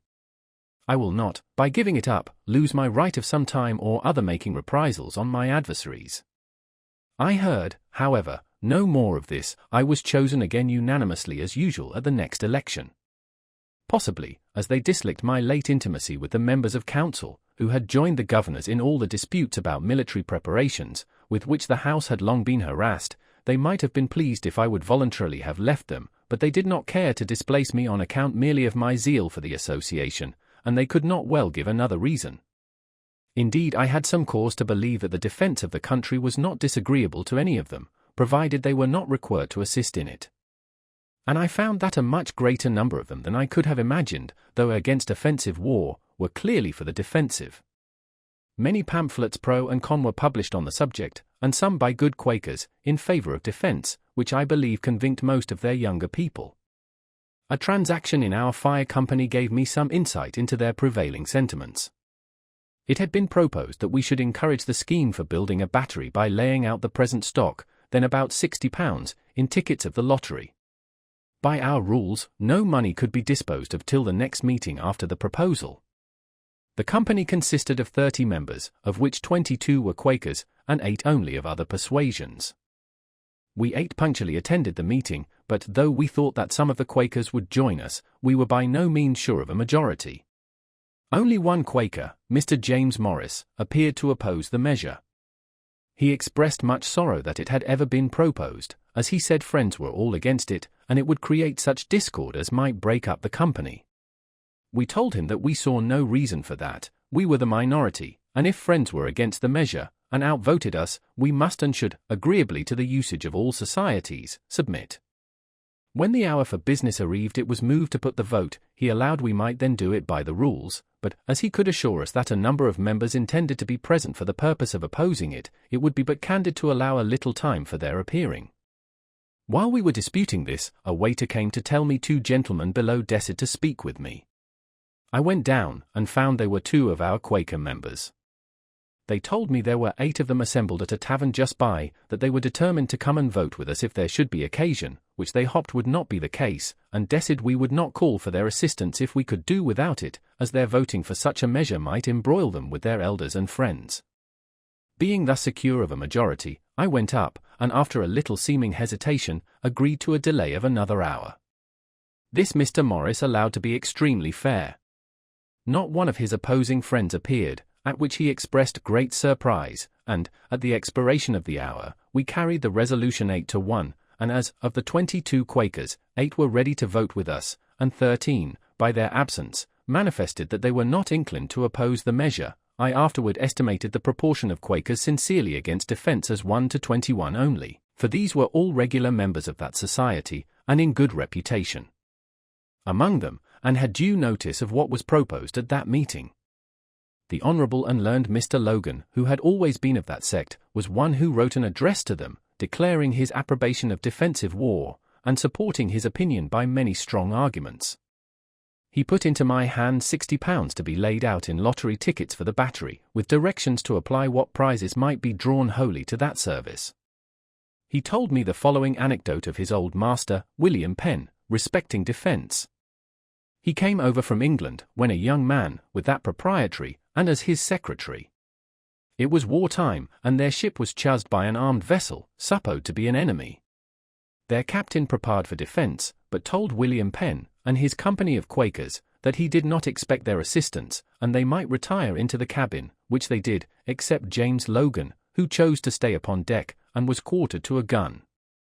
The supposed enemy proved a friend, so there was no fighting, but when the secretary went down to communicate the intelligence, William Penn rebuked him severely for staying upon deck, and undertaking to assist in defending the vessel, contrary to the principles of friends, especially as it had not been required by the captain. This reproof, being before all the company, piqued the secretary, who answered, I being thy servant, why did thee not order me to come down? But thee was willing enough that I should stay and help to fight the ship when thee thought there was danger. My being many years in the assembly, the majority of which were constantly Quakers, gave me frequent opportunities of seeing the embarrassment given them by their principle against war, whenever application was made to them, by order of the Crown, to grant aids for military purposes. They were unwilling to offend government, on the one hand, by a direct refusal, and their friends, the body of the Quakers, on the other, by compliance contrary to their principles, hence a variety of evasions to avoid complying, and modes of disguising the compliance when it became unavoidable. The common mode at last was, to grant money under the phrase of its being for the king's use, and never to inquire how it was applied. But if the demand was not directly from the Crown, that phrase was found not so proper, and some other was to be invented.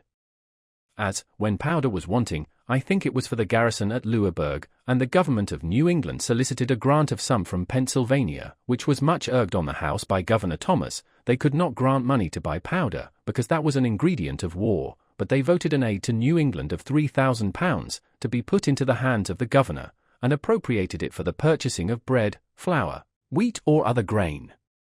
Some of the council, desirous of giving the House still further embarrassment, advised the governor not to accept provision, as not being the thing he had demanded, but he replied, I shall take the money, for I understand very well their meaning, other grain is gunpowder, which he accordingly bought, and they never objected to it. It was in allusion to this fact that, when in our fire company we feared the success of our proposal in favor of the lottery, and I had said to my friend Mr. Syng, one of our members, if we fail, let us move the purchase of a fire engine with the money, the Quakers can have no objection to that, and then, if you nominate me and you as a committee for that purpose, we will buy a great gun, which is certainly a fire engine. I see, says he, you have improved by being so long in the assembly, your equivocal project would be just a match for their wheat or other grain. These embarrassments that the Quakers suffered from having established and published it as one of their principles that no kind of war was lawful, and which, being once published, they could not afterwards, however they might change their minds, easily get rid of, reminds me of what I think a more prudent conduct in another sect among us, that of the Dunkers. I was acquainted with one of its founders, Michael Welfare, soon after it appeared.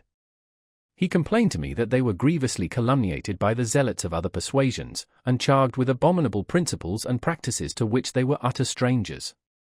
I told him this had always been the case with new sects, and that, to put a stop to such abuse, I imagined it might be well to publish the articles of their belief, and the rules of their discipline. He said that it had been proposed among them, but not agreed to, for this reason, when we were first drawn together as a society, says he, it had pleased God to enlighten our minds so far as to see that some doctrines, which we once esteemed truths, were errors, and that others, which we had esteemed errors, were real truths. From time to time he has been pleased to afford us farther light, and our principles have been improving, and our errors diminishing. Now we are not sure that we are arrived at the end of this progression, and at the perfection of spiritual or theological knowledge, and we fear that, if we should once print our confession of faith, we should feel ourselves as if bound and confined by it, and perhaps be unwilling to receive further improvement, and our successors still more so, as conceiving what we their elders and founders had done, to be something sacred, never to be departed from. This modesty in a sect is perhaps a singular instance in the history of mankind, every other sect supposing itself in possession of all truth, and that those who differ are so far in the wrong, like a man travelling in foggy weather, those at some distance before him on the road he sees wrapped up in the fog, as well as those behind him, and also the people in the fields on each side, but near him all appears clear, though, in truth he is as much in the fog as any of them. To avoid this kind of embarrassment, the Quakers have of late years been gradually declining the public service in the assembly and in the magistracy, choosing rather to quit their power than their principle. In order of time, I should have mentioned before, that having, in 1742, invented an open stove for the better warming of rooms, and at the same time saving fuel, as the fresh air admitted was warmed in entering, I made a present of the model to Mr. Robert Grace, one of my early friends, who, having an iron furnace, found the casting of the plates for these stoves a profitable thing, as they were growing in demand. To promote that demand, I wrote and published a pamphlet, entitled An Account of the New Invented Pennsylvania Fireplaces, wherein their construction and manner of operation is particularly explained, their advantages above every other method of warming rooms demonstrated, and all objections that have been raised against the use of them answered and obviated, etc. This pamphlet had a good effect. Gov. Thomas was so pleased with the construction of this stove, as described in it, that he offered to give me a patent for the sole vending of them for a term of years, but I declined it from a principle which has ever weighed with me on such occasions, viz., that, as we enjoy great advantages from the inventions of others, we should be glad of an opportunity to serve others by any invention of ours, and this we should do freely and generously. An ironmonger in London, however, assuming a good deal of my pamphlet, and working it up into his own, and making some small changes in the machine, which rather hurt its operation, got a patent for it there, and made, as I was told, a little fortune by it. And this is not the only instance of patents taken out for my inventions by others, though not always with the same success, which I never contested, as having no desire of profiting by patents myself, and hating disputes. The use of these fireplaces in very many houses, both of this and the neighboring colonies, has been, and is, a great saving of wood to the inhabitants. 13. Public Services and Duties. 1749 to 1753. Peace being concluded, and the association business therefore at an end, I turned my thoughts again to the affair of establishing an academy.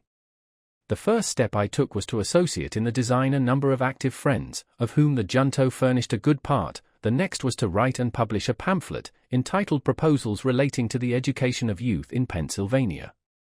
This I distributed among the principal inhabitants gratis, and as soon as I could suppose their minds a little prepared by the perusal of it, I set on foot a subscription for opening and supporting an academy. It was to be paid in quotas yearly for 5 years. By so dividing it, I judged the subscription might be larger, and I believe it was so, amounting to no less, if I remember right, than £5,000.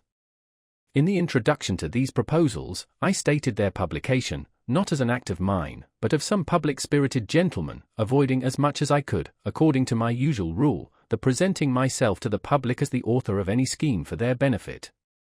The subscribers, to carry the project into immediate execution, chose out of their number 24 trustees, and appointed Mr. Francis, then Attorney General, and myself to draw up constitutions for the government of the Academy, which being done and signed, a house was hired, masters ingagged, and the schools opened, I think, in the same year, 1749. The scholars increasing fast, the house was soon found too small, and we were looking out for a piece of ground, properly situated, with intention to build, when Providence threw into our way a large house ready built, which, with a few alterations, might well serve our purpose. This was the building before mentioned, erected by the hearers of Mr. Whitefield, and was obtained for us in the following manner. It is to be noted that the contributions to this building being made by people of different sects, care was taken in the nomination of trustees, in whom the building and ground was to be vested, that a predominancy should not be given to any sect, lest in time that predominancy might be a means of appropriating the whole to the use of such sect, contrary to the original intention. It was therefore that one of each sect was appointed, viz., one Church of England man, one Presbyterian, one Baptist, one Moravian, etc. Those, in case of vacancy by death, were to fill it by election from among the contributors. The Moravian happened not to please his colleagues, and on his death they resolved to have no other of that sect. The difficulty then was, how to avoid having two of some other sect, by means of the new choice. Several persons were named, and for that reason not agreed to. At length one mentioned me, with the observation that I was merely an honest man, and of no sect at all, which prevailed with them to choose me. The enthusiasm which existed when the house was built had long since abated, and its trustees had not been able to procure fresh contributions for paying the ground rent and discharging some other debts the building had occasioned, which embarrassed them greatly. being now a member of both sets of trustees, that for the building and that for the academy, I had a good opportunity of negotiating with both, and brought them finally to an agreement, by which the trustees for the building were to cede it to those of the academy, the latter undertaking to discharge the debt, to keep forever open in the building a large hall for occasional preachers, according to the original intention, and maintain a free school for the instruction of poor children. Writings were accordingly drawn, and on paying the debts the trustees of the academy were put in possession of the premises, and by dividing the great and lofty hall into stories, and different rooms above and below for the several schools, and purchasing some additional ground, the whole was soon made fit for our purpose, and the scholars removed into the building. The care and trouble of agreeing with the workmen, purchasing materials, and superintending the work, fell upon me, and I went through it the more cheerfully, as it did not then interfere with my private business, having the year before taken a very able, industrious, and honest partner, Mr. David Hall, with whose character I was well acquainted, as he had worked for me for years. He took off my hands all care of the printing office, paying me punctually my share of the profits. The partnership continued 18 years, successfully for us both. The trustees of the academy, after a while, were incorporated by a charter from the governor. Their funds were increased by contributions in Britain and grants of land from the proprietaries, to which the Assembly has since made considerable addition, and thus was established the present University of Philadelphia. I have been continued one of its trustees from the beginning, now near 40 years, and have had the very great pleasure of seeing a number of the youth who have received their education in it, distinguished by their improved abilities, serviceable in public stations, and ornaments to their country.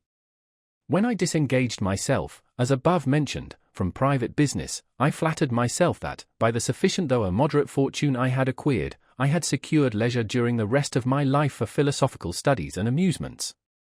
I purchased all Dr. Spence's apparatus, who had come from England to lecture here, and I proceeded in my electrical experiments with great alacrity, but the public, now considering me as a man of leisure, laid hold of me for their purposes, every part of our civil government, and almost at the same time, imposing some duty upon me.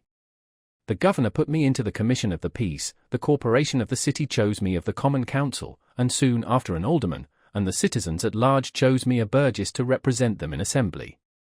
This latter station was the more agreeable to me, as I was at length tired with sitting there to hear debates, in which, as clerk, I could take no part, and which were often so unentertaining that I was induced to amuse myself with making magic squares or circles, or anything to avoid weariness, and I conceived my becoming a member would enlarge my power of doing good. I would not, however, insinuate that my ambition was not flattered by all these promotions. It certainly was, for, considering my low beginning, they were great things to me, and they were still more pleasing, as being so many spontaneous testimonies of the public good opinion, and by me entirely unsolicited. The office of Justice of the Peace I tried a little, by attending a few courts, and sitting on the bench to hear causes, but finding that more knowledge of the common law than I possessed was necessary to act in that station with credit, I gradually withdrew from it, excusing myself by my being obliged to attend the higher duties of a legislator in the Assembly. My election to this trust was repeated every year for 10 years, without my ever asking any elector for his vote, or signifying, either directly or indirectly, any desire of being chosen. On taking my seat in the House, my son was appointed their clerk. The year following, a treaty being to be held with the Indians at Carlisle, the governor sent a message to the House, proposing that they should nominate some of their members, to be joined with some members of council, as commissioners for that purpose. The House named the Speaker, Mr. Norris, and myself, and, being commissioned, we went to Carlisle, and met the Indians accordingly. As those people are extremely apt to get drunk, and, when so, are very quarrelsome and disorderly, we strictly forbade the selling any liquor to them, and when they complained of this restriction, we told them that if they would continue sober during the treaty, we would give them plenty of rum when business was over. They promised this, and they kept their promise, because they could get no liquor, and the treaty was conducted very orderly, and concluded to mutual satisfaction. They then claimed and received the rum. This was in the afternoon. They were near 100 men, women, and children, and were lodged in temporary cabins, built in the form of a square, just without the town. In the evening, hearing a great noise among them, the commissioners walked out to see what was the matter. We found they had made a great bonfire in the middle of the square. They were all drunk, men and women, quarreling and fighting. Their dark-colored bodies, half naked, seen only by the gloomy light of the bonfire, running after and beating one another with firebrands, accompanied by their horrid yellings, formed a scene the most resembling our ideas of hell that could well be imagined. There was no appeasing the tumult, and we retired to our lodging. At midnight a number of them came thundering at our door, demanding more rum, of which we took no notice. The next day, sensible they had misbehaved in giving us that disturbance, they sent 3 of their old counsellors to make their apology. The orator acknowledged the fault, but laid it upon the rum, and then endeavoured to excuse the rum by saying, "The Great Spirit, who made all things, made everything for some use, and whatever use he designed anything for, that use it should always be put to. Now, when he made rum, he said, let this be for the Indians to get drunk with, and it must be so. And, indeed, if it be the design of Providence to extirpate these savages in order to make room for cultivators of the earth, it seems not improbable that rum may be the appointed means. It has already annihilated all the tribes who formerly inhabited the sea coast.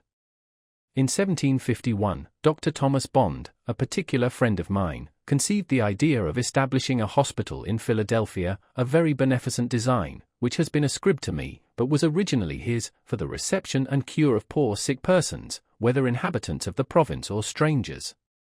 He was zealous and active in endeavoring to procure subscriptions for it, but the proposal being a novelty in America, and at first not well understood, he met but with small success. At length he came to me with the compliment that he found there was no such thing as carrying a public-spirited project through without my being concerned in it. For, says he, I am often asked by those to whom I propose subscribing, have you consulted Franklin upon this business? And what does he think of it? And when I tell them that I have not, supposing it rather out of your line, they do not subscribe, but say they will consider of it. I inquired into the nature and probable utility of his scheme, and receiving from him a very satisfactory explanation, I not only subscribed to it myself, but engaged heartily in the design of procuring subscriptions from others. Previously, however, to the solicitation, I endeavoured to prepare the minds of the people by writing on the subject in the newspapers, which was my usual custom in such cases, but which he had omitted. The subscriptions afterwards were more free and generous, but, beginning to flag, I saw they would be insufficient without some assistance from the Assembly, and therefore proposed to petition for it, which was done. The country members did not at first relish the project. They objected that it could only be serviceable to the city, and therefore the citizens alone should be at the expense of it, and they doubted whether the citizens themselves generally approved of it. My allegation on the contrary, that it met with such approbation as to leave no doubt of our being able to raise £2,000 by voluntary donations, they considered as a most extravagant supposition, and utterly impossible. On this I formed my plan, and, asking leave to bring in a bill for incorporating the contributors according to the prayer of their petition, and granting them a blank sum of money, which leave was obtained chiefly on the consideration that the House could throw the bill out if they did not like it, I drew it so as to make the important clause a conditional one, viz., and be it enacted, by the authority aforesaid, that when the said contributors shall have met and chosen their managers and treasurer, and shall have raised by their contributions a capital stock of value, the yearly interest of which is to be applied to the accommodating of the sick poor in the said hospital, free of charge for diet, attendance, advice, and medicines, and shall make the same appear to the satisfaction of the Speaker of the Assembly for the time being, that then it shall and may be lawful for the said Speaker, and he is hereby required, to sign an order on the provincial treasurer for the payment of £2,000, in 2 yearly payments, to the treasurer of the said hospital, to be applied to the founding, building, and finishing of the same. This condition carried the bill through, for the members, who had opposed the grant, and now conceived they might have the credit of being charitable without the expense, agreed to its passage, and then, in soliciting subscriptions among the people, we urged the conditional promise of the law as an additional motive to give, since every man's donation would be doubled, thus the clause worked both ways. The subscriptions accordingly soon exceeded the requisite sum, and we claimed and received the public gift, which enabled us to carry the design into execution. A convenient and handsome building was soon erected. The institution has by constant experience been found useful, and flourishes to this day, and I do not remember any of my political manoeuvres, the success of which gave me at the time more pleasure, or wherein, after thinking of it, I more easily excused myself for having made some use of cunning. It was about this time that another projector, the Reverend Gilbert Tennant, came to me with a request that I would assist him in procuring a subscription for erecting a new meeting house. It was to be for the use of a congregation he had gathered among the Presbyterians, who were originally disciples of Mr. Whitefield. Unwilling to make myself disagreeable to my fellow citizens by too frequently soliciting their contributions, I absolutely refused. He then desired I would furnish him with a list of the names of persons I knew by experience to be generous and public-spirited. I thought it would be unbecoming in me, after their kind compliance with my solicitations, to mark them out to be worried by other beggars, and therefore refused also to give such a list. He then desired I would at least give him my advice.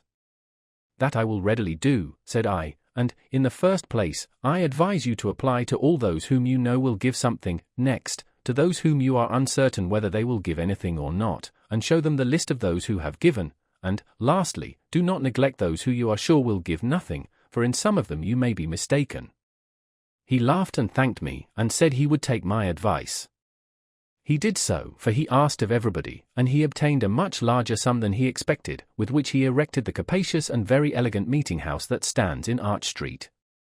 Our city, though laid out with a beautiful regularity, the streets large, straight, and crossing each other at right angles, had the disgrace of suffering those streets to remain long unpaved, and in wet weather the wheels of heavy carriages ploughed them into a quagmire, so that it was difficult to cross them, and in dry weather the dust was offensive. I had lived near what was called the Jersey Market, and saw with pain the inhabitants wading in mud while purchasing their provisions. A strip of ground down the middle of that market was at length paved with brick, so that, being once in the market, they had firm footing, but were often over shoes in dirt to get there. By talking and writing on the subject, I was at length instrumental in getting the street paved with stone between the market and the bricked foot pavement that was on each side next the houses. This, for some time, gave an easy access to the market dryshod, but, the rest of the street not being paved, whenever a carriage came out of the mud upon this pavement, it shook off and left its dirt upon it, and it was soon covered with mire, which was not removed, the city as yet having no scavengers. After some inquiry, I found a poor, industrious man, who was willing to undertake keeping the pavement clean, by sweeping it twice a week, carrying off the dirt from before all the neighbours' doors, for the sum of 6 per month, to be paid by each house. I then wrote and printed a paper setting forth the advantages to the neighbourhood that might be obtained by this small expense, the greater ease in keeping our houses clean, so much dirt not being brought in by people's feet, the benefit to the shops by more custom, etc., etc., as buyers could more easily get at them, and by not having, in windy weather, the dust blown in upon their goods, etc., etc. I sent one of these papers to each house, and in a day or two went round to see who would subscribe an agreement to pay these sixpences. It was unanimously signed, and for a time well executed. All the inhabitants of the city were delighted with the cleanliness of the pavement that surrounded the market, it being a convenience to all, and this raised a general desire to have all the streets paved, and made the people more willing to submit to a tax for that purpose. After some time I drew a bill for paving the city, and brought it into the Assembly. It was just before I went to England, in 1757, and did not pass till I was gone, and then with an alteration in the mode of assessment, which I thought not for the better, but with an additional provision for lighting as well as paving the streets, which was a great improvement. It was by a private person, the late Mr. John Clifton, his giving a sample of the utility of lamps, by placing one at his door, that the people were first impressed with the idea of enlightening all the city. The honour of this public benefit has also been ascribed to me, but it belongs truly to that gentleman. I did but follow his example, and have only some merit to claim respecting the form of our lamps, as differing from the globe lamps we were at first supplied with from London. Those we found inconvenient in these respects, they admitted no air below, the smoke, therefore, did not readily go out above, but circulated in the globe, lodged on its inside, and soon obstructed the light they were intended to afford, giving, besides, the daily trouble of wiping them clean, and an accidental stroke on one of them would demolish it, and render it totally useless. I therefore suggested the composing them for flat panes, with a long funnel above to draw up the smoke, and crevices admitting air below, to facilitate the ascent of the smoke. By this means they were kept clean, and did not grow dark in a few hours, as the London lamps do, but continued bright till morning, and an accidental stroke would generally break but a single pane, easily repaired. I have sometimes wondered that the Londoners did not, from the effect holes in the bottom of the globe lamps used at Vauxhall have in keeping them clean, learn to have such holes in their street lamps. But these holes being made for another purpose, viz., to communicate flame more suddenly to the wick by a little flax hanging down through them. The other use, of letting in air, seems not to have been thought of, and therefore, after the lamps have been lit a few hours, the streets of London are very poorly illuminated. The mention of these improvements puts me in mind of one I proposed, when in London, to Dr. Fothergill, who was among the best men I have known, and a great promoter of useful projects. I had observed that the streets, when dry, were never swept, and the light dust carried away, but it was suffered to accumulate till wet weather reduced it to mud, and then, after lying some days so deep on the pavement that there was no crossing but in paths kept clean by poor people with brooms, it was with great labour racked together and thrown up into carts open above, the sides of which suffered some of the slush at every jolt on the pavement to shake out and fall, sometimes to the annoyance of foot passengers. The reason given for not sweeping the dusty streets was that the dust would fly into the windows of shops and houses. An accidental occurrence had instructed me how much sweeping might be done in a little time. I found at my door in Craven Street, one morning, a poor woman sweeping my pavement with a birch broom. She appeared very pale and feeble, as just come out of a fit of sickness. I asked who employed her to sweep there. She said, "Nobody, but I am very poor and in distress, and I sweeps before gentlefolks' doors, and hopes they will give me something." I bid her sweep the whole street clean, and I would give her a shilling. This was at 9 o'clock, at 12 she came for the shilling. From the slowness I saw at first in her working, I could scarce believe that the work was done so soon, and sent my servant to examine it, who reported that the whole street was swept perfectly clean, and all the dust placked in the gutter, which was in the middle, and the next rain washed it quite away, so that the pavement and even the kennel were perfectly clean. I then judged that, if that feeble woman could sweep such a street in 3 hours, a strong, active man might have done it in half the time. And here let me remark the convenience of having but one gutter in such a narrow street, running down its middle, instead of two, one on each side, near the footway, for where all the rain that falls on a street runs from the sides and meets in the middle, it forms there a current strong enough to wash away all the mud it meets with, but when divided into two channels, it is often too weak to cleanse either, and only makes the mud it finds more fluid, so that the wheels of carriages and feet of horses throw and dash it upon the foot pavement, which is thereby rendered foul and slippery, and sometimes splash it upon those who are walking. My proposal, communicated to the good doctor, was as follows. For the more effectual cleaning and keeping clean the streets of London and Westminster, it is proposed that the several watchmen be contracted with to have the dust swept up in dry seasons, and the mud racked up at other times, each in the several streets and lanes of his round, that they be furnished with brooms and other proper instruments for these purposes, to be kept at their respective stands, ready to furnish the poor people they may employ in the service. That in the dry summer months the dust be all swept up into heaps at proper distances, before the shops and windows of houses are usually opened, when the scavengers, with close-covered carts, shall also carry it all away. That the mud, when racked up, be not left in heaps to be spread abroad again by the wheels of carriages and trampling of horses, but that the scavengers be provided with bodies of carts, not placked high upon wheels, but low upon sliders, with lattice bottoms, which, being covered with straw, will retain the mud thrown into them, and permit the water to drain from it, whereby it will become much lighter, water making the greatest part of its weight. These bodies of carts to be placked at convenient distances, and the mud brought to them in wheelbarrows, they remaining where placked till the mud is drained, and then horses brought to draw them away. I have since had doubts of the practicability of the latter part of this proposal, on account of the narrowness of some streets, and the difficulty of placing the draining sled so as not to encumber too much the passage, but I am still of opinion that the former, requiring the dust to be swept up and carried away before the shops are open, is very practicable in the summer, when the days are long, for, in walking through the Strand and Fleet Street one morning at 7 o'clock, I observed there was not one shop open, though it had been daylight and the sun up above 3 hours, the inhabitants of London choosing voluntarily to live much by candlelight, and sleep by sunshine, and yet often complain, a little absurdly, of the duty on candles, and the high price of tallow. Some may think these trifling matters not worth minding or relating, but when they consider that though dust blown into the eyes of a single person, or into a single shop on a windy day, is but of small importance, yet the great number of the instances in a populous city, and its frequent repetitions give it weight and consequence, perhaps they will not censure very severely those who bestow some attention to affairs of this seemingly low nature. Human felicity is produced not so much by great pieces of good fortune that seldom happen, as by little advantages that occur every day. Thus, if you teach a poor young man to shave himself, and keep his razor in order, you may contribute more to the happiness of his life than in giving him 1,000 guineas.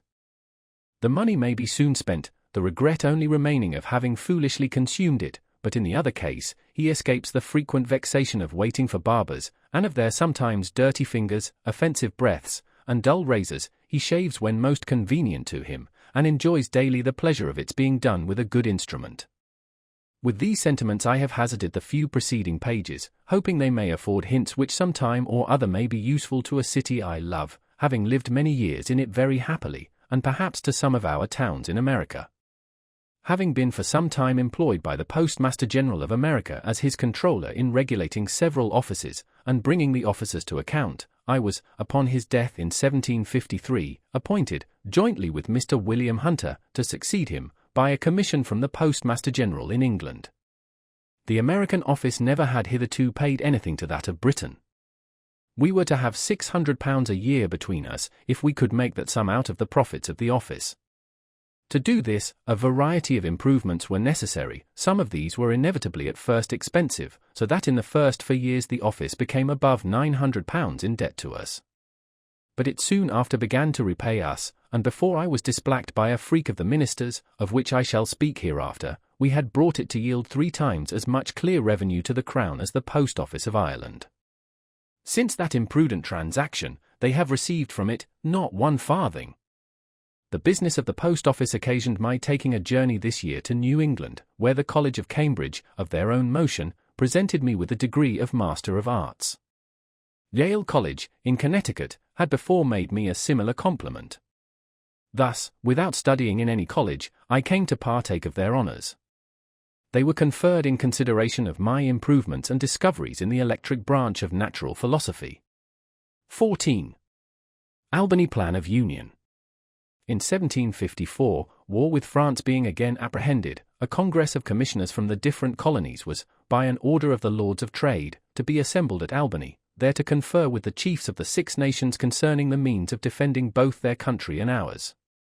Governor Hamilton, having received this order, acquainted the House with it, requesting they would furnish proper presents for the Indians, to be given on this occasion, and naming the Speaker, Mr. Norris, and myself to join Mr. Thomas Penn and Mr. Secretary Peters as commissioners to act for Pennsylvania. The House approved the nomination, and provided the goods for the present, and though they did not much like treating out of the provinces, and we met the other commissioners at Albany about the middle of June. In our way thither, I projected and drew a plan for the union of all the colonies under one government, so far as might be necessary for defense, and other important general purposes.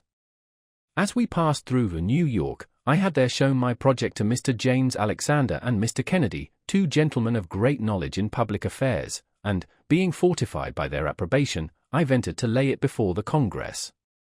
It then appeared that several of the commissioners had formed plans of the same kind.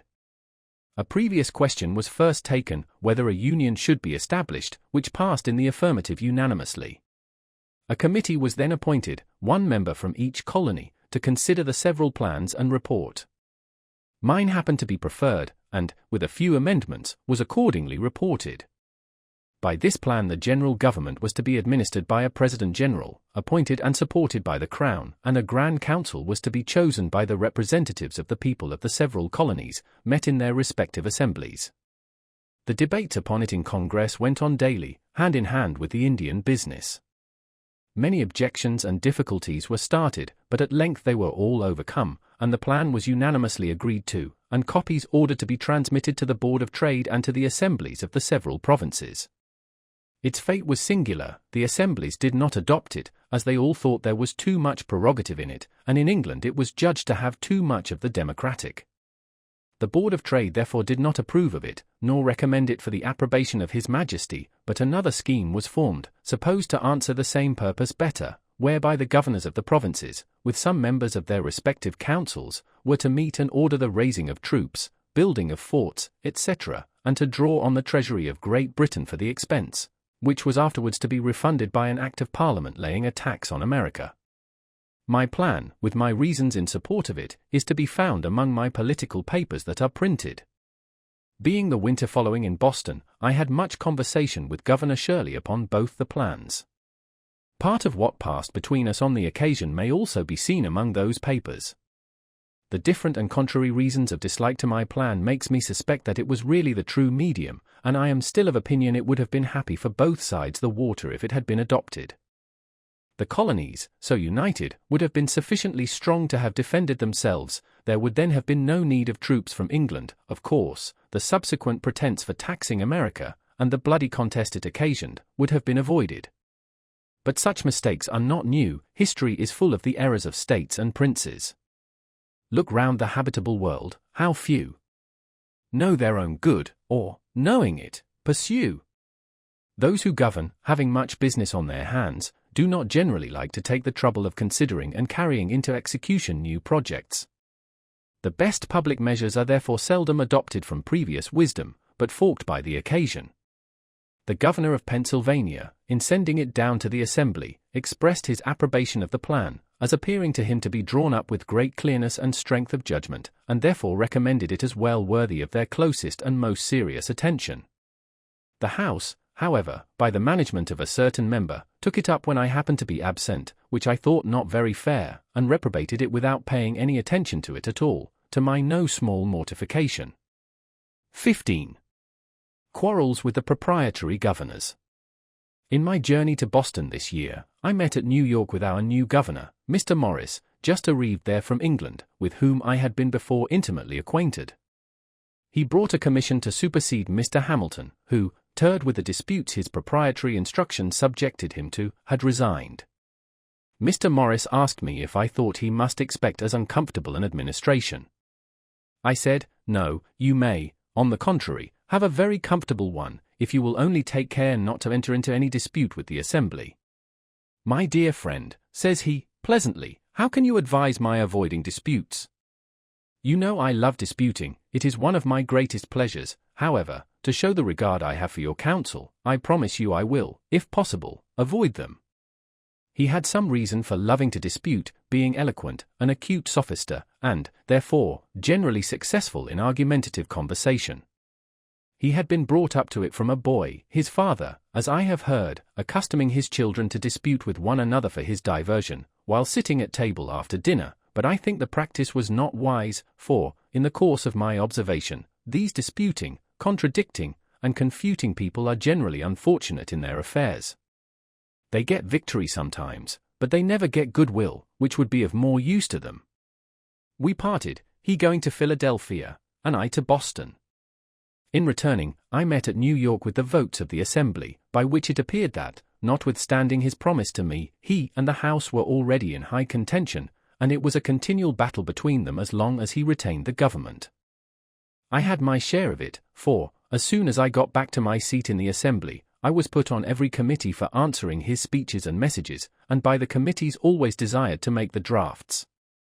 Our answers, as well as his messages, were often tart, and sometimes indecently abusive, and, as he knew I wrote for the Assembly, one might have imagined that, when we met, we could hardly avoid cutting throats, but he was so good-natured a man that no personal difference between him and me was occasioned by the contest, and we often dinned together.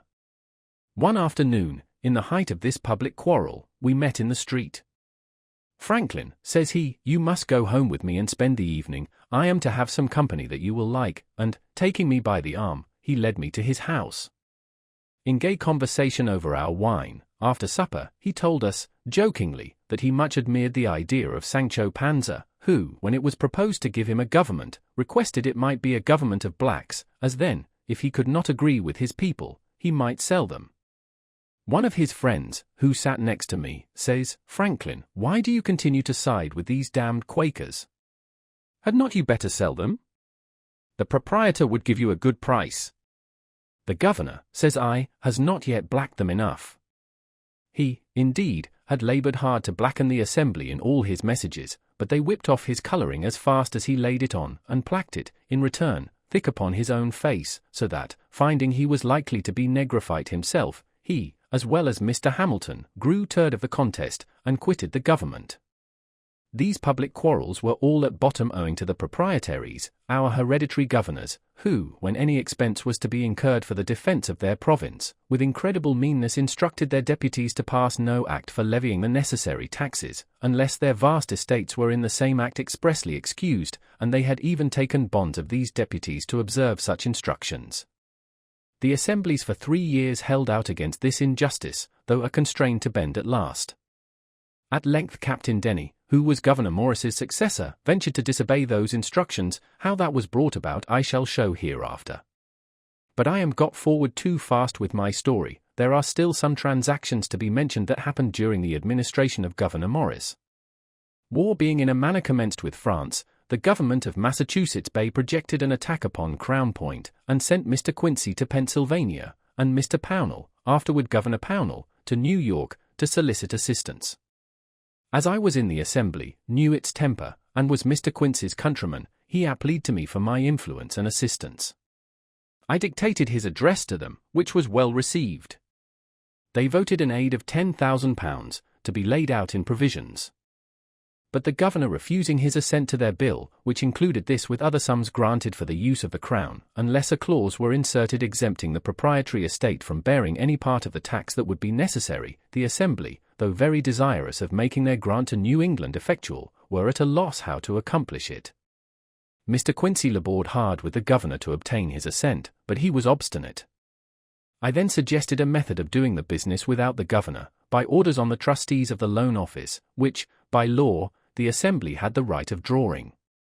There was, indeed, little or no money at that time in the office, and therefore I proposed that the orders should be payable in a year, and to bear an interest of 5%. With these orders I supposed the provisions might easily be purchased. The assembly, with very little hesitation, adopted the proposal. The orders were immediately printed, and I was one of the committee directed to sign and dispose of them.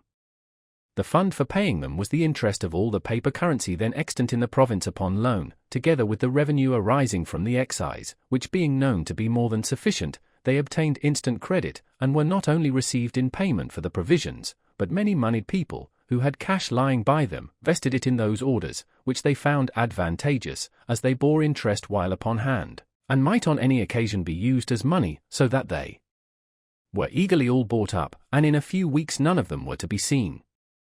Thus this important affair was by my means completed. Mr. Quincy returned thanks to the assembly in a handsome memorial, went home highly pleased with this success of his embassy, and ever after bore for me the most cordial and affectionate friendship. 16. Braddock's expedition. The British government, not choosing to permit the union of the colonies as proposed at Albany, and to trust that union with their defence, lest they should thereby grow too military, and feel their own strength, suspicions and jealousies at this time being entertained of them, sent over General Braddock with 2 regiments of regular English troops for that purpose. He landed at Alexandria, in Virginia, and thence marched to Fredericktown, in Maryland, where he halted for carriages.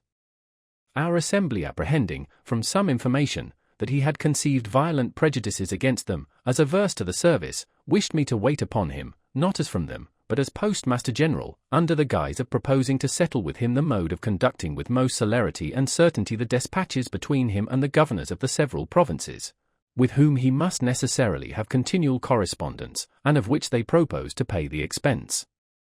My son accompanied me on this journey. We found the General at Fredericktown, waiting impatiently for the return of those he had sent through the back parts of Maryland and Virginia to collect wagons. I stayed with him several days, dined with him daily, and had full opportunity of removing all his prejudices, by the information of what the assembly had before his arrival actually done, and were still willing to do, to facilitate his operations. When I was about to depart, the returns of wagons to be obtained were brought in, by which it appeared that they amounted only to 25, and not all of those were in serviceable condition. The general and all the officers were surprised, declared the expedition was then at an end, being impossible, and exclaimed against the ministers for ignorantly landing them in a country destitute of the means of conveying their stores, baggage, etc., not less than 150 wagons being necessary. I happened to say I thought it was pity they had not been landed rather in Pennsylvania, as in that country almost every farmer had his wagon. The general eagerly laid hold of my words, and said, "Then you, sir, who are a man of interest there, can probably procure them for us, and I beg you will undertake it.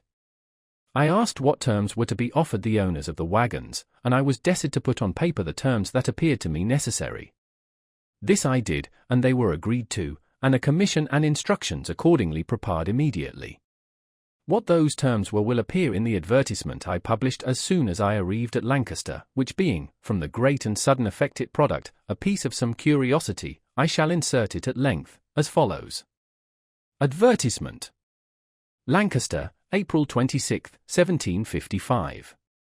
Whereas 150 wagons, with 4 horses to each wagon, and 1,500 saddle or pack horses, are wanted for the service of His Majesty's forces now about to rendezvous at Will's Creek, and His Excellency General Braddock having been pleased to empower me to contract for the hire of the same, I hereby give notice that I shall attend for that purpose at Lancaster from this day to next Wednesday evening, and at York from next Thursday morning till Friday evening, where I shall be ready to agree for wagons and teams, or single horses, on the following terms, viz. 1. That there shall be paid for each wagon, with 4 good horses and a driver, 15 shillings per diem, and for each able horse with a pack saddle, or other saddle and furniture, 2 shillings per diem, and for each able horse without a saddle, 18 pence per diem.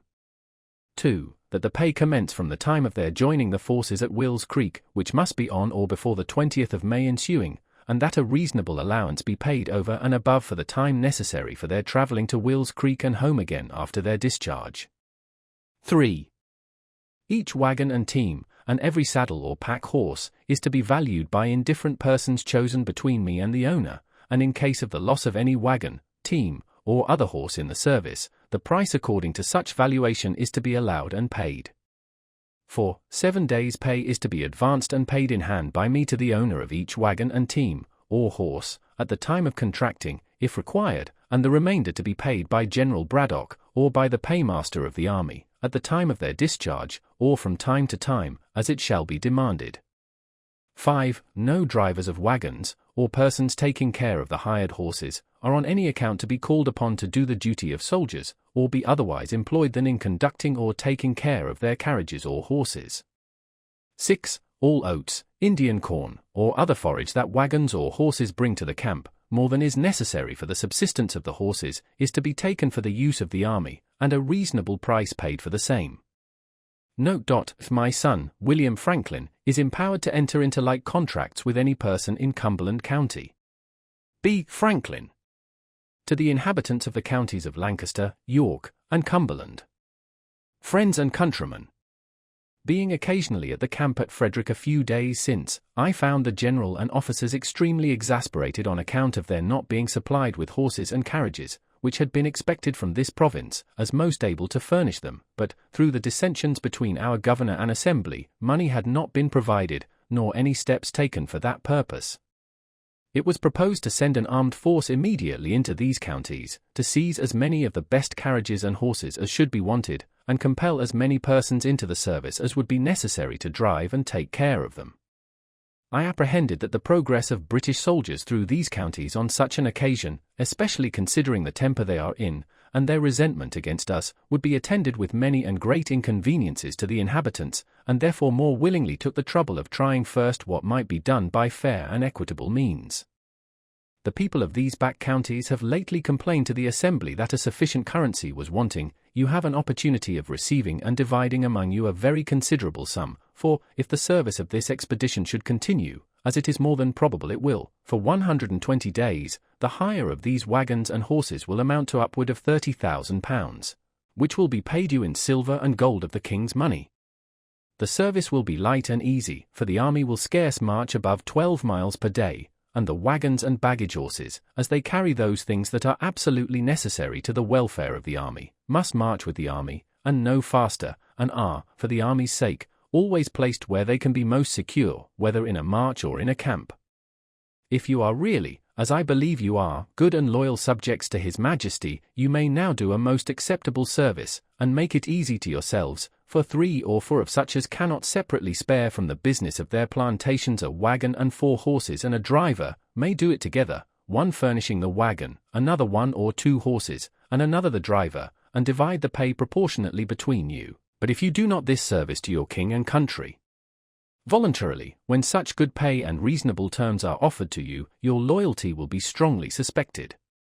The king's business must be done, so many brave troops, come so far for your defense, must not stand idle through your backwardness to do what may be reasonably expected from you. Wagons and horses must be had, violent measures will probably be used, and you will be left to seek for a recompense where you can find it, and your case, perhaps, be little pitied or regarded. I have no particular interest in this affair, as, except the satisfaction of endeavoring to do good, I shall have only my labor for my pains. If this method of obtaining the wagons and horses is not likely to succeed, I am obliged to send word to the general in 14 days, and I suppose Sir John St. Clair, the hussar, with a body of soldiers, will immediately enter the province for the purpose, which I shall be sorry to hear, because I am very sincerely and truly your friend and well-wisher.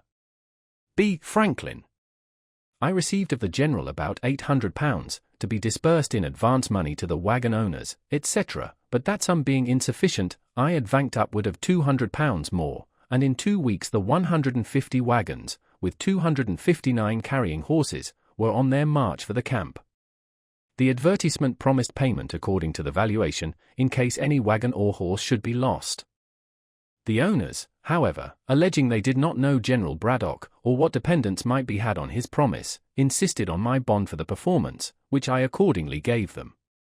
While I was at the camp, supping one evening with the officers of Colonel Dunbar's regiment, he represented to me his concern for the subalterns, who, he said, were generally not in affluence, and could ill afford, in this dear country, to lay in the stores that might be necessary in so long a march, through a wilderness, where nothing was to be purchased.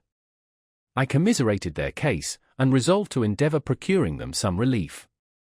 I said nothing, however, to him of my intention, but wrote the next morning to the committee of the Assembly, who had the disposition of some public money, warmly recommending the case of these officers to their consideration, and proposing that a present should be sent them of necessaries and refreshments. My son, who had some experience of a camp life, and of its wants, drew up a list for me, which I enclosed in my letter. The committee approved, and used such diligence that, conducted by my son, the stores arrived at the camp as soon as the wagons. They consisted of 20 parcels, each containing 6 pounds loaf sugar, 1 Gloucester cheese, 6 pounds good Muscovado dough, 1 keg containing 20 pounds good butter, 1 pound good green tea, 2 dozen old Madeira wine, 1 pound good Bohea dough, 2 gallons Jamaica spirits, 6 pounds good ground coffee, 1 bottle flour of mustard, 6 pounds chocolate, 2 well-cured hams, 1 to 2 hundredweight best white biscuit, 1 to 2 dozen dried tongues, 1 to 2 pounds of pepper, 6 pounds rice, 1 quart best white wine, 6 pounds raisins, 1 quart best white wine vinegar. These 20 parcels, well packed, were placed on as many horses, each parcel, with the horse, being intended as a present for one officer. They were very thankfully received, and the kindness acknowledged by letters to me from the colonels of both regiments, in the most grateful terms. The general, too, was highly satisfied with my conduct in procuring him the wagons, etc., and readily paid my account of disbursements, thanking me repeatedly, and requesting my farther assistance in sending provisions after him. I undertook this also, and was busily employed in it till we heard of his defeat, advancing for the service of my own money upwards of £1,000 sterling, of which I sent him an account. It came to his hands, luckily for me, a few days before the battle, and he returned me immediately an order on the paymaster for the round sum of £1,000, leaving the remainder to the next account. I consider this payment as good luck, having never been able to obtain that remainder, of which more hereafter. This general was, I think, a brave man, and might probably have made a figure as a good officer in some European war. But he had too much self-confidence, too high an opinion of the validity of regular troops, and too mean a one of both Americans and Indians. George Croghan, our Indian interpreter, joined him on his march with 100 of those people, who might have been of great use to his army as guides, scouts, etc., if he had treated them kindly, but he slighted and neglected them, and they gradually left him. In conversation with him one day, he was giving me some account of his intended progress. After taking Fort Duquesne, says he, I am to proceed to Niagara, and, having taken that, to Frontenac, if the season will allow time, and I suppose it will, for Duquesne can hardly detain me above 3 or 4 days, and then I see nothing that can obstruct my march to Niagara. Having before revolved in my mind the long line his army must make in their march by a very narrow road, to be cut for them through the woods and bushes, and also what I had read of a former defeat of 1,500 French, who invaded the Iroquois country, I had conceived some doubts and some fears for the event of the campaign. But I ventured only to say, to be sure, sir, if you arrive well before Duquesne, with these fine troops, so well provided with artillery, that place not yet completely fortified, and as we hear with no very strong garrison, can probably make but a short resistance. The only danger I apprehend of obstruction to your march is from ambuscades of Indians, who, by constant practice, are dexterous in laying and executing them, and the slender line, near 4 miles long, which your army must make, may expose it to be attacked by surprise in its flanks, and to be cut like a thread into several pieces, which, from their distance, cannot come up in time to support each other. He smiled at my ignorance, and replied, these savages may, indeed, be a formidable enemy to your raw American militia, but upon the king's regular and disciplined troops, sir, it is impossible they should make any impression. I was conscious of an impropriety in my disputing with a military man in matters of his profession, and said no more.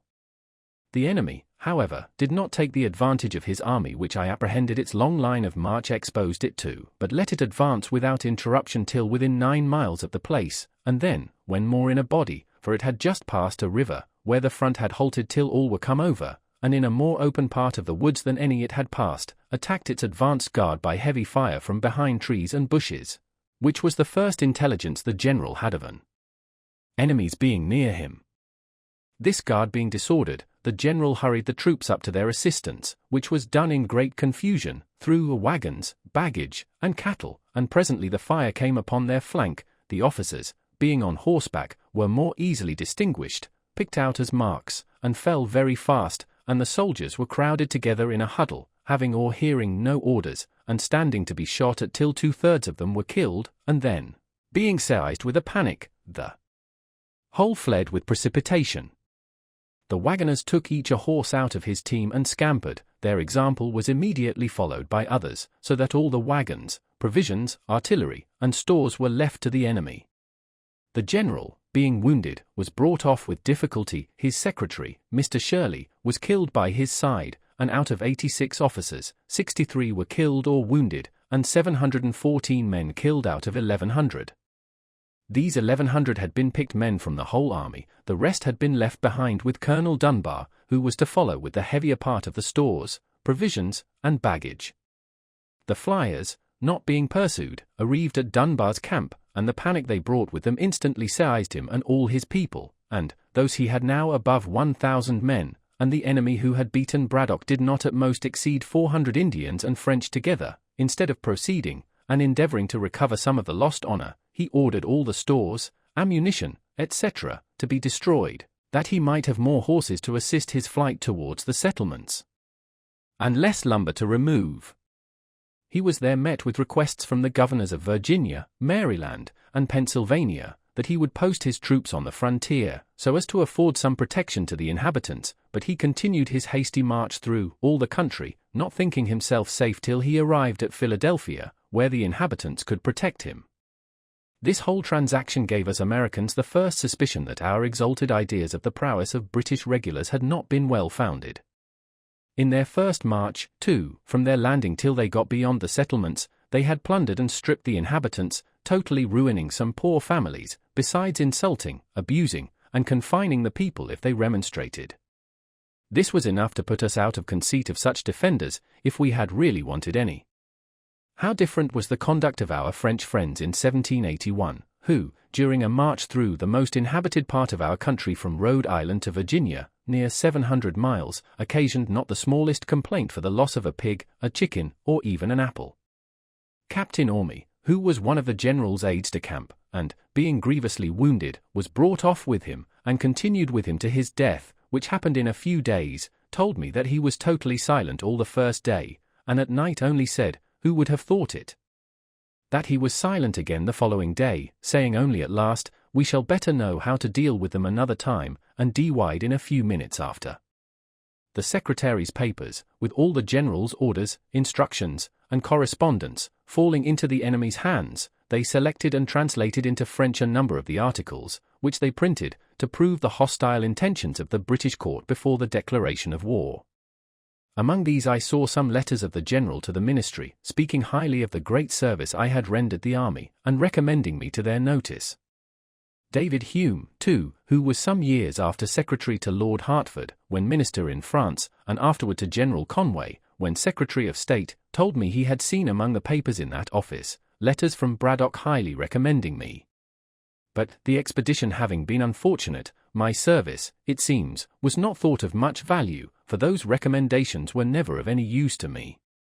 As to rewards from himself, I asked only one, which was, that he would give orders to his officers not to enlist any more of our bought servants, and that he would discharge such as had been already enlisted. This he readily granted, and several were accordingly returned to their masters, on my application. Dunbar, when the command devolved on him, was not so generous. He being at Philadelphia, on his retreat, or rather flight, I applied to him for the discharge of the servants of 3 poor farmers of Lancaster County that he had enlisted, reminding him of the late general's orders on that head. He promised me that, if the masters would come to him at Trenton, where he should be in a few days on his march to New York, he would there deliver their men to them. They accordingly were at the expense and trouble of going to Trenton, and there he refused to perform his promise, to their great loss and disappointment. As soon as the loss of the wagons and horses was generally known, all the owners came upon me for the valuation which I had given bond to pay. Their demands gave me a great deal of trouble, my acquainting them that the money was ready in the paymaster's hands, but that orders for paying it must first be obtained from General Shirley, and my assuring them that I had applied to that general by letter, but, he being at a distance, an answer could not soon be received, and they must have patience. All this was not sufficient to satisfy, and some began to sue me. General Shirley at length relieved me from this terrible situation by appointing commissioners to examine the claims, and ordering payment. They amounted to near £20,000, which to pay would have ruined me. Before we had the news of this defeat, the 2 doctors Bond came to me with a subscription paper for raising money to defray the expense of a grand firework, which it was intended to exhibit at a rejoicing on receipt of the news of our taking Fort Duquesne. I looked grave, and said it would, I thought, be time enough to prepare for the rejoicing when we knew we should have occasion to rejoice. They seemed surprised that I did not immediately comply with their proposal.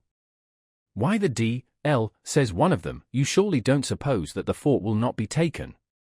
"I don't know that it will not be taken, but I know that the events of war are subject to great uncertainty." I gave them the reasons of my doubting, the subscription was dropped, and the projectors thereby missed the mortification they would have undergone if the firework had been prepared. Dr. Bond, on some other occasion afterward, said that he did not like Franklin's forebodings. Gouverneur Morris, who had continually worried the Assembly with message after message before the defeat of Braddock, to beat them into the making of acts to raise money for the defense of the province, without taxing, among others, the proprietary estates, and had rejected all their bills for not having such an exempting clause, now redoubled his attacks with more hope of success, the danger and necessity being greater. The Assembly, however, continued firm, believing they had justice on their side, and that it would be giving up an essential right if they suffered the governor to amend their money bills. In one of the last, indeed, which was for granting £50,000, his proposed amendment was only of a single word. The bill expressed that all estates, real and personal, were to be taxed, those of the proprietaries not excepted. His amendment was, for not read only of a small, but very material alteration. However, when the news of this disaster reached England, our friends there whom we had taken care to furnish with all the Assembly's answers to the governor's messages, raised a clamour against the proprietaries for their meanness and injustice in giving their governor such instructions, some going so far as to say that, by obstructing the defence of their province, they forfeited their right to it. They were intimidated by this, and sent orders to their Receiver-General to add £5,000 of their money to whatever sum might be given by the Assembly for such purpose. This, being notified to the House, was accepted in lieu of their share of a general tax, and a new bill was formed, with an exempting clause, which passed accordingly. By this act I was appointed one of the commissioners for disposing of the money, £60,000. I had been active in modeling the bill and procuring its passage, and had, at the same time, drawn a bill for establishing and disciplining a voluntary militia, which I carried through the House without much difficulty, as care was taken in it to leave the Quakers at their liberty. To promote the association necessary to form the militia, I wrote a dialogue, stating and answering all the objections I could think of to such a militia, which was printed, and had, as I thought, great effect. 17. Franklin's defense of the frontier. While the several companies in the city and country were forming and learning their exercise, the governor prevailed with me to take charge of our northwestern frontier, which was infested by the enemy, and provide for the defense of the inhabitants by raising troops and building a line of forts. I undertook this military business, though I did not conceive myself well qualified for it. He gave me a commission with full powers, and a parcel of blank commissions for officers, to be given to whom I thought fit. I had but little difficulty in raising men, having soon 560 under my command. My son, who had in the preceding war been an officer in the army raid against Canada, was my aide-de-camp, and of great use to me. The Indians had burned Gnadenhut, a village settled by the Moravians, and massacred the inhabitants, but the place was thought a good situation for one of the forts. In order to march thither, I assembled the companies at Bethlehem, the chief establishment of those people. I was surprised to find it in so good a posture of defense. The destruction of Gnadenhut had made them apprehend danger. The principal buildings were defended by a stockade. They had purchased a quantity of arms and ammunition from New York, and had even placked quantities of small paving stones between the windows of their high stone houses, for their women to throw down upon the heads of any Indians that should attempt to force into them. The armed brethren, too, kept watch, and relieved as methodically as in any garrison town. In conversation with the Bishop, Spangenberg, I mentioned this my surprise, for, knowing they had obtained an act of Parliament exempting them from military duties in the colonies, I had supposed they were conscientiously scrupulous of bearing arms. He answered me that it was not one of their established principles, but that, at the time of their obtaining that act, it was thought to be a principle with many of their people. On this occasion, however, they, to their surprise, found it adopted by but a few. It seems they were either deceived in themselves, or deceived the Parliament, but common sense, aided by present danger, will sometimes be too strong for whimsical opinions. It was the beginning of January when we set out upon this business of building forts. I sent one detachment toward the Minisink, with instructions to erect one for the security of that upper part of the country, and another to the lower part, with similar instructions, and I concluded to go myself with the rest of my force to Gnadenhut, where a fort was thought more immediately necessary. The Moravians procured me 5 wagons for our tools, stores, baggage, etc. Just before we left Bethlehem, 11 farmers, who had been driven from their plantations by the Indians, came to me requesting a supply of firearms, that they might go back and fetch off their cattle. I gave them each a gun with suitable ammunition. We had not marched many miles before it began to rain, and it continued raining all day. There were no habitations on the road to shelter us, till we arrived near night at the house of a German, where, and in his barn, we were all huddled together, as wet as water could make us. It was well we were not attacked in our march, for our arms were of the most ordinary sort, and our men could not keep their gun locks dry. The Indians are dexterous in contrivances for that purpose, which we had not. They met that day the 11 poor farmers above mentioned, and killed 10 of them. The one who escaped informed that his and his companions' guns would not go off, the priming being wet with the rain. The next day being fair, we continued our march, and arrived at the desolated Gnadenhut. There was a sawmill near, round which were left several piles of boards, with which we soon hutted ourselves, an operation the more necessary at that inclement season, as we had no tents. Our first work was to bury more effectually the dead we found there, who had been half interred by the country people. The next morning our fort was planned and marked out, the circumference measuring 455 feet, which would require as many palisades to be made of trees, one with another, of a foot diameter each. Our axes, of which we had 70, were immediately set to work to cut down trees, and, our men being dexterous in the use of them, great despatch was made. Seeing the trees fall so fast, I had the curiosity to look at my watch when 2 men began to cut at a pine. In 6 minutes they had it upon the ground, and I found it of 14 inches diameter. Each pine made 3 palisades of 18 feet long, pointed at one end.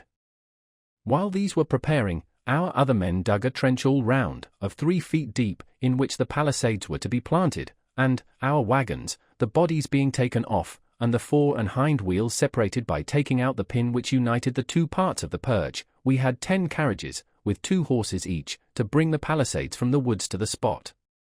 When they were set up, our carpenters built a stage of boards all round within, about 6 feet high, for the men to stand on when to fire through the loopholes. We had 1 swivel gun, which we mounted on one of the angles, and fired it as soon as fixed, to let the Indians know, if any were within hearing, that we had such pieces, and thus our fort, if such a magnificent name may be given to so miserable a stockade, was finished in a week, though it rained so hard every other day that the men could not work. This gave me occasion to observe, that, when men are employed, they are best contented, for on the days they worked they were good-natured and cheerful, and, with the consciousness of having done a good day's work, they spent the evening jollily, but on our idle days they were mutinous and quarrelsome, finding fault with their pork, the bread, etc., and in continual ill humour, which put me in mind of a sea captain, whose rule it was to keep his men constantly at work, and, when his mate once told him that they had done everything, and there was nothing further to employ them about, "Oh," says he, "make them scour the anchor."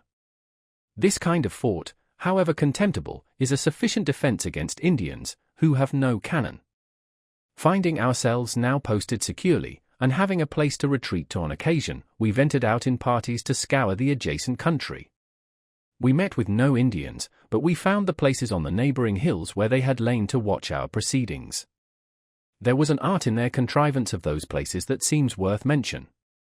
It being winter, a fire was necessary for them, but a common fire on the surface of the ground would by its light have discovered their position at a distance.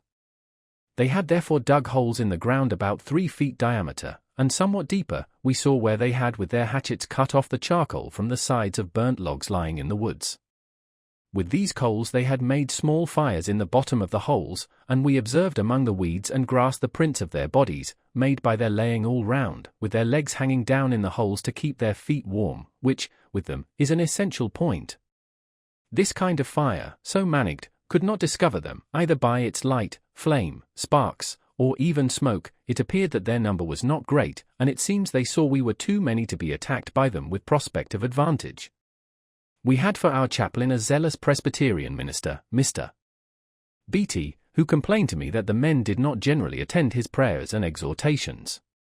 When they enlisted, they were promised, besides pay and provisions, a gill of rum a day, which was punctually served out to them, half in the morning, and the other half in the evening, and I observed they were as punctual in attending to receive it, upon which I said to Mr. Beatty, "It is, perhaps, below the dignity of your profession to act as steward of the rum, but if you were to deal it out and only just after prayers, you would have them all about you." He liked the though tea, undertook the office, and, with the help of a few hands to measure out the liquor, executed it to satisfaction, and never were prayers more generally and more punctually attended, so that I thought this method preferable to the punishment inflicted by some military laws for non-attendance on divine service. I had hardly finished this business, and got my fort well stored with provisions, when I received a letter from the governor, acquainting me that he had called the assembly, and wished my attendance there, if the posture of affairs on the frontiers was such that my remaining there was no longer necessary. My friends, too, of the assembly, pressing me by their letters to be, if possible, at the meeting, and my 3 intended forts being now complete, and the inhabitants contented to remain on their farms under that protection, I resolved to return, the more willingly, as a New England officer, Colonel Clapham, experienced in Indian war, being on a visit to our establishment, consented to accept the command. I gave him a commission, and, parading the garrison, had it read before them, and introduced him to them as an officer who, from his skill in military affairs, was much more fit to command them than myself, and, giving them a little exhortation, took my leave. I was escorted as far as Bethlehem, where I rested a few days to recover from the fatigue I had undergone. The first night, being in a good bed, I could hardly sleep, it was so different from my hard lodging on the floor of our hut at Naden, wrapped only in a blanket or 2. While at Bethlehem, I inquired a little into the practice of the Moravians. Some of them had accompanied me, and all were very kind to me. I found they worked for a common stock, ate at common tables, and slept in common dormitories, great numbers together. In the dormitories I observed loopholes, at certain distances all along just under the ceiling, which I thought judiciously placed for change of air. I was at their church, where I was entertained with good music, the organ being accompanied with violins, hautboys, flutes, clarinets, etc.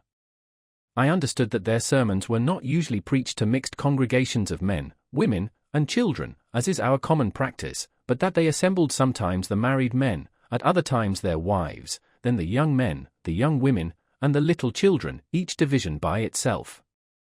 The sermon I heard was to the latter, who came in and were placked in rows on benches, the boys under the conduct of a young man, their tutor, and the girls conducted by a young woman. The discourse seemed well adapted to their capacities, and was delivered in a pleasing, familiar manner, coaxing them, as it were, to be good. They behaved very orderly, but looked pale and unhealthy, which made me suspect they were kept too much within doors, or not allowed sufficient exercise. I inquired concerning the Moravian marriages, whether the report was true that they were by lot.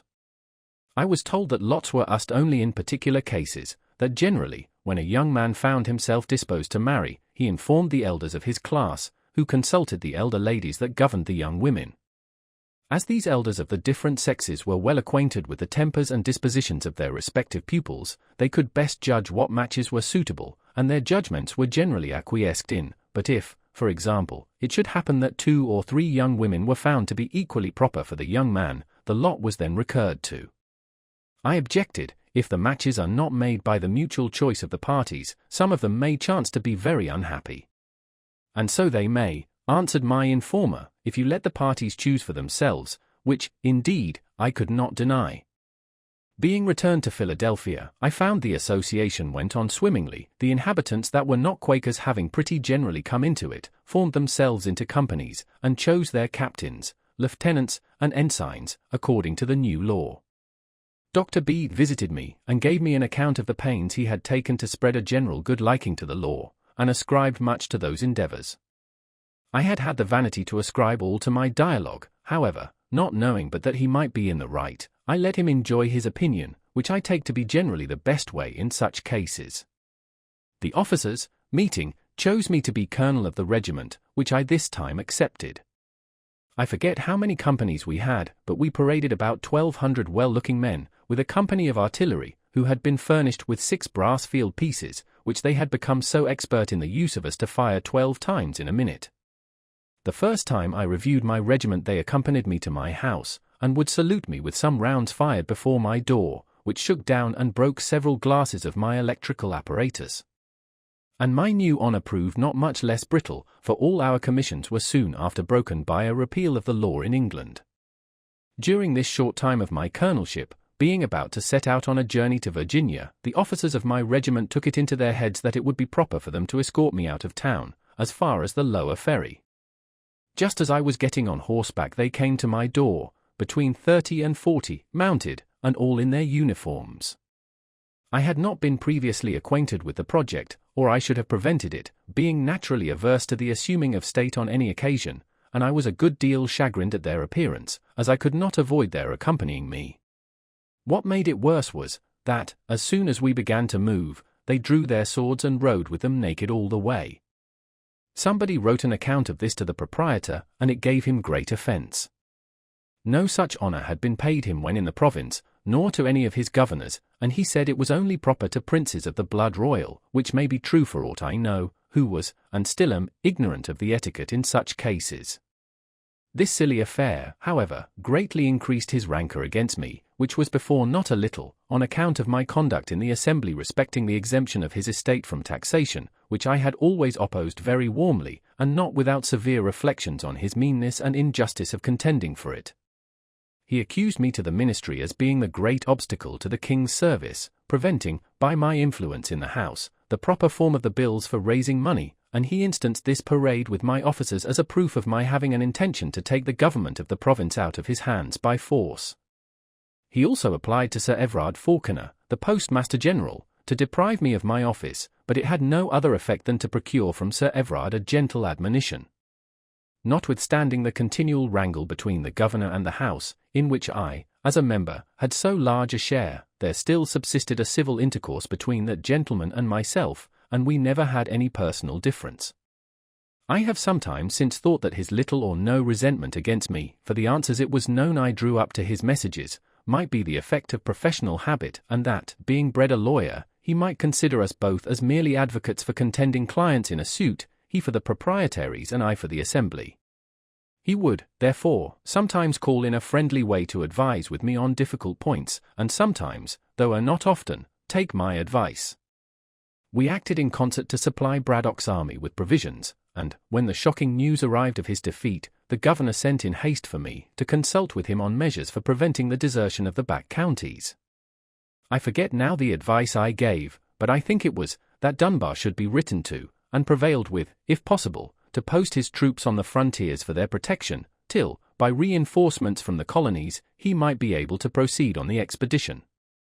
And, after my return from the frontier, he would have had me undertake the conduct of such an expedition with provincial troops, for the reduction of Fort Duquesne, Dunbar and his men being otherwise employed, and he proposed to commission me as general. I had not so good an opinion of my military abilities as he professed to have, and I believe his professions must have exceeded his real sentiments, but probably he might think that my popularity would facilitate the raising of the men, and my influence in assembly, the grant of money to pay them, and that, perhaps, without taxing the proprietary estate. Finding me not so forward to engage as he expected, the project was dropped, and he soon after left the government, being superseded by Captain Denny. 18. Scientific experiments. Before I proceed in relating the part one had in public affairs under this new governor's administration, it may not be amiss here to give some account of the rise and progress of my philosophical reputation. In 1746, being at Boston, I met there with a Dr. Spence, who was lately arrived from Scotland, and showed me some electric experiments. They were imperfectly performed, as he was not very expert, but, being on a subject quite new to me, they equally surprised and pleased me. Soon after my return to Philadelphia, our library company received from Mr. P. E. Collinson, Fellow of the Royal Society of London, a present of a glass tube, with some account of the use of it in making such experiments. I eagerly seized the opportunity of repeating what I had seen at Boston, and, by much practice, acquired great readiness in performing those, also, which we had an account of from England, adding a number of new ones. I say much practice, for my house was continually full, for some time, with people who came to see these new wonders. To divide a little this encumbrance among my friends, I caused a number of similar tubes to be blown at our glass house, with which they furnished themselves, so that we had at length several performers. Among these, the principal was Mr. Kinnersley, an ingenious neighbour, who, being out of business, I encouraged to undertake showing the experiments for money, and drew up for him 2 lectures, in which the experiments were ranged in such order, and accompanied with such explanations in such method, as that the foregoing should assist in comprehending the following.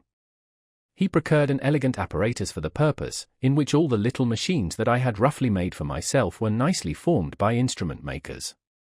His lectures were well attended, and gave great satisfaction, and after some time he went through the colonies, exhibiting them in every capital town, and picked up some money.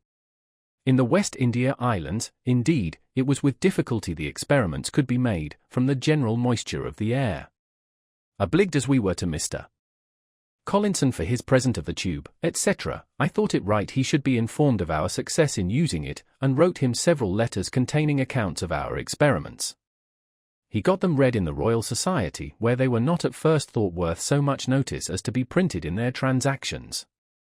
One paper, which I wrote for Mr. Kinnersley, on the sameness of lightning with electricity, I sent to Dr. Mitchell, an acquaintance of mine, and one of the members also of that society, who wrote me word that it had been read, but was laughed at by the connoisseurs. The papers, however, being shown to Dr. Fothergill, he thought them of too much value to be stifled, and advised the printing of them. Mr. Collinson then gave them to Cave for publication in his Gentleman's Magazine, but he chose to print them separately in a pamphlet, and Dr. Fothergill wrote the preface. Cave, it seems, judged rightly for his profit, for by the editions that arrived afterward, they swelled to a 1/4 volume, which has had 5 editions, and cost him nothing for copy money. It was, however, some time before those papers were much taken notice of in England. A copy of them happening to fall into the hands of the Count de Buffon, a philosopher deservedly of great reputation in France, and, indeed, all over Europe, he prevailed with M. Dalibard to translate them into French, and they were printed at Paris. The publication offended the Abbé Nollet, preceptor in natural philosophy to the royal family, and an able experimenter, who had formed and published a theory of electricity, which then had the general vogue. He could not at first believe that such a work came from America, and said it must have been fabricated by his enemies at Paris, to decry his system. Afterwards, having been assured that there really existed such a person as Franklin at Philadelphia, which he had doubted, he wrote and published a volume of letters, chiefly addressed to me, defending his theory, and denying the verity of my experiments, and of the positions deduced from them.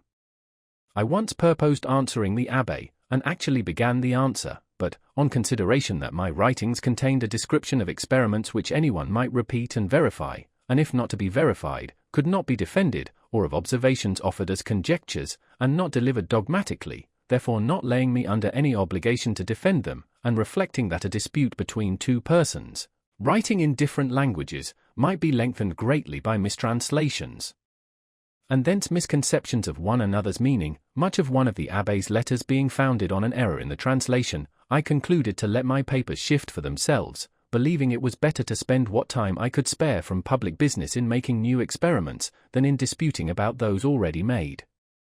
I therefore never answered M. Nollet, and the event gave me no cause to repent my silence, for my friend M. Leroy, of the Royal Academy of Sciences, took up my cause and refuted him. My book was translated into the Italian, German, and Latin languages, and the doctrine it contained was by degrees universally adopted by the philosophers of Europe, in preference to that of the Abbé, so that he lived to see himself the last of his sect, except Monsieur B. of Paris, his élève and immediate disciple. What gave my book the more sudden and general celebrity was the success of one of its proposed experiments, made by Messrs. Dalibard and Delors at Marly, for drawing lightning from the clouds. This engagged the public attention everywhere. M. Delors, who had an apparatus for experimental philosophy, and lectured in that branch of science, undertook to repeat what he called the Philadelphia experiments, and, after they were performed before the king and court, all the curious of Paris flocked to see them.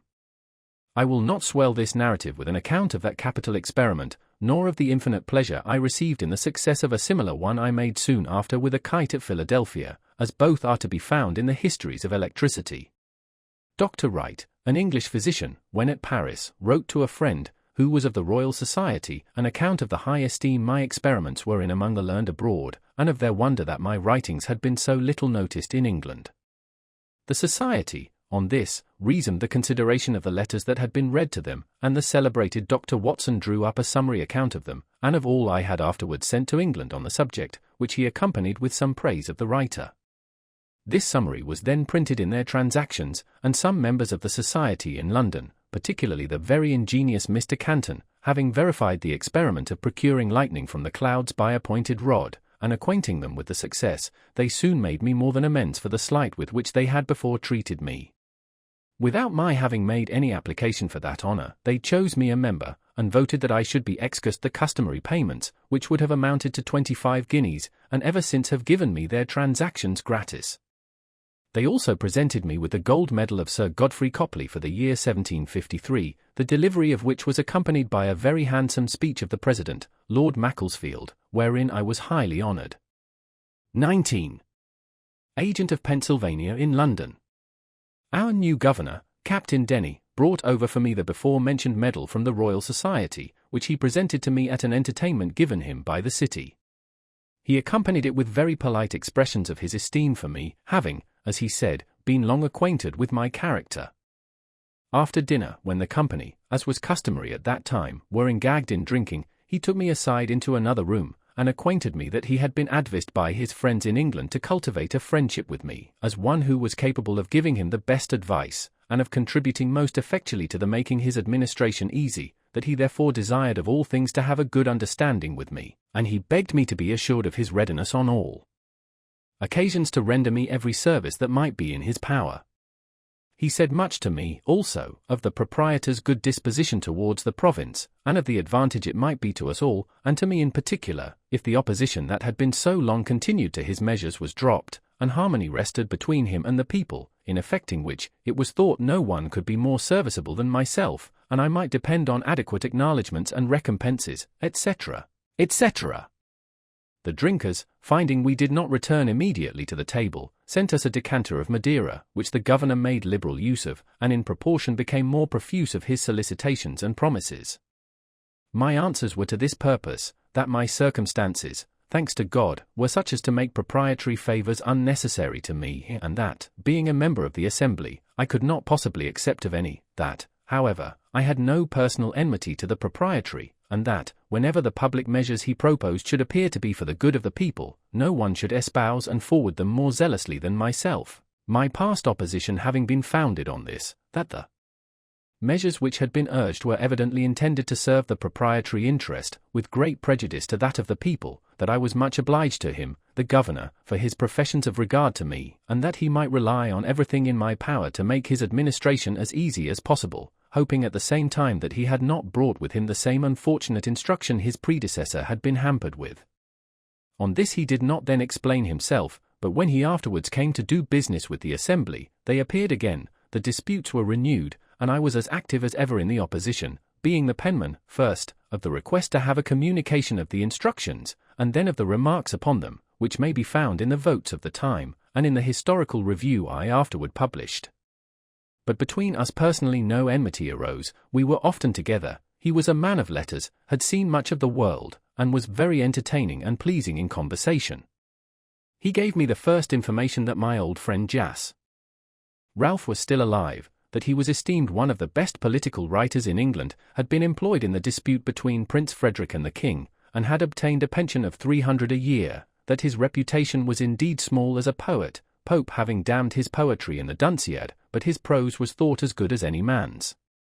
The assembly finally finding the proprietary obstinately persisted in manacling their deputies with instructions inconsistent not only with the privileges of the people, but with the service of the crown, resolved to petition the king against them, and appointed me their agent to go over to England, to present and support the petition. The House had sent up a bill to the governor, granting a sum of £60,000 for the king's use, £10,000 of which was subjected to the orders of the then General, Lord Loudoun, which the governor absolutely refused to pass, in compliance with his instructions. I had agreed with Captain Morris, of the packet at New York, for my passage, and my stores were put on board, when Lord Loudoun arrived at Philadelphia, expressly, as he told me, to endeavour an accommodation between the governor and assembly, that his Majesty's service might not be obstructed by their dissensions. Accordingly, he desired the governor and myself to meet him, that he might hear what was to be said on both sides. We met and discussed the business. In behalf of the assembly, I urged all the various arguments that may be found in the public papers of that time, which were of my writing, and are printed with the minutes of the assembly, and the governor pleaded his instructions, the bond he had given to observe them, and his ruin if he disobeyed, yet seemed not unwilling to hazard himself if Lord Loudoun would advise it. This his lordship did not choose to do, though I once thought I had nearly prevailed with him to do it, but finally he rather chose to urge the compliance of the assembly, and he entreated me to use my endeavours with them for that purpose, declaring that he would spare none of the king's troops for the defence of our frontiers, and that, if we did not continue to provide for that defence ourselves, they must remain exposed to the enemy. I acquainted the House with what had passed, and, presenting them with a set of resolutions I had drawn up, declaring our rights, and that we did not relinquish our claim to those rights, but only suspended the exercise of them on this occasion through force, against which we protested, they at length agreed to drop that bill, and frame another conformable to the proprietary instructions. This of course the governor passed, and I was then at liberty to proceed on my voyage.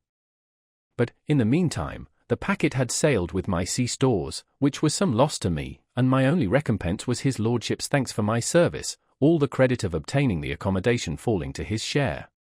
He set out for New York before me, and, as the time for dispatching the packet boats was at his disposition, and there were 2 then remaining there, one of which, he said, was to sail very soon, I requested to know the precise time, that I might not miss her by any delay of mine.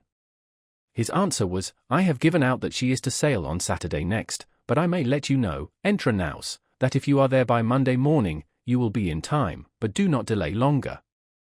By some accidental hindrance at a ferry, it was Monday noon before I arrived, and I was much afraid she might have sailed, as the wind was fair, but I was soon made easy by the information that she was still in the harbour, and would not move till the next day. One would imagine that I was now on the very point of departing for Europe. I thought so, but I was not then so well acquainted with his lordship's character, of which indecision was one of the strongest features. I shall give some instances. It was about the beginning of April that I came to New York, and I think it was near the end of June before we sailed. There were then 2 of the packet boats, which had been long in port, but were detained for the General's letters, which were always to be ready tomorrow. Another packet arrived, she too was detained, and, before we sailed, a 4th was expected. Ours was the first to be dispatched, as having been there longest. Passengers were engaged in all, and some extremely impatient to be gone, and the merchants uneasy about their letters, and the orders they had given for insurance, it being war time, for full goods, but their anxiety availed nothing. His lordship's letters were not ready, and yet whoever waited on him found him always at his desk, pen in hand, and concluded he must needs write abundantly. Going myself one morning to pay my respects, I found in his antechamber one Innes, a messenger of Philadelphia, who had come from thence express with a packet from Governor Denny for the General. He delivered to me some letters from my friends there, which occasioned my inquiring when he was to return, and where he lodged, that I might send some letters by him. He told me he was ordered to call tomorrow at 9 for the General's answer to the Governor, and should set off immediately. I put my letters into his hands the same day. A fortnight after I met him again in the same place. So, you are soon returned, Innes. Returned? No, I am not gone yet. How so? I have called here by order every morning these 2 weeks past for his lordship's letter, and it is not yet ready. Is it possible, when he is so great a writer? For I see him constantly at his escritoire. Yes, says Innes, but he is like St. George on the signs, always on horseback, and never rides on. This observation of the messenger was, it seems, well founded, for, when in England, I understood that Mr. Pitt gave it as one reason for removing this general, and sending Generals Amherst and Wolfe, that the minister never heard from him, and could not know what he was doing. This daily expectation of sailing, and all the 3 packets going down to Sandy Hook, to join the fleet there, the passengers thought it best to be on board, lest by a sudden order the ships should sail, and they be left behind. There, if I remember right, we were about 6 weeks, consuming our sea stores, and obliged to procure more. At length the fleet sailed, the General and all his army on board, bound to Louisburg, with the intent to besiege and take that fortress, all the packet boats in company ordered to attend the General's ship, ready to receive his dispatches when they should be ready. We were out 5 days before we got a letter with leave to part, and then our ship quitted the fleet and steered for England. The other 2 packets he still detained, carried them with him to Halifax, where he stayed some time to exercise the men in sham attacks upon sham forts, then altered his mind as to besieging Louisburg, and returned to New York, with all his troops, together with the 2 packets above mentioned, and all their passengers. During his absence the French and savages had taken Fort George, on the frontier of that province, and the savages had massacred many of the garrison after capitulation. I saw afterwards in London Captain Bonnell, who commanded one of those packets. He told me that, when he had been detained a month, he acquainted his lordship that his ship was grown foul, to a degree that must necessarily hinder her fast sailing, a point of consequence for a packet boat, and requested an allowance of time to heave her down and clean her bottom. He was asked how long time that would require. He answered, 3 days. The General replied, if you can do it in 1 day, I give leave, otherwise not, for you must certainly sail the day after tomorrow. So he never obtained leave, though detained afterwards from day to day during full 3 months. I saw also in London one of Bonnell's passengers, who was so enraged against his lordship for deceiving and detaining him so long at New York, and then carrying him to Halifax and back again, that he swore he would sue him for damages. Whether he did or not, I never heard, but, as he represented the injury to his affairs, it was very considerable. On the whole, I wondered much how such a man came to be entrusted with so important a business as the conduct of a great army, but, having since seen more of the great world, and the means of obtaining, and motives for giving places, my wonder is diminished.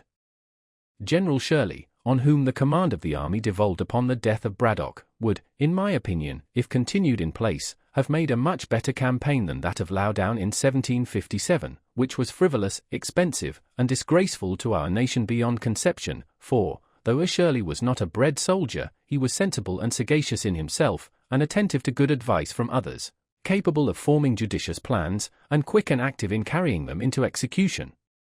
Loudoun, instead of defending the colonies with his great army, left them totally exposed while he paraded idly at Halifax, by which means Fort George was lost. Besides, he deranged all our mercantile operations, and distressed our trade, by a long embargo on the exportation of provisions, on pretence of keeping supplies from being obtained by the enemy, but in reality for beating down their price in favor of the contractors, in whose profits, it was said, perhaps from suspicion only, he had a share.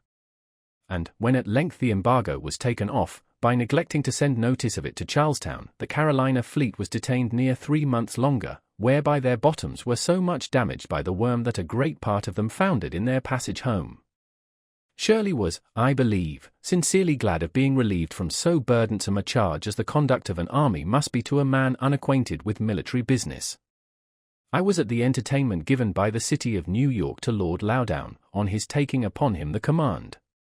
Shirley, though thereby superseded, was present also. There was a great company of officers, citizens, and strangers, and, some chairs having been borrowed in the neighborhood, there was one among them very low, which fell to the lot of Mr. Shirley. Perceiving it as I sat by him, I said, "They have given you, sir, too low a seat." "No matter," says he, "Mr. Franklin, I find a low seat the easiest." While I was, as aforementioned, detained at New York, I received all the accounts of the provisions, etc., that I had furnished to Braddock, some of which accounts could not sooner be obtained from the different persons I had employed to assist in the business. I presented them to Lord Loudoun, desiring to be paid the balance. He caused them to be regularly examined by the proper officer, who, after comparing every article with its voucher, certified them to be right, and the balance due, for which his lordship promised to give me an order on the paymaster. This was, however, put off from time to time, and though I called often for it by appointment, I did not get it. At length, just before my departure, he told me he had, on better consideration, concluded not to mix his accounts with those of his predecessors. "And you," says he, "when in England, have only to exhibit your accounts at the Treasury, and you will be paid immediately." I mentioned, but without effect, the great and unexpected expense I had been put to by being detained so long at New York, as a reason for my desiring to be presently paid, and on my observing that it was not right I should be put to any further trouble or delay in obtaining the money I had advanced, as I charged no commission for my service. "Oh, sir," says he, "you must not think of persuading us that you are no gainer. We understand better those affairs, and know that every one concerned in supplying the army finds means, in the doing it, to fill his own pockets." I assured him that was not my case, and that I had not pocketed a farthing, but he appeared clearly not to believe me, and, indeed, I have since learnt that immense fortunes are often made in such employments. As to my balance, I am not paid it to this day, of which more hereafter. Our captain of the packet had boasted much, before we sailed, of the swiftness of his ship. Unfortunately, when we came to sea, she proved the dullest of 96 sail, to his no small mortification. After many conjectures respecting the cause, when we were near another ship almost as dull as ours, which, however, gained upon us, the captain ordered all hands to come aft, and stand as near the ensign staff as possible. We were, passengers included, about 40 persons. While we stood there, the ship mended her pace, and soon left her neighbor far behind, which proved clearly what our captain suspected, that she was loaded too much by the head. The casks of water, it seems, had been all placked forward. These he therefore ordered to be moved further aft, on which the ship recovered her character, and proved the best sailor in the fleet. The captain said she had once gone at the rate of 13 knots, which is accounted 13 miles per hour. We had on board, as a passenger, Captain Kennedy, of the Navy, who contended that it was impossible, and that no ship ever sailed so fast, and that there must have been some error in the division of the log line, or some mistake in heaving the log.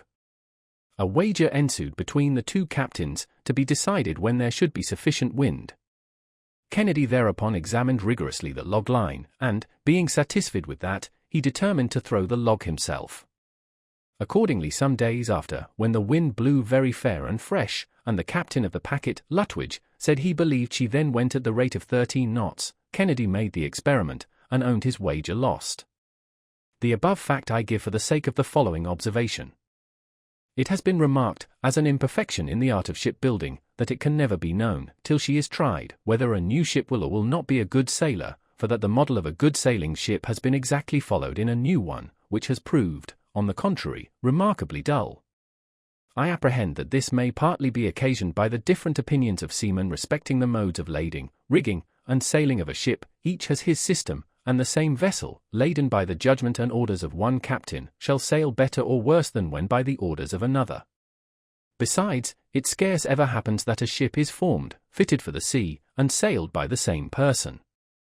One man builds the hull, another rigs her, a third lades and sails her. No one of these has the advantage of knowing all the ideas and experience of the others, and, therefore, cannot draw just conclusions from a combination of the whole. Even in the simple operation of sailing when at sea, I have often observed different judgments in the officers who commanded the successive watches, the wind being the same. One would have the sails trimmed sharper or flatter than another, so that they seem to have no certain rule to govern by. Yet I think a set of experiments might be instituted, first, to determine the most proper form of the hull for swift sailing, next, the best dimensions and properest place for the masts, then the form and quantity of sails, and their position, as the wind may be, and, lastly, the disposition of the lading. This is an age of experiments, and I think a set accurately made and combined would be of great use. I am persuaded, therefore, that ere long some ingenious philosopher will undertake it, to whom I wish success.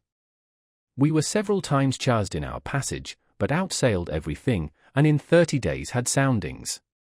We had a good observation, and the captain judged himself so near our port, Falmouth, that, if we made a good run in the night, we might be off the mouth of that harbour in the morning, and by running in the night might escape the notice of the enemy's privateers, who often cruised near the entrance of the channel. Accordingly, all the sail was set that we could possibly make, and the wind being very fresh and fair, we went right before it, and made great way. The captain, after his observation, shaped his course, as he thought, so as to pass wide of the Scilly Isles, but it seems there is sometimes a strong indraught setting up St. George's Channel, which deceives seamen and caused the loss of Sir Cloudesley Shovel's squadron. This indraught was probably the cause of what happened to us. We had a watchman placked in the bow, to whom they often called, "Look well out before there," and he has often answered, but perhaps had his eyes shut, and was half asleep at the time, they sometimes answering, as is said, mechanically, for he did not see a light just before us, which had been hid by the studding sails from the man at the helm, and from the rest of the watch, but by an accidental yaw of the ship was discovered, and occasioned a great alarm, we being very near it, the light appearing to me as big as a cartwheel. It was midnight, and our captain fast asleep, but Captain Kennedy, jumping upon deck, and seeing the danger, ordered the ship to wear round, all sails standing, an operation dangerous to the masts, but it carried us clear, and we escaped shipwreck, for we were running right upon the rocks on which the lighthouse was erected. This deliverance impressed me strongly with the utility of lighthouses, and made me resolve to encourage the building more of them in America if I should live to return there. In the morning it was found by the soundings, etc., that we were near our port, but a thick fog hid the land from our sight. About 9 o'clock the fog began to rise, and seemed to be lifted up from the water like the curtain at a playhouse, discovering underneath, the town of Falmouth, the vessels in its harbour, and the fields that surrounded it.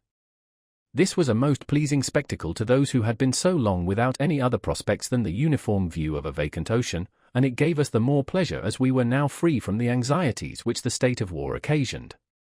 I set out immediately, with my son, for London, and we only stopped a little by the way to view Stonehenge on Salisbury Plain, and Lord Pembroke's house and gardens, with his very curious antiquities at Wilton.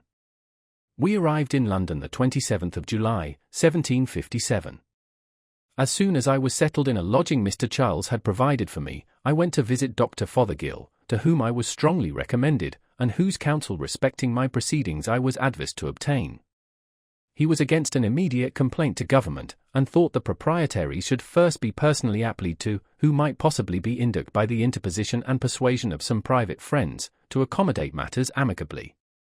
I then waited on my old friend and correspondent, Mr. Peter Collinson, who told me that John Hanbury, the great Virginia merchant, had requested to be informed when I should arrive, that he might carry me to Lord Granville's, who was then President of the Council and wished to see me as soon as possible. I agreed to go with him the next morning. Accordingly Mr.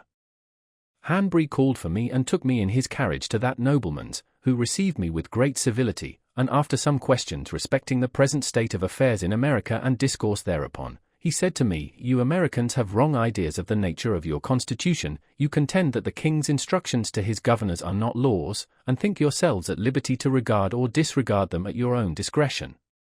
But those instructions are not like the pocket instructions given to a minister going abroad, for regulating his conduct in some trifling point of ceremony.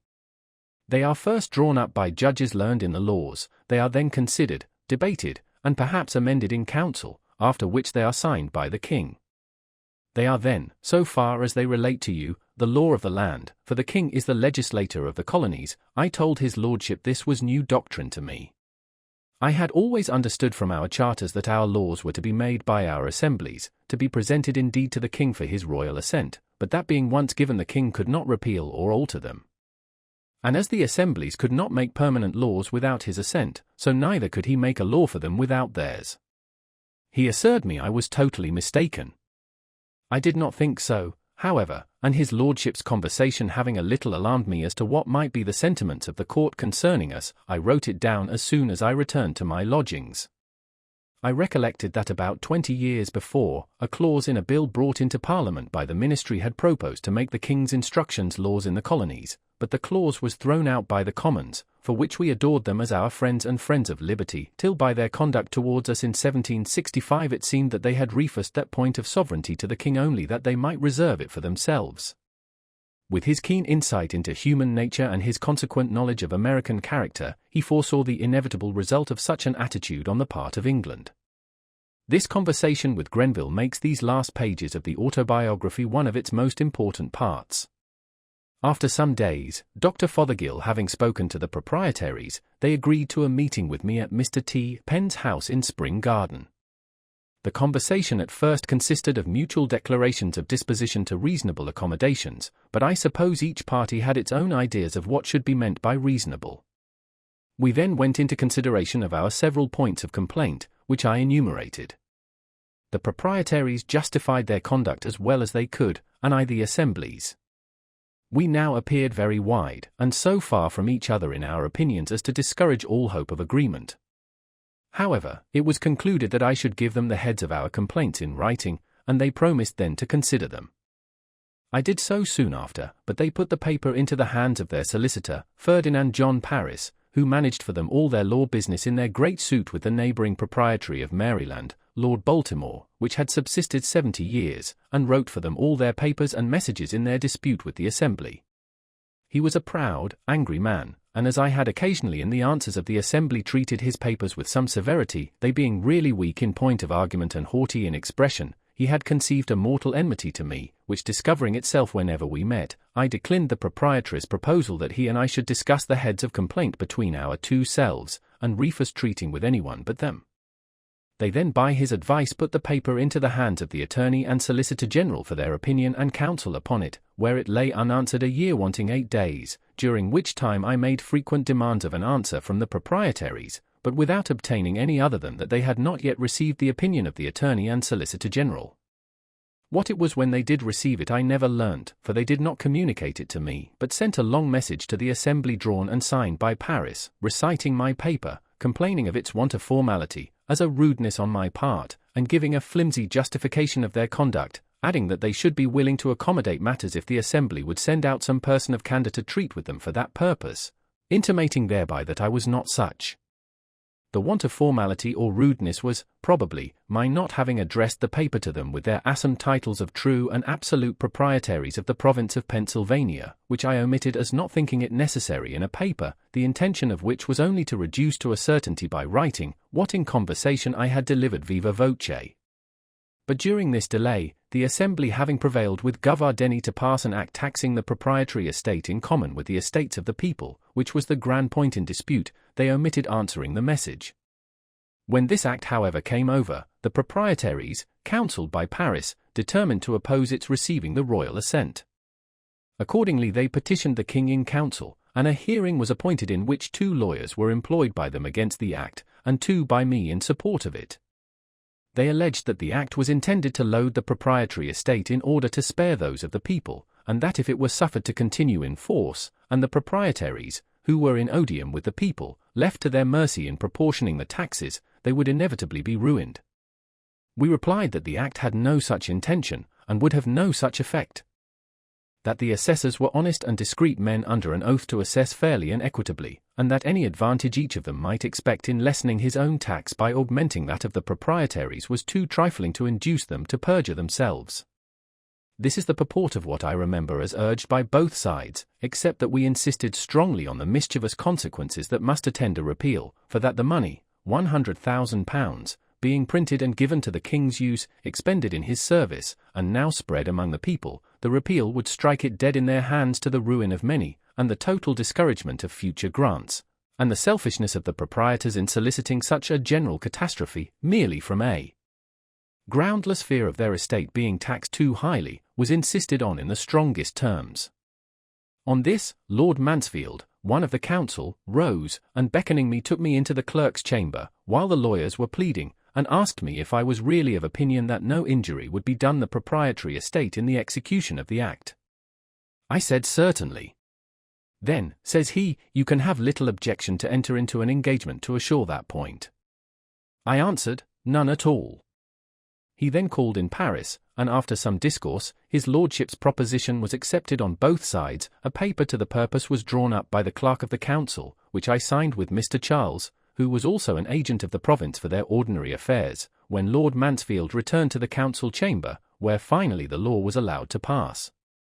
Some changes were however recommended, and we also engaged they should be made by a subsequent law, but the Assembly did not think them necessary, for 1 year's tax having been levied by the Act before the Order of Council arrived, they appointed a committee to examine the proceedings of the assessors, and on this committee they put several particular friends of the proprietaries.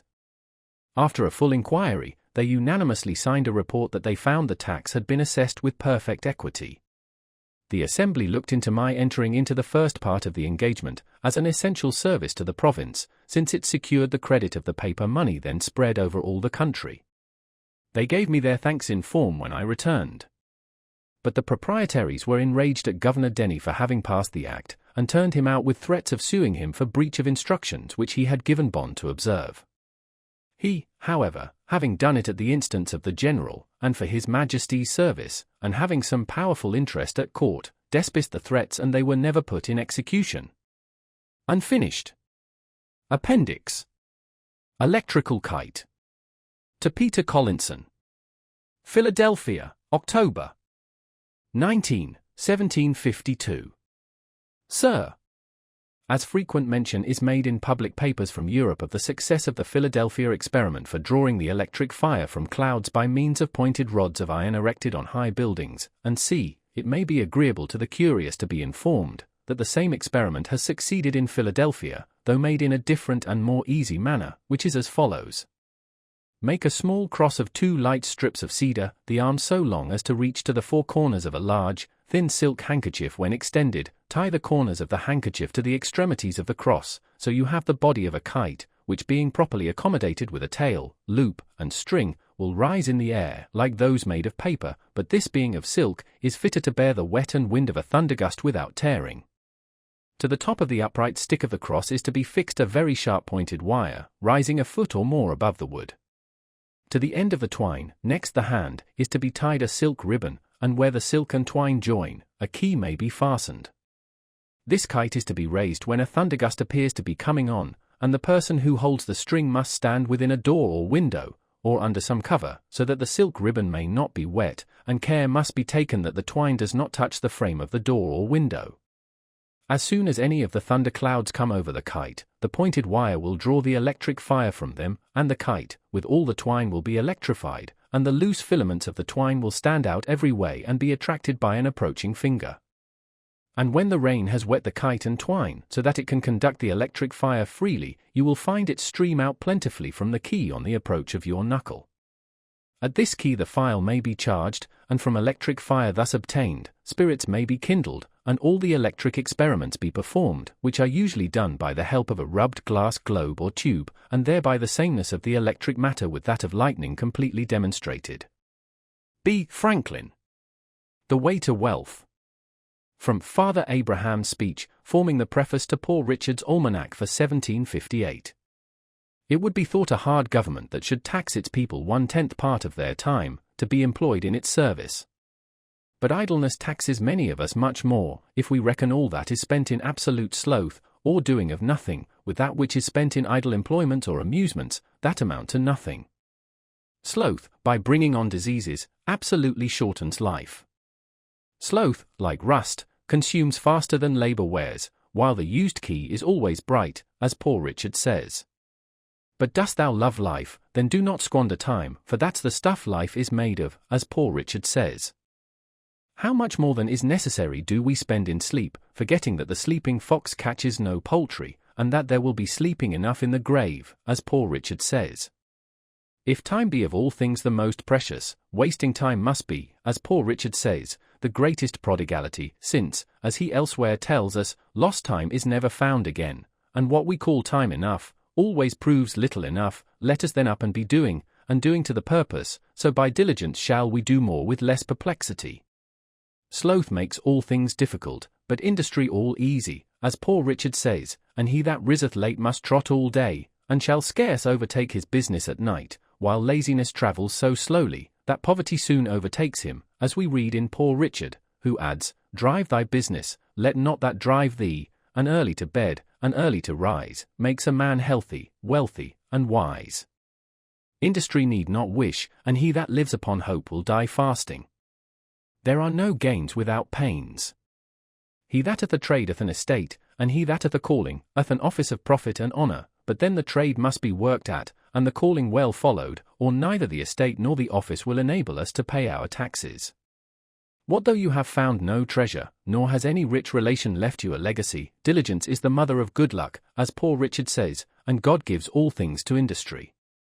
One today is worth 2 tomorrows, and farther, have you somewhat to do tomorrow, do it today. If you were a servant, would you not be ashamed that a good master should catch you idle? Are you then your own master? Be ashamed to catch yourself idle. Stick to it steadily, and you will see great effects, for constant dropping wears away stones, and by diligence and patience the mouse ate into the cable, and little strokes fell great oaks. Methinks I hear some of you say, must a man afford himself no leisure? I will tell thee, my friend, what Poor Richard says, employ thy time well, if thou meanest to gain leisure, and, since thou art not sure of a minute, throw not away an hour. Leisure is time for doing something useful. This leisure the diligent man will obtain, but the lazy man never, so that, as Poor Richard says, a life of leisure and a life of laziness are 2 things. Keep thy shop, and thy shop will keep thee, and again, if you would have your business done, go, if not, send. If you would have a faithful servant, and one that you like, serve yourself. A little neglect may breed great mischief, adding, for want of a nail the shoe was lost, for want of a shoe the horse was lost, and for want of a horse the rider was lost, being overtaken and slain by the enemy, all for the want of care about a horseshoe nail. So much for industry, my friends, and attention to one's own business, but to these we must add frugality. What maintains one vice, would bring up 2 children. You may think perhaps, that a little tea, or a little punch now and then, diet a little more costly, clothes a little finer, and a little entertainment now and then, can be no great matter, but remember what Poor Richard says, many a little makes a mickle. Beware of little expenses, a small leak will sink a great ship, and again, who dainties love, shall beggars prove, and moreover, fools make feasts, and wise men eat them. Buy what thou hast no need of, and ere long thou shalt sell thy necessaries. If you would know the value of money, go and try to borrow some, for, he that goes a-borrowing goes a-sorrowing. The second vice is lying, the first is running in debt. Lying rides upon debt's back. Poverty often deprives a man of all spirit and virtue. 'Tis hard for an empty bag to stand upright. And now to conclude, experience keeps a dear school, but fools will learn in no other, and scarce in that, for it is true, we may give advice, but we cannot give conduct, as Poor Richard says. However, remember this, they that won't be counselled, can't be helped, as Poor Richard says, and farther, that if you will not hear reason, she'll surely rap your knuckles. The Whistle. To Madame Brillen. Parsi, November 10th, 1779.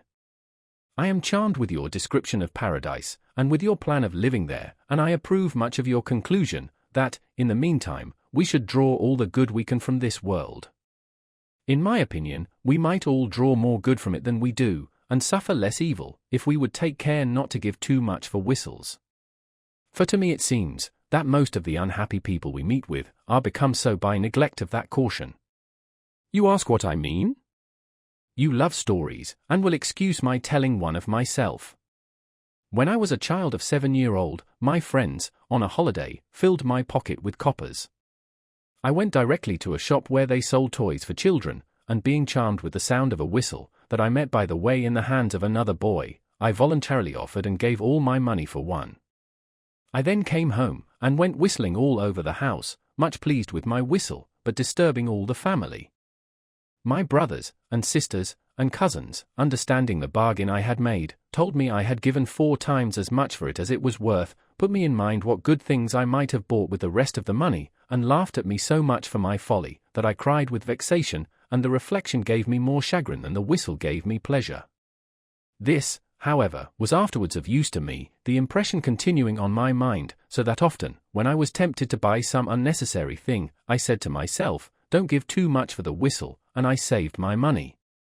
As I grew up, came into the world, and observed the actions of men, I thought I met with many, very many, who gave too much for the whistle. When I saw one too ambitious of court favor, sacrificing his time in attendance on levees, his repose, his liberty, his virtue, and perhaps his friends, to attain it, I have said to myself, this man gives too much for his whistle. When I saw another fond of popularity, constantly employing himself in political bustles, neglecting his own affairs, and ruining them by neglect, he pays, indeed, said I, too much for his whistle. If I knew a miser who gave up every kind of comfortable living, all the pleasure of doing good to others, all the esteem of his fellow citizens, and the joys of benevolent friendship, for the sake of accumulating wealth, poor man, said I, you pay too much for your whistle. When I met with a man of pleasure, sacrificing every laudable improvement of the mind, or of his fortune, to mere corporeal sensations, and ruining his health in their pursuit, mistaken man, said I, you are providing pain for yourself, instead of pleasure, you give too much for your whistle. If I see one fond of appearance, or fine clothes, fine houses, fine furniture, fine equipages, all above his fortune, for which he contracts debts, and ends his career in a prison, alas! Say I, he has paid dear, very dear, for his whistle. When I see a beautiful, sweet-tempered girl married to an ill-natured brute of a husband, what a pity, say I, that she should pay so much for a whistle. In short, I conceive that great part of the miseries of mankind are brought upon them by the false estimates they have made of the value of things, and by their giving too much for their whistles. Yet I ought to have charity for these unhappy people, when I consider, that, with all this wisdom of which I am boasting, there are certain things in the world so tempting, for example, the apples of King John, which happily are not to be bought, for if they were put to sale by auction, I might very easily be led to ruin myself in the purchase, and find that I had once more given too much for the whistle. Adieu, my dear friend, and believe me ever yours very sincerely and with unalterable affection. B. Franklin. A letter to Samuel Mather. Parsi, May 12, 1784. Reverend Sir, it is now more than 60 years since I left Boston, but I remember well both your father and grandfather, having heard them both in the pulpit, and seen them in their houses. The last time I saw your father was in the beginning of 1724, when I visited him after my first trip to Pennsylvania. He received me in his library, and on my taking leave showed me a shorter way out of the house through a narrow passage, which was crossed by a beam overhead. We were still talking as I withdrew, he accompanying me behind, and I turning partly towards him, when he said hastily, "Stoop, stoop." I did not understand him, till I felt my head hit against the beam. He was a man that never missed any occasion of giving instruction, and upon this he said to me, "You are young, and have the world before you, stoop as you go through it, and you will miss many hard thumps." This advice, thus beat into my head, has frequently been of use to me, and I often think of it, when I see pride mortified, and misfortunes brought upon people by their carrying their heads too high. B. Franklin.